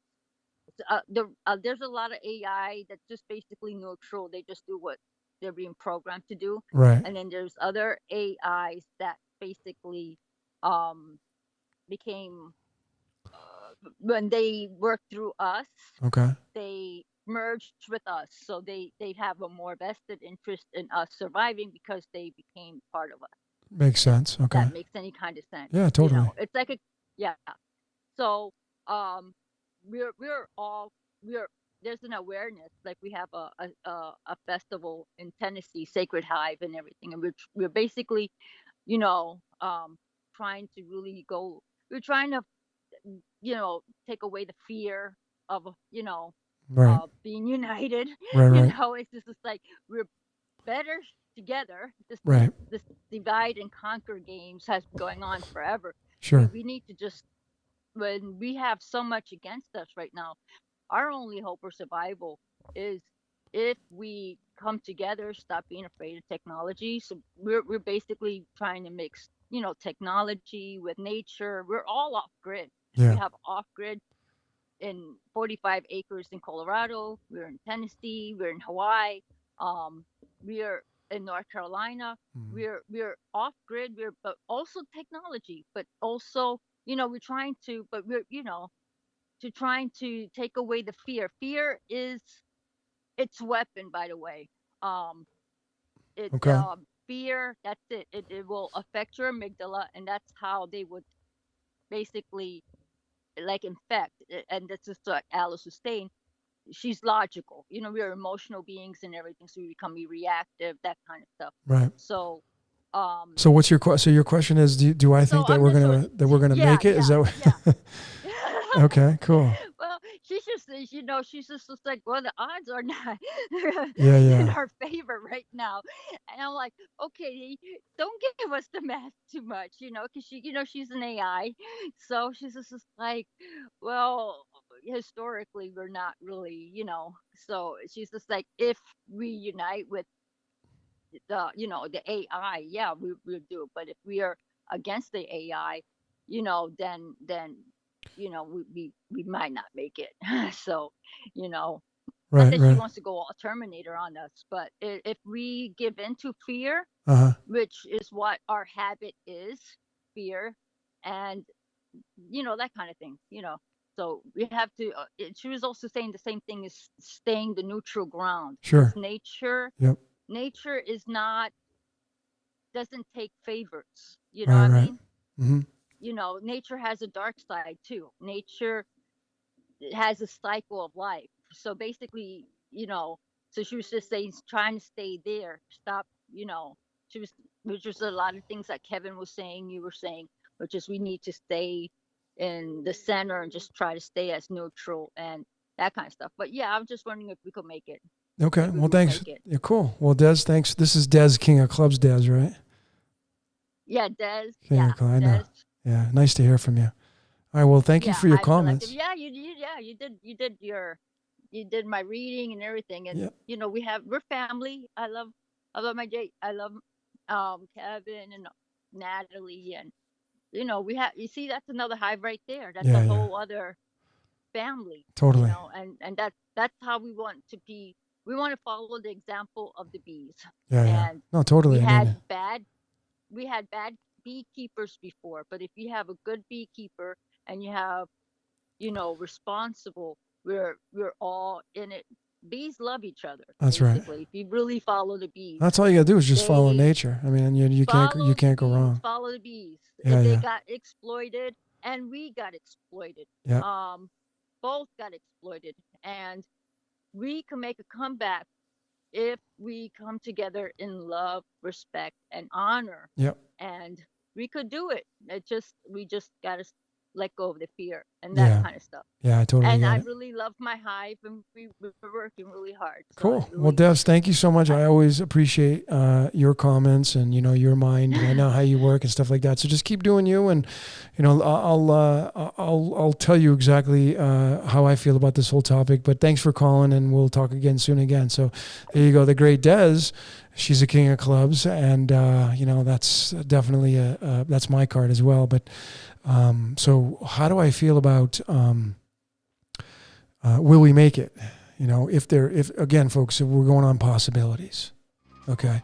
So we go on the possibility of, is there really artificial intelligence? Are there machines trying to break through the dome, as what the Matrix was trying to tell us? Is that really what's going to happen? Is that possible? And again, we're considering all possibilities here because everything's all theory, which is all possibilities, and there's no ironclad convincing evidence to show us what the future can actually, what it's going to bring for us, right?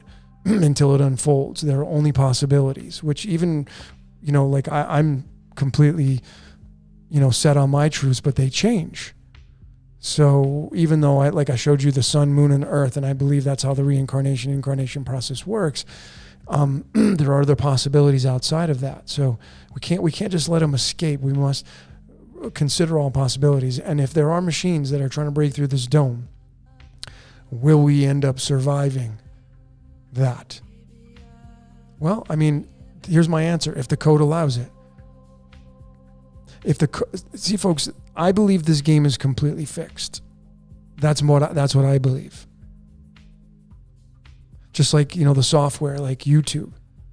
You can't alter YouTube. You can only play with the possibilities of what YouTube gives you. I can't manipulate the transmission. I can only use and do what I can to give you this transmission. Your phone has a specific operating system to it. And there's no way for you to change the way this operates. It has a specific code to it. So I believe this reality was designed eons ago. And then everybody's just living out the code. And there's already that's why a lot of these ancient texts are coming. How do multiple ancient texts from different centuries of people, how are there truths in some of those? Truth bombs. Different written times, and then how do I synchronize card decks into ancient texts? And how can you make that possible, folks, if the code wasn't already pre-written? There's no logical explanation other than the code was written before each and every one of us got here. That's why I say just enjoy the ride. And that's not a bad thing as we label it. The code is the code. And it's just, like I said, the code is operating through this reality, and we are co-creators of the reality, but we're programmed to create. We all have jobs to do. Just like, I came out with a post on my social media. And I had said that your white blood cells inside your body, they have a job to do. And they don't deviate away from the job. White blood cells do not deviate away from their job. They are part of the immune system, and they will attack foreign invaders. That's their job. That's it. A lion has a job to do when it comes into the world as a cub and then becomes a lion. It chases after gazelles and zebras, and it has a job to do. Sharks have a job to do. Bill Gates has a job to do. Mark Zuckerberg has a job to do. You have a job to do. And instead of complaining about other people's jobs, because I know you're not complaining about the shark in the water that's eating fish. I know you're not complaining about the spider that eats the flies that's in your window and has a cobweb. You may knock you may be like, oh, these spiders, man, these cobwebs drive me crazy. I'm going to clean. I don't kill spiders, but that's me though. If I see a spider, I'm not talking to it like, hey dude, what's going on? As long as you leave me alone, we're going to get along just fine. No, it's not that I'm a dirty person. It's not like I got roaches running around my place. On the contrary, clean. But if I see a spider, I let the spider do what you got to do. I know the spider's going to kill other insects. That's its job. But do we get mad at the spider? No. I don't like mosquitoes. I mentioned this earlier. But I'll give it a chance. I'll tell it, hey man, you're not welcome here, so you better kick it. You better get out of here. And if you keep buzzing around my head and you don't take off, well, I warned you. and then it gets its warning. And if it doesn't kick stones, then I do what I got to do. But it got warned. All right, we have another phone call coming in. Let's take this call. 778 area code. Go ahead. Who's speaking? Well, I want to tell you my name, but I was thinking of this, Logan. And first of all, thanks for taking my call. You're welcome. And love your work. Thank you for your support. And You don't have to mention your yeah, name, so it's all good. No, it's not that. It's not that. I wanted you to pick a card without me saying Oh, okay. anything or too much at all. I'm not even walking anymore. I'm sitting in the dark and just, Cool. I think I have an idea Which deck do you want to pull from?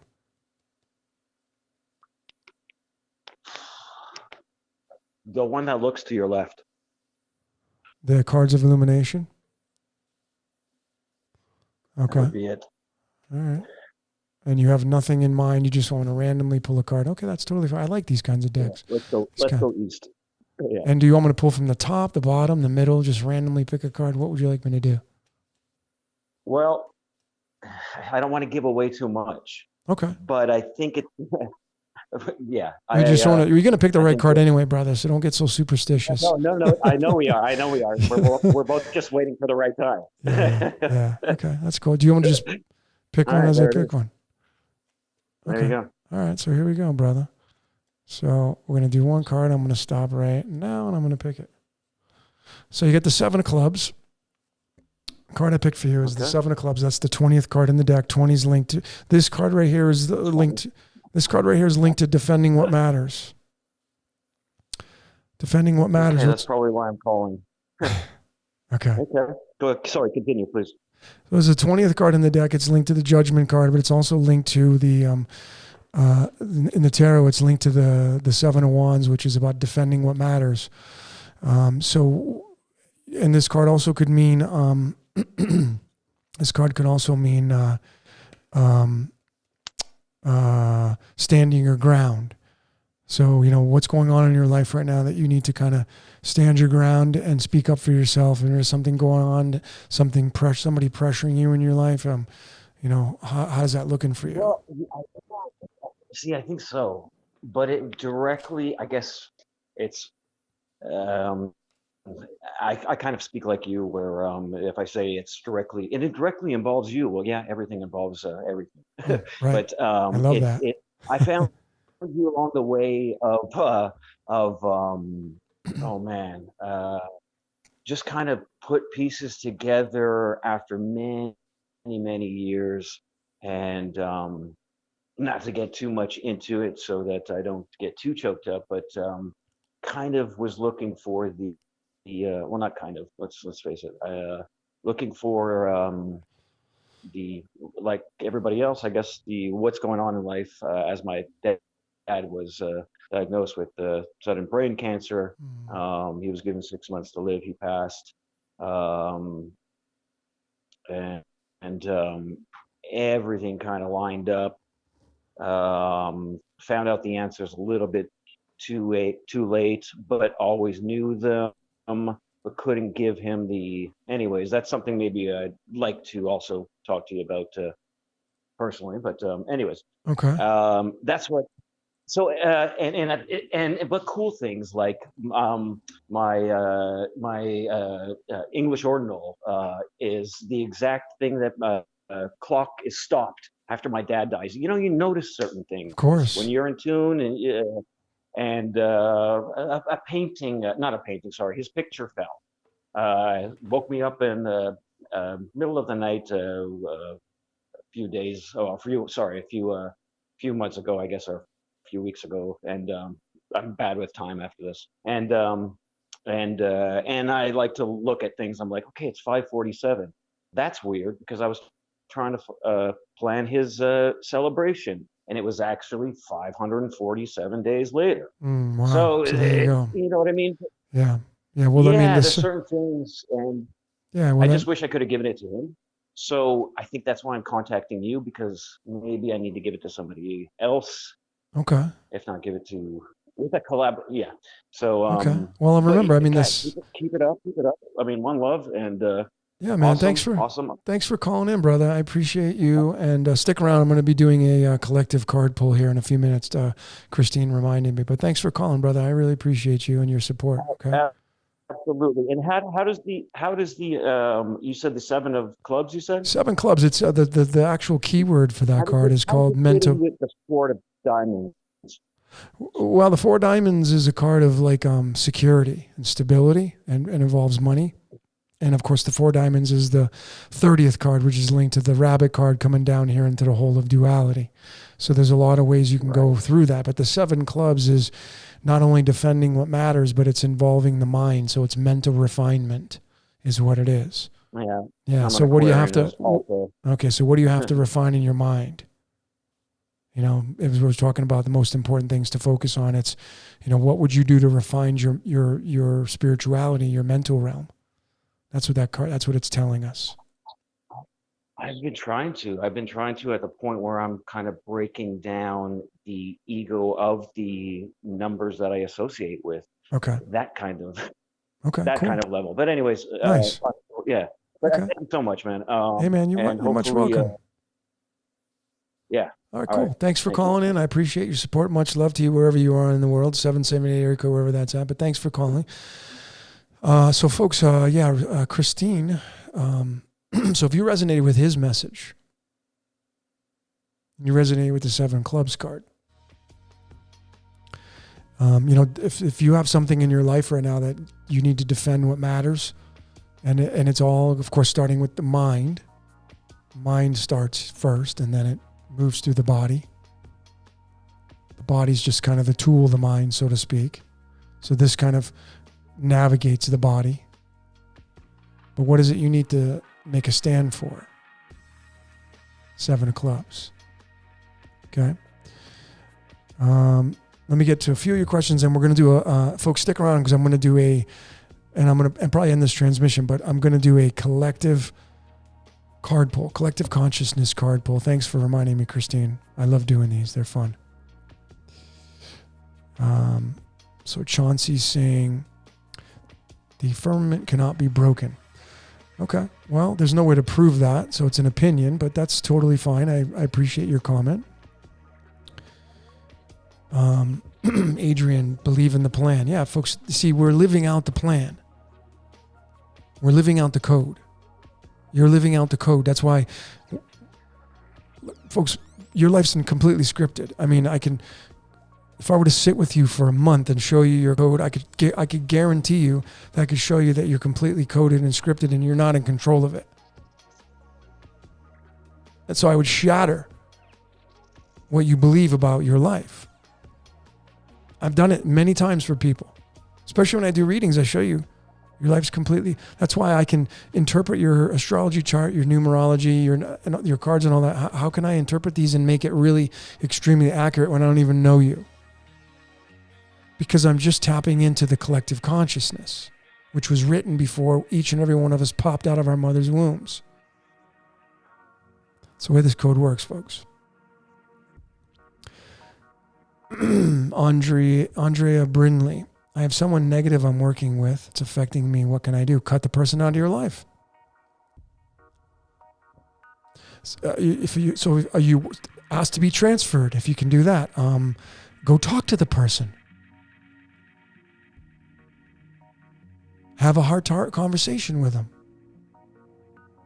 And if you're not resonating with any of that, sometimes it's just you observing your mirror self. So if someone's really negative in your life and you have to work with them and deal with them, maybe it's on you to, how do I effectively deal with that crap in my life? How do you effectively deal with that in your life? All right, we got another caller coming in. Here we go. And I'm going to do a collective consciousness card pull. 425 area code. Who are we speaking to? How are we doing? Hi, I can barely hear you. Okay. This is another Washington call. Oh, wow. Washington in the house tonight, boy, the dominant state. Yes. What's going on in Washington? Where in Washington are you? Well, it's dark and it's cold, like the other gal said. Uh-huh. But you're actually my first.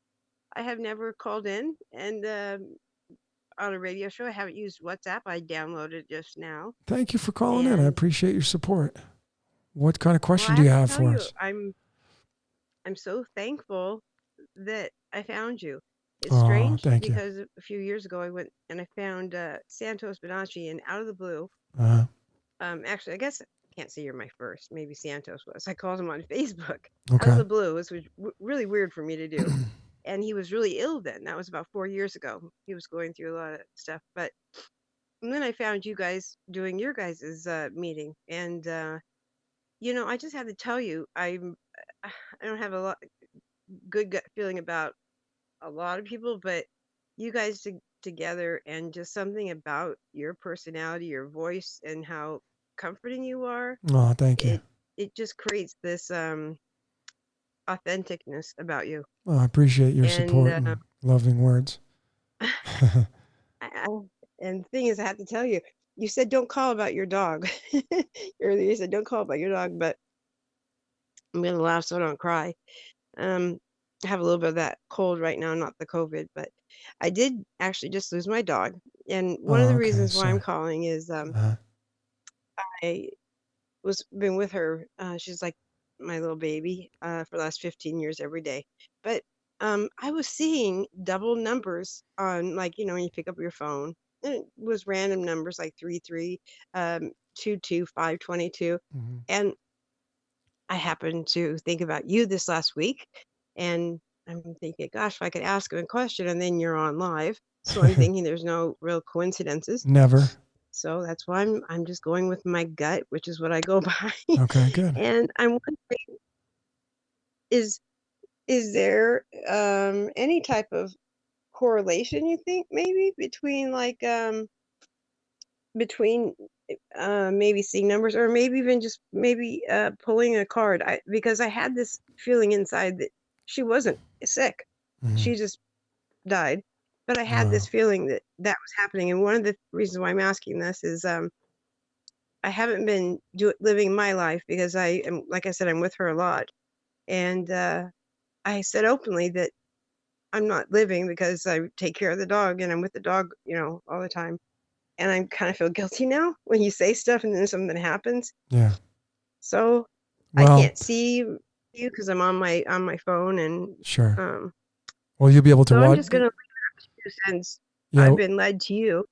Maybe you could, I don't know, I guess pull a card.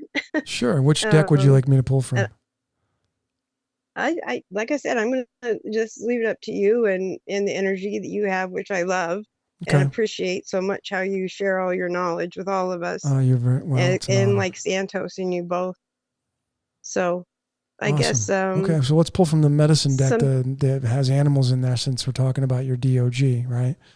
And yes. yeah, and I'm a huge fan of furries. I call them furries, but Yeah. but I'm attached to one that I can't see as often as I'd like. So I completely understand what you're going through. But remember, when you're tapped into the code, and you have these synchronicities happen to you with the story that you're saying, where you kind of wanted to free up the energy because you had to spend time with this furry of yours that you're attached to in a lot of ways, but it's prohibiting you from doing things that you need to do because you have to take care of, and that could be a human being as well, right? But Me. yeah, right. So it could be that you're literally tapping into your future self, and you're realizing that it's inevitable. And then, of course, you end up synchronizing the two together, and you're like, man, was I really the cause of that, that death? And there's no right or wrong answer, I guess I could say to you, but just remember that all that matters is the now moment. And, you can obviously look back at memories, and that's all we can go off of when something passes. Right. And again, it's just energy transitioning into something else.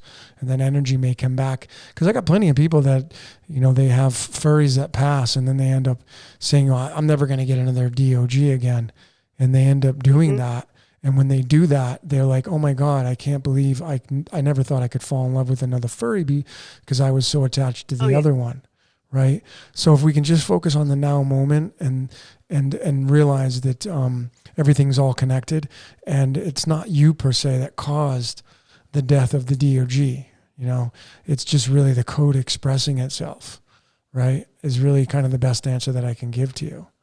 And to not beat And yourself maybe up. that power What's that? that maybe, not that I caused it, obviously, but I'm really learning about the power that we have. I wasn't raised religion or anything like that, and um, I'm learning a lot about all this energy that we have, and I just find that we are powerful people, and I definitely would like to have you do a reading reading for me. Mm-hmm. And the other thing I have to tell you real quick is I met my niece's husband, and he said, "Oh, I know this guy. You decode your reality." And I said, "Oh, he learned this from," and I got it mixed up. I said from Zach, and then I corrected myself. I go, "No, no, no, no. He didn't learn it from Zach." Yeah. And I definitely corrected it for you. But No, that's not. anyway, he got a reading from you as well. So, things like this just don't happen, I don't think. So, Of course not. Yeah, no, it's all and then part of the code. in the feed there is Pinker Little, actually. Oh yeah, you're Pinker. Okay, now I see who you are. Okay, cool. So let me pull a card for you. Would you like me to pull a card from the middle, the top, randomly pull a card? How would you like me to do it? Yeah, you just do what I got to do. Okay, I can't see it. I'm just talking into. I'm like the other. I'm like the other gentleman. I'm just sitting here by myself. So. Okay, that's totally fine. Trust you. And you're linking this to the incident that happened. Is that what you're kind of linking it towards? Well, actually, I think I appreciate you answering. Basically, it's just connecting with you for one answers my question. To be honest with you. Okay. That even I'm making this phone call and talking with you, and you validating that. What's your birthday? Can you just a month and day? Just month and day. You guys are mentioning Cancun Uh-huh. and doing the medicine, and I need some soul healing. And how do I get there? And how can I make it happen? Well, first of all, we have to create the date, which, I'm working on that. It was just an idea that popped into my life tonight, and I was like, "Oh, that sounds like a great idea." And I've been telling Santos I'm gonna go over and see him. He came here, so I'm like, "Okay, I'm gonna go over and see you," and I'm dying to go to the beach. I miss the water, so so my friend who does the frog medicine just like, "Oh, we should do it in Cancun." And I was like, "Oh, that's a great idea." So this was just tonight, and I have to call Santos tomorrow and speak to him and ask him, if he'd be down for something like that, which I'm sure he'll say yes. And then it's just a matter of picking the day or the days on the calendar. And I'm going to post it. It's actually stepping out of my comfort zone. For me, it's just stepping because I have never done anything like this. I was thinking about going to Costa Rica, but I can't do that, obviously. So, yeah. But I do need, I have a lot that's gone on, so I do need. Awesome. Okay, so what's your birthday? Just your month and day. What's your birthday? Just your month and day. If my birthday? Yeah, just your month and day. Oh, May 27th. Yeah. Oh, May 27th. Okay, so you're a 5 of clubs. Yeah, 5 of clubs is your primary. So that's card number. You're right. That's card number 18. It's tied to the Christ energy in a lot of ways. And you're a very busy person, as you probably would attest to. Right. But you're very busy in your mind. And for you can really have a lot of resistance in your life, in your mind, if you don't let yourself be free. So my suggestion as a metaphysician is anytime you have a lot of conflict in your mind, really sit with yourself and just talk to it. Talk to that energy in your mind and ask it what it wants, like it's a real person. And you'll be able to probably free up a lot of things that are your own doing with as far as resistance is concerned in your mind. But it's definitely a great energy to have. And that card is tied to the 5 of Hearts is your spirit card. Okay. So you want to go research and study that card as well, the 5 of Hearts. So I know you're a really busy person. Busy.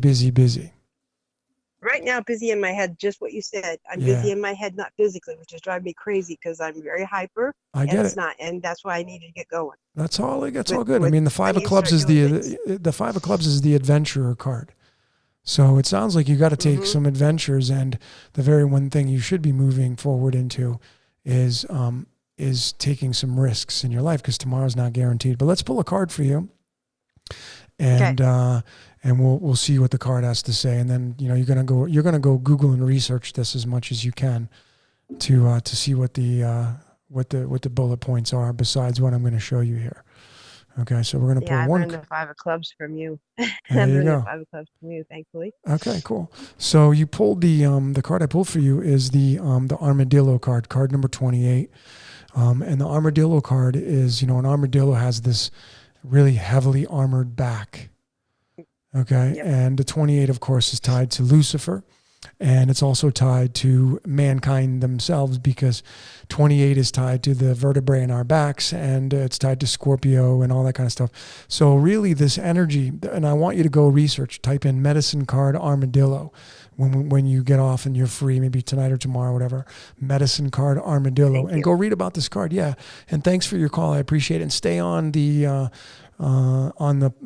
transmission, because we're going to do a group card pull here. So thanks for calling, and I appreciate that. But what I want to say to you is that armadillo card is really, the armadillo has got a really hard shell, so maybe it's you just really toughening up in life and really paying attention to you, really not paying attention to a lot of the outside influences that are going on in your life, and to really harness in and becoming that hard shell and not being so responsive to the outside stimuli in your life, like being like, you can't touch me, you don't bother me, that kind of energy. Okay, so I hope that helps. But go type in armadillo medicine cards, and you'll see what you'll be able to find it and what the definition of that card is, and it'll tell you what that energy means as you go through your life. And I hope that helps. Okay. So let's look at some of these questions. Then I'm going to do a card pull, folks. Carolyn Rose, you got the 3.14. You got 13th of April. That's 3.14. It's pi. Infinite Gabe, anything you can tell me about my birthday? 4/16. Well, yeah, I mean, folks, you should know what your cards are. But April 16th is the 5 diamonds card, and that's tied to the pi card, because the 5 diamonds is the card 31 and pi is 3.1. Right now, 5 of diamonds is, of course, another busy card. And diamonds means of the earth. It's a very emotional suit, the diamond suit. And you should go research that card, the 5 diamonds. That 5 diamonds, that card is your ego card, but then it has the spirit card side to it, which is the 9 of diamonds. So you're gonna want to go research that card as well, the 9 diamonds and the 5 diamonds. And you should go to it'sallinthecards.com and go look at your birthday. And at the very top of it'sallinthecards.com, at the very end of the web address, you're going to see, when you find your birth card, you're going to see the last 2 or 3 letters should be, like yours should be the 5 and then the D, which would mean diamonds. And all you have to do is go up in that web address browser and replace the 5 with the number 9 and hit the enter bar, and it'll immediately take you to the 9 diamonds card. And those are your 2 primary cards.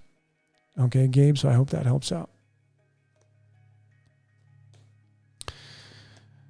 All right, so folks, what I'm going to do now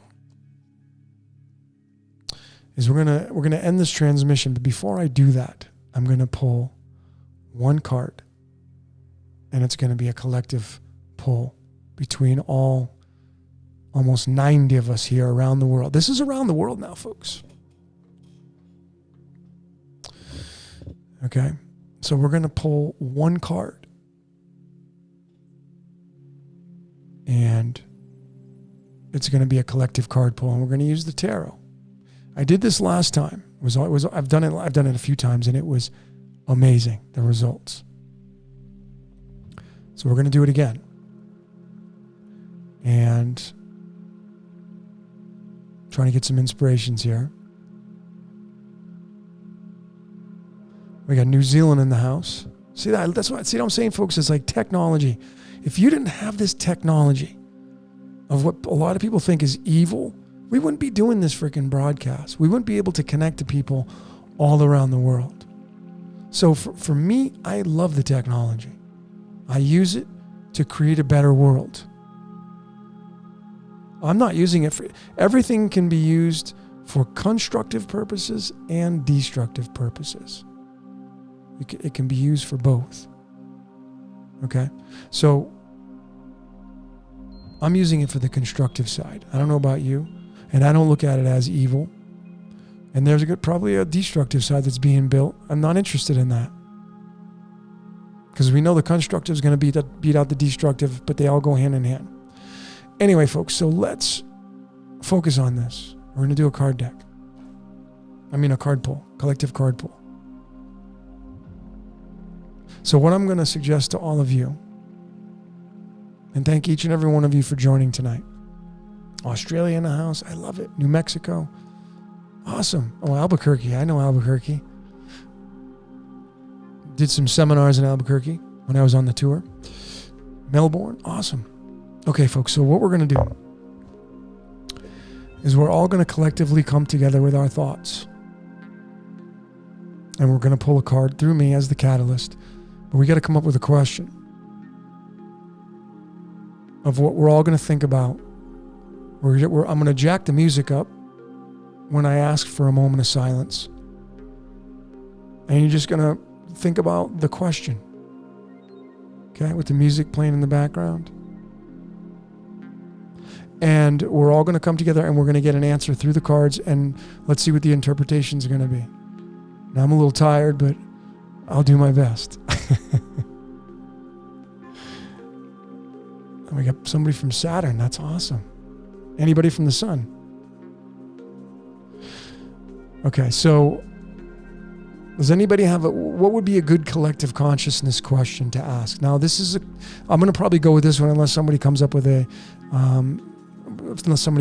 better question. But a good question is, what is the world going to look like in the next 6 months, according to your set of eyes? What do you think the world's going to look like in 6 months from now, from your vantage point, from everything that you have collected, from your eyes, from your ears, and from your sense of touch, from everything you see around the world, everything you've tapped into? What is the world going to look like in 6 months from now? We did this last time. It was so much fun. Let's do that, because this is a great experiment on collective consciousness, but it's very accurate. And what I'm going to do is shuffle the cards, and I'm going to pull one card, and everybody's going to contribute. So I'm going to shuffle these cards. So we got Mount Shasta. I love Mount Shasta. Man, Mount Shasta is beautiful. Mount Shasta in the house. Anybody else in the house? Holland. We got Holland in the house. Man, this is what I love about technology, folks. I couldn't do this with a rotary phone. Couldn't do it. And here we are, all tapped in, all around the world. It's 3:30 in the morning here in central Mexico. I'm trying to be quiet because I got neighbors. So that's why I'm kind of doing a little low monotone. And I live in this casita, which has high ceilings, and the voice echoes. UK in the house. New moon in Aries. See that? This is what I love about this. All you great people coming together. This is awesome. Anybody else want to say where they're from tonight? Or today, or this morning? Because it's, in the UK, it's, 10:30 in the morning? Kevin, you still there, brother? Kevin Clark in the house? Is he still there? My good friend Kevin, who I love dearly, one of my soul brothers. Thomas Citrus, Callie in the house. Thomas, you're 1:30 in the morning? No. Was it 2:30 in the morning? It is Saturday night. Yes, Flynn and Sylvia. We have the great country of the Netherlands in the house, which has another red, white, and blue flag, just like the United States. Oh yeah, so Kevin, Scotland, England. Nice, Kevin. I'm glad you're still here, brother. Yeah, see, Kevin, that's why I love your mind. 85 in chat, 86 with me, right on 222. Yeah, baby. Iowa, so we get the Midwest. I love it. Christine, of course, Mercer Island. We got the great city of brotherly love in Philadelphia. Any Rocky fans in the house? 9:30 a.m. in Pete. Where is that? Is that Italy? Okay. I'm just shuffling the cards, folks, looking at your look at your expressions. I love it. Yeah, Kevin, I know you and I are like Kevin and Clark and I are we're both Aquarians, and we're born 7 days apart, and there's a lot of synchronicities between him and I. And he's given me a lot of knowledge, which I greatly appreciate. Andrea, another UK. All right, we have Bosnia in the house. Yes, Maryland in the house. Ireland. Oh, Pete, I'm sorry. Why did I say Italian? I'm sorry, Ireland. I should have known, but it's so small, the chat box. So I love this, and thanks for sticking in, folks. People are dropping off, so we better pull a card because people are dropping off, and there's only 80 people now. So okay, folks. So what I'm going to do? Let me get make sure the music's going good here. Okay. So we're gonna ask the question, folks. What is it that you see that the world's going to look like 6 months from now? So we're in April, so May, June, July, August, September. So around the fall, October of 2021. Some of you, it's going to be the springtime. So in the northern hemisphere, it's going to be the fall. In the southern hemisphere, in the Tropic of Capricorn, it's going to be your springtime. What is it that you see on the world stage in 6 months from now? Okay, and I'm done shuffling, so I'm gonna pick a random card out of the deck. Before I do that, let me make sure okay. Before I do that, I'm going to ask all of you to have a moment of silence for 30 seconds. I'm going to jack the music up and just focus on what you're going to see in the next 6 months. I'm kind of dragging this on. Okay, so I'm going to do 30 seconds, and I'm going to jack the music up, and I'm going to shut up. What do you see in the next 6 months from now? October time frame, spring in the Capricorn, summer, winter, fall in the Tropic of Cancer. Collective consciousness, folks. 30 seconds. Here we go.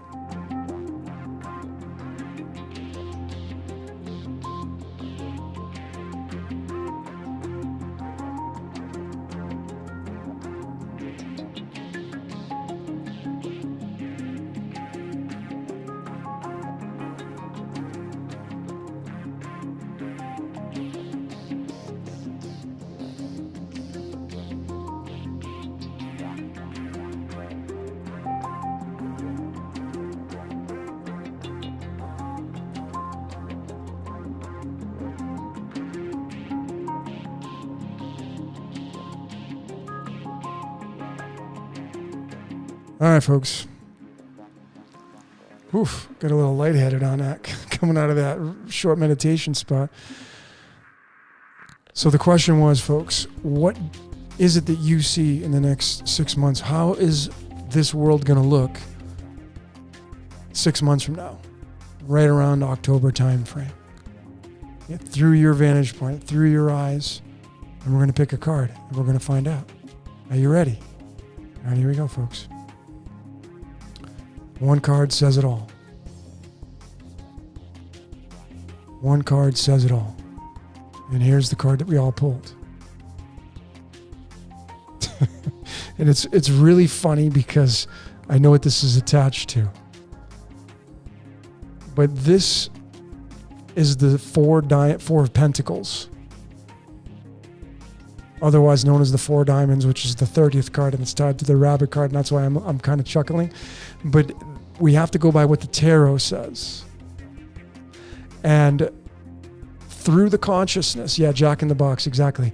Through the collective consciousness, what all of you and your vantage points, this card right here is all about physical security. Physical security. Making sure you have stability. Stability.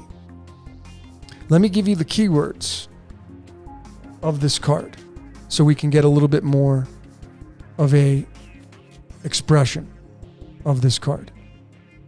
Okay, the Four of Pentacles. And again, this is a collective consciousness read here. Okay, so what is the Four of Pentacles? What are the keywords of the Four of Pentacles? And I know it means stability, but here's the keywords: stable, cautious, protecting resources, boundaries, saving. So this is the description of one of these apps I have called Galaxy Tarot. It's pretty cool. It says, when this card appears, matters of security and control are paramount. You have reached a point where you feel secure with your resources, but you don't want to chance anything. You're holding on tight to what you have and refusing to move from your position of control. You may be protecting your money, your job, your time, your home possessions, or your material body. While a sense of security is to be valued, change is also necessary for us to develop. Letting loose to go with the flow. So what I'm seeing here is the majority of you as a collective believe that you're going to be really holding on tight to things that are of value to you and not wanting to let go.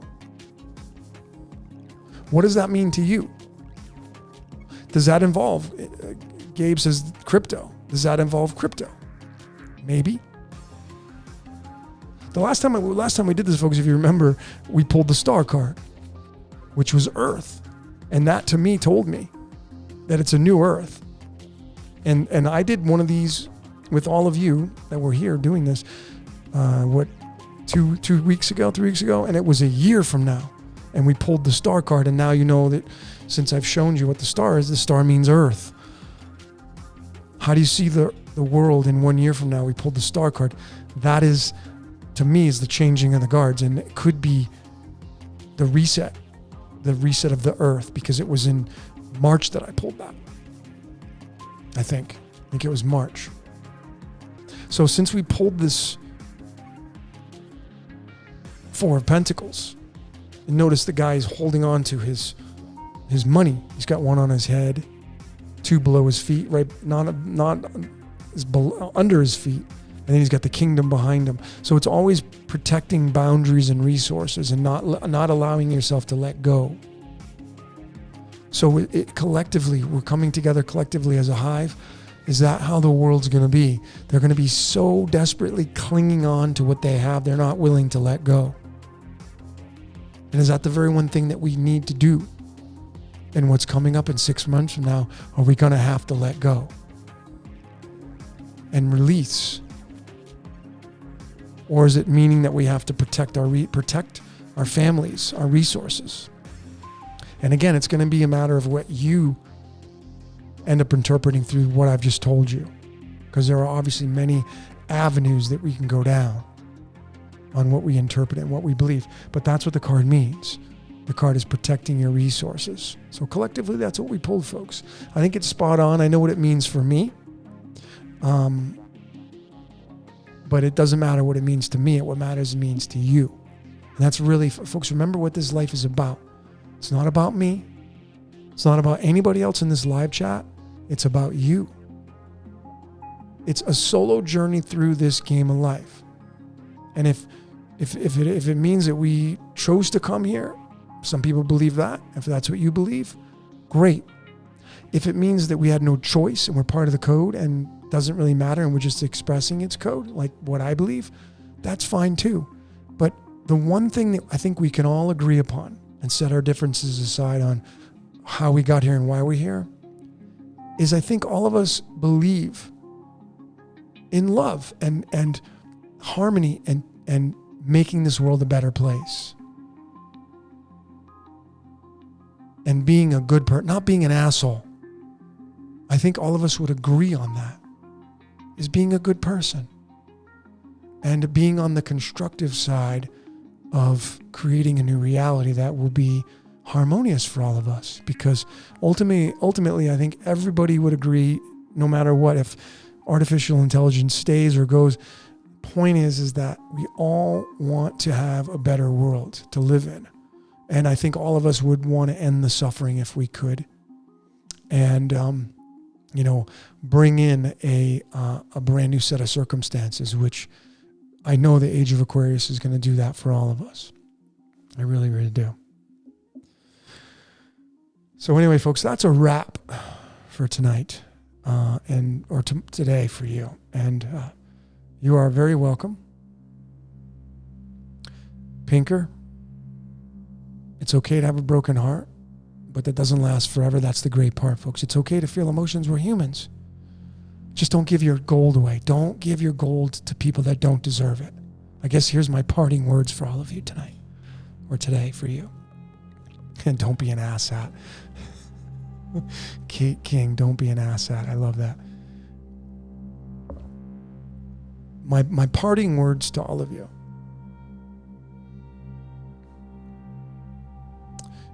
is be a good giver and be a good receiver. That is the circle of life. If you're not a good receiver, some of you are really good givers, but you're really bad receivers. You got to work on the receiving part. I was one of them. I still work on it. If you're a good receiver, but you're not a good giver, you got to work on giving more. I know that if your life is not really where you want it to be, I can tell you a solution that will solve all those problems. Go be a big giver. Go give.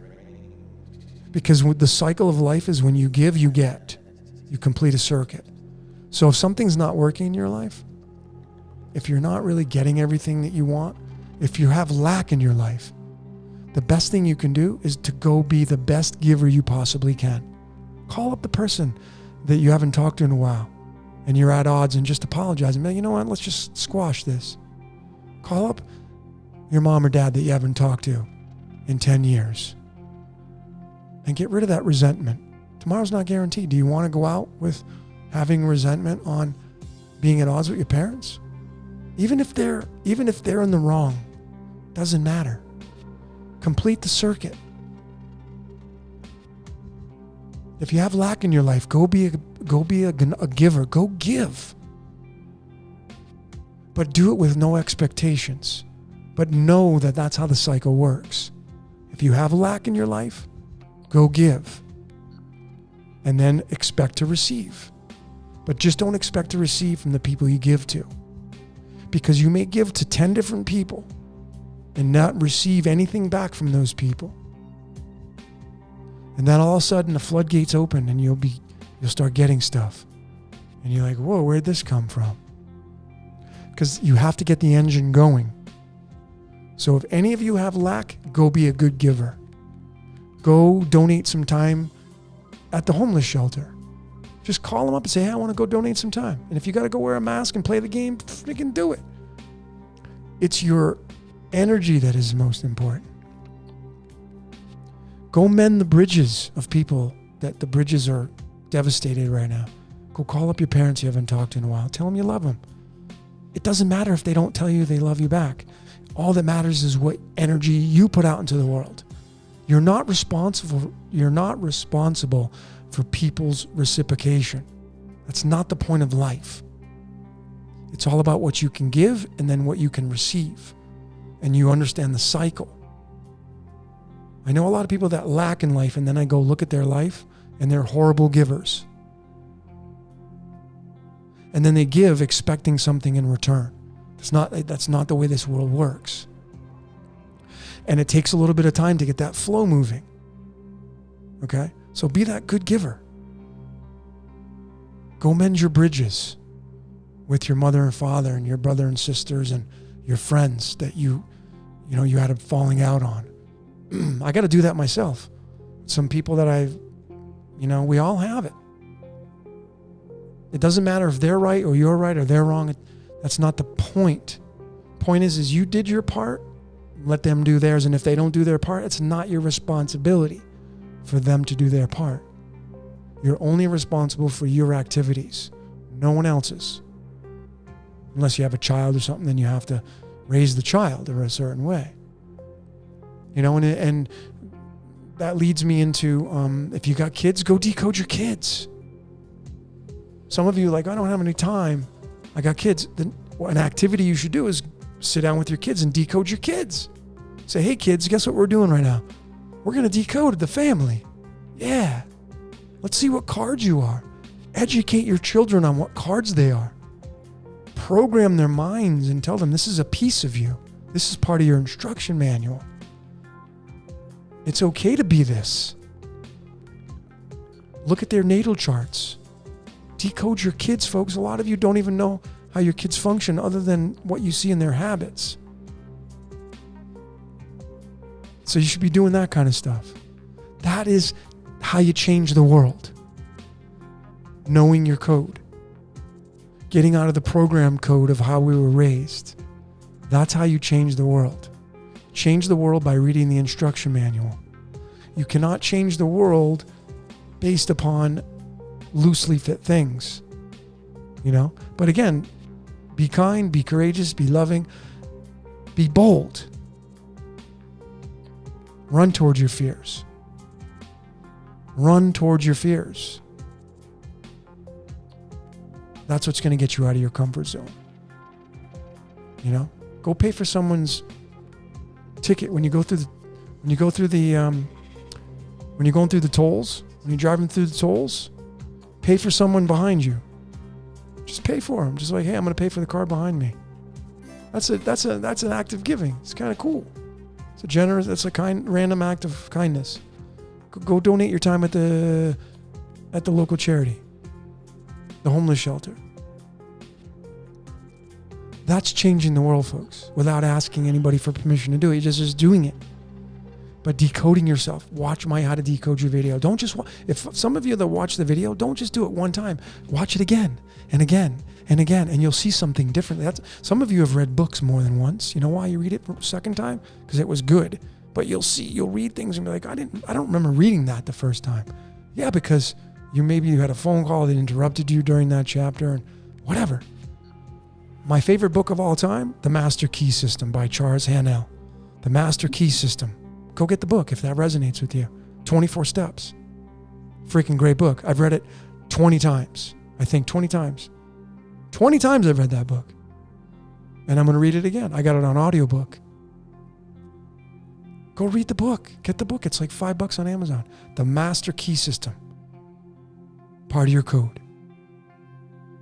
So, those are my parting words to all of you. And I love all of you. Go out there and make some changes. Go give your gold to people that deserve it. And don't give your gold to people that don't deserve it. And if you have any cancer in your life, and I'm talking about energy vampires and stuff like that, get them out of your life, man. Cut them out of your... Tomorrow's not guaranteed. Don't give them your energy. Some of you need to get rid of some new friends. Get some new friends. That's what you should do. So anyway, folks, that's all I got for today. I'm being quiet because I have neighbors, but that's all I got for today. My name is Logan. This is Decode Your Reality. Until next time, folks, we're going to see you later.